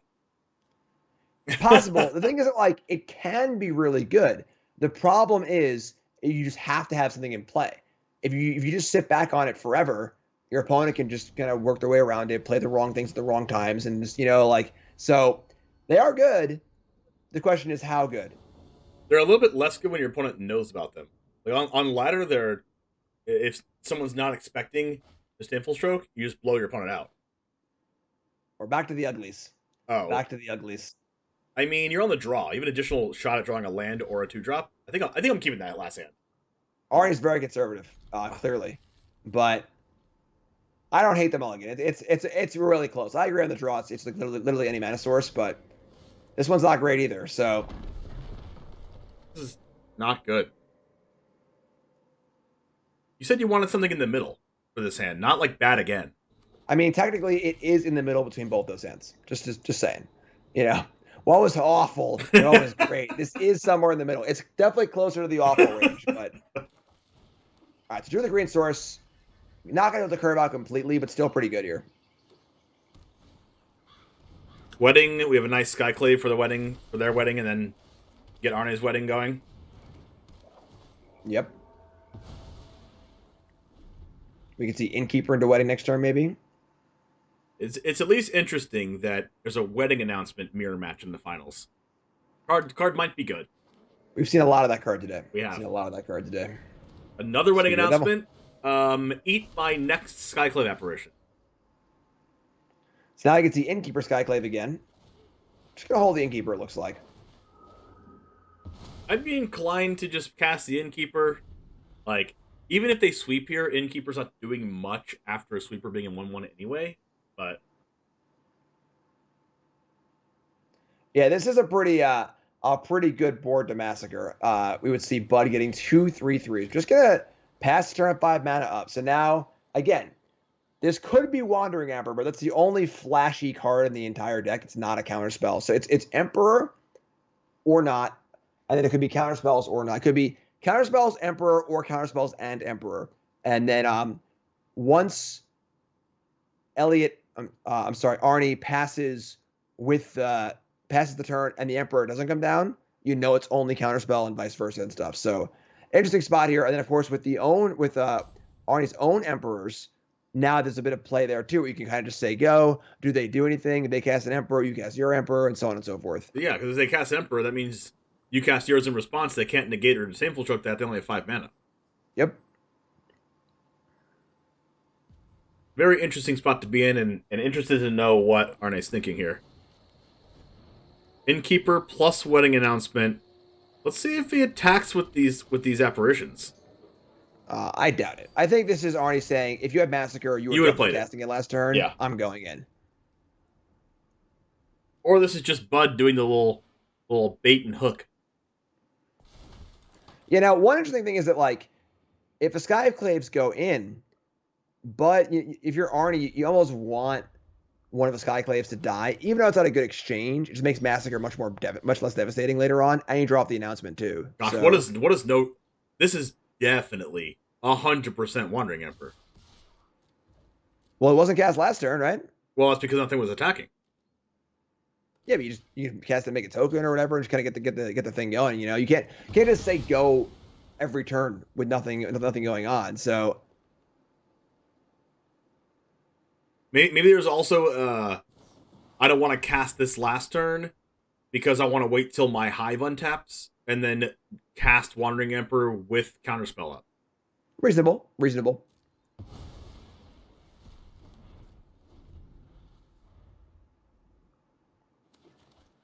All right, this is what 7 mana.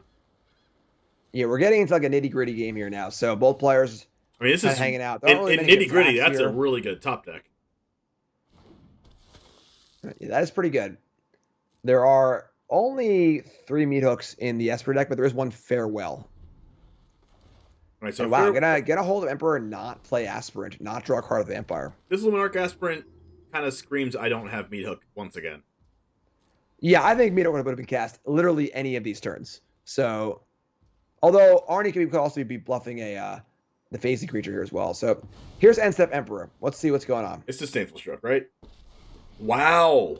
I'm surprised. This draws a card off the Vampire. Draws a card off Vampire. So what does Bud have then? If it's not Sweeper, it has to be Wandering Emperor.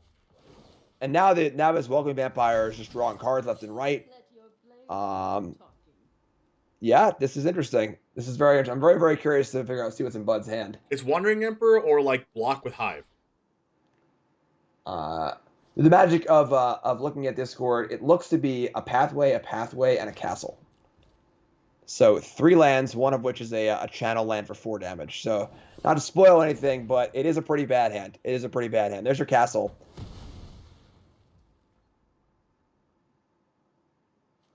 And just 2 pathways. Spoilers! Of course, you can't go into the other person's hand and look at it. Why not? I know. Well, I want to see what's going on. You know? I know. I'm kidding. And of course, Arnie doesn't know that. So we were talking about playing on cards all game. You know, Arnie has to do that as well. But this position is looking pretty good here. And of course, there are some big draws as well. All right, this Wandering Emperor is going to Probably be here for a while on this battlefield. If you're blocking the hive, it's just 2/2/2s, put them in front of it, right? Well, I guess it's a 4/4. Yeah, I mean, it's still a pretty good trade, right? You could also just let it go and then just use the other Emperor to kill it.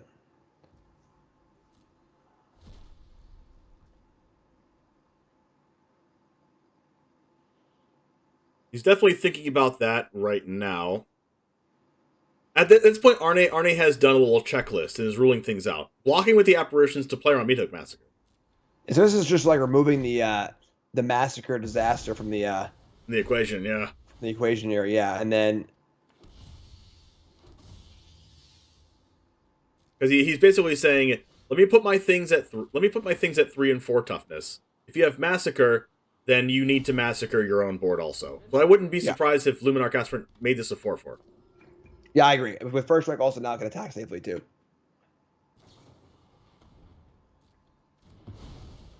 With First Strike, a 4/4 First Strike into 2 3/3s isn't that good. I mean, it does trade with a 3/3, right? They just double block. Yeah, this is still a pretty good exchange, I think, though, because of how low on resources Bud is. Yeah, for sure. If I'm in the position of Honor right now, trading is like the best possible thing we can do because of how many resources there are on our side.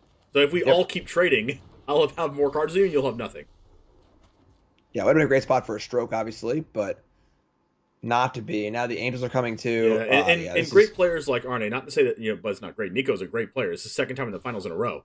But they kind of have little check boxes in what they rule out and what your opponent could have. He checked for Disdainful Stroke, not Disdainful Stroke. Checked for Negate at the same time as Wandering Emperor, not Negate. Checked for Meat Hook, didn't have Meat Hook. So, like, what other option could it be? The only thing else it could be is all lands, right? Yeah, it's you keep making those little tests, and there comes a point where you're just like, all right, I guess they actually have nothing. There are no more tests to have. Yeah. So. At this point, he's just jamming his stuff because, like, Bud doesn't have anything. He's already checked the boxes off. Yeah, Massacre here would still be pretty good, but not really good enough with the Chariot and the Planeswalker still in blood. Like, best draw possible for Bud is just to draw... probably Farewell, but that's Farewell doesn't exile the Wandering Emperor, so Wandering Emperor makes a 2/2 again. Like, there's an Aspirant, like... We got blood in the water here, folks. We got blood in the water. The Monarch Aspirant gets to put some counters on stuff, get some things. I mean, everything's in Meat Hook range, so it doesn't really matter where you put the counters as long as you don't do really bad trades with the Monarch Aspirant, like attacking a 2/2 into it or something. But this is what he's going to do. He's going to get in for a lot of things. This is 6, 10, 16 damage total exactly, so must chump with Aspirant. Now it's left the card in hand for Bud and the card off the top. Yeah, so it's just Massacre or Bust, and even then there's still Chariot and Emperor in play, and a Marius Call, and Legion Angel, and another Emperor, and everything else. Spider Queen's great, but it is not good enough. Looks like Arnie's going to be our champion here unless something goes really, really wrong. And his internet goes out. Yeah, draw a card, count of 3, and that's it. Arnie's champion, and that's a huge amount of resolve there, all right? We all saw how bad that game 1 was. Terrible mulligans, terrible draws, didn't even play. The 1 copy Disdainful Stroke. Buckle down, win 2 and 3, a deserving champion. Oh, for sure. Arne has been, has practiced with pro players and has won himself, has been doing a lot of great things for the Magic the Gathering community, makes a lot of awesome decks, and is also the first ever Stream League. He's a first Stream League champion for him.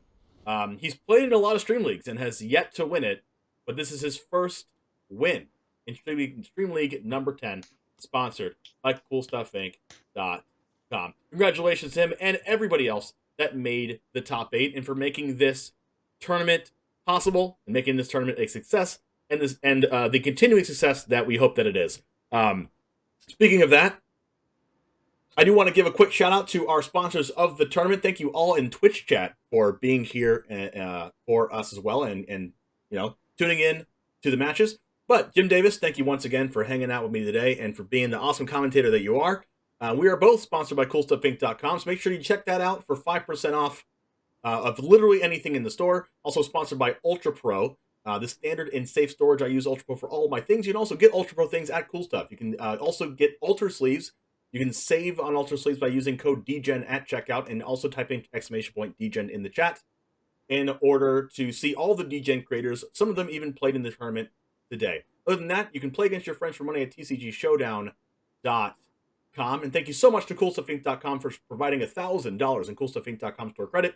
MTG Melee for providing MTG Arena gems and working it out with Wizards to where we can get our top 4 players an invite into the New Capenna Championship qualifier event, skipping the line, not getting into and not having to get to top 1200 Mythic. Thanks you once again, Jim, and we will see you for the next Dream League next month. Dream League 11 coming next month. I don't know what day it is yet, but also we're going to be having a Patreon only, Twitch sub only, and YouTube member only tournament coming up next month as well. So stay tuned for that. Thank you once again to everybody that made this a success, and we will see you next time. Congratulations one more time to Arne Huschenbeth, our Stream League 10 champion. Any last words, Jim? No, it was a great event. Mid-range taking it down, definitely a mid-range dominated tournament. Arne's great. I think that the Esper deck felt very, very good for the tournament, but just felt like it was a little behind the more aggressive stance of a Selesnya deck. And of course, Arne played very, very well too. So great tournament. Great all around. Thanks for having me. Thanks for everyone for playing. And, let's do it again sometime. Yeah, all right. We'll be back next month, of course, for Stream League 11. We'll see you then. And as always, Goose Gang out.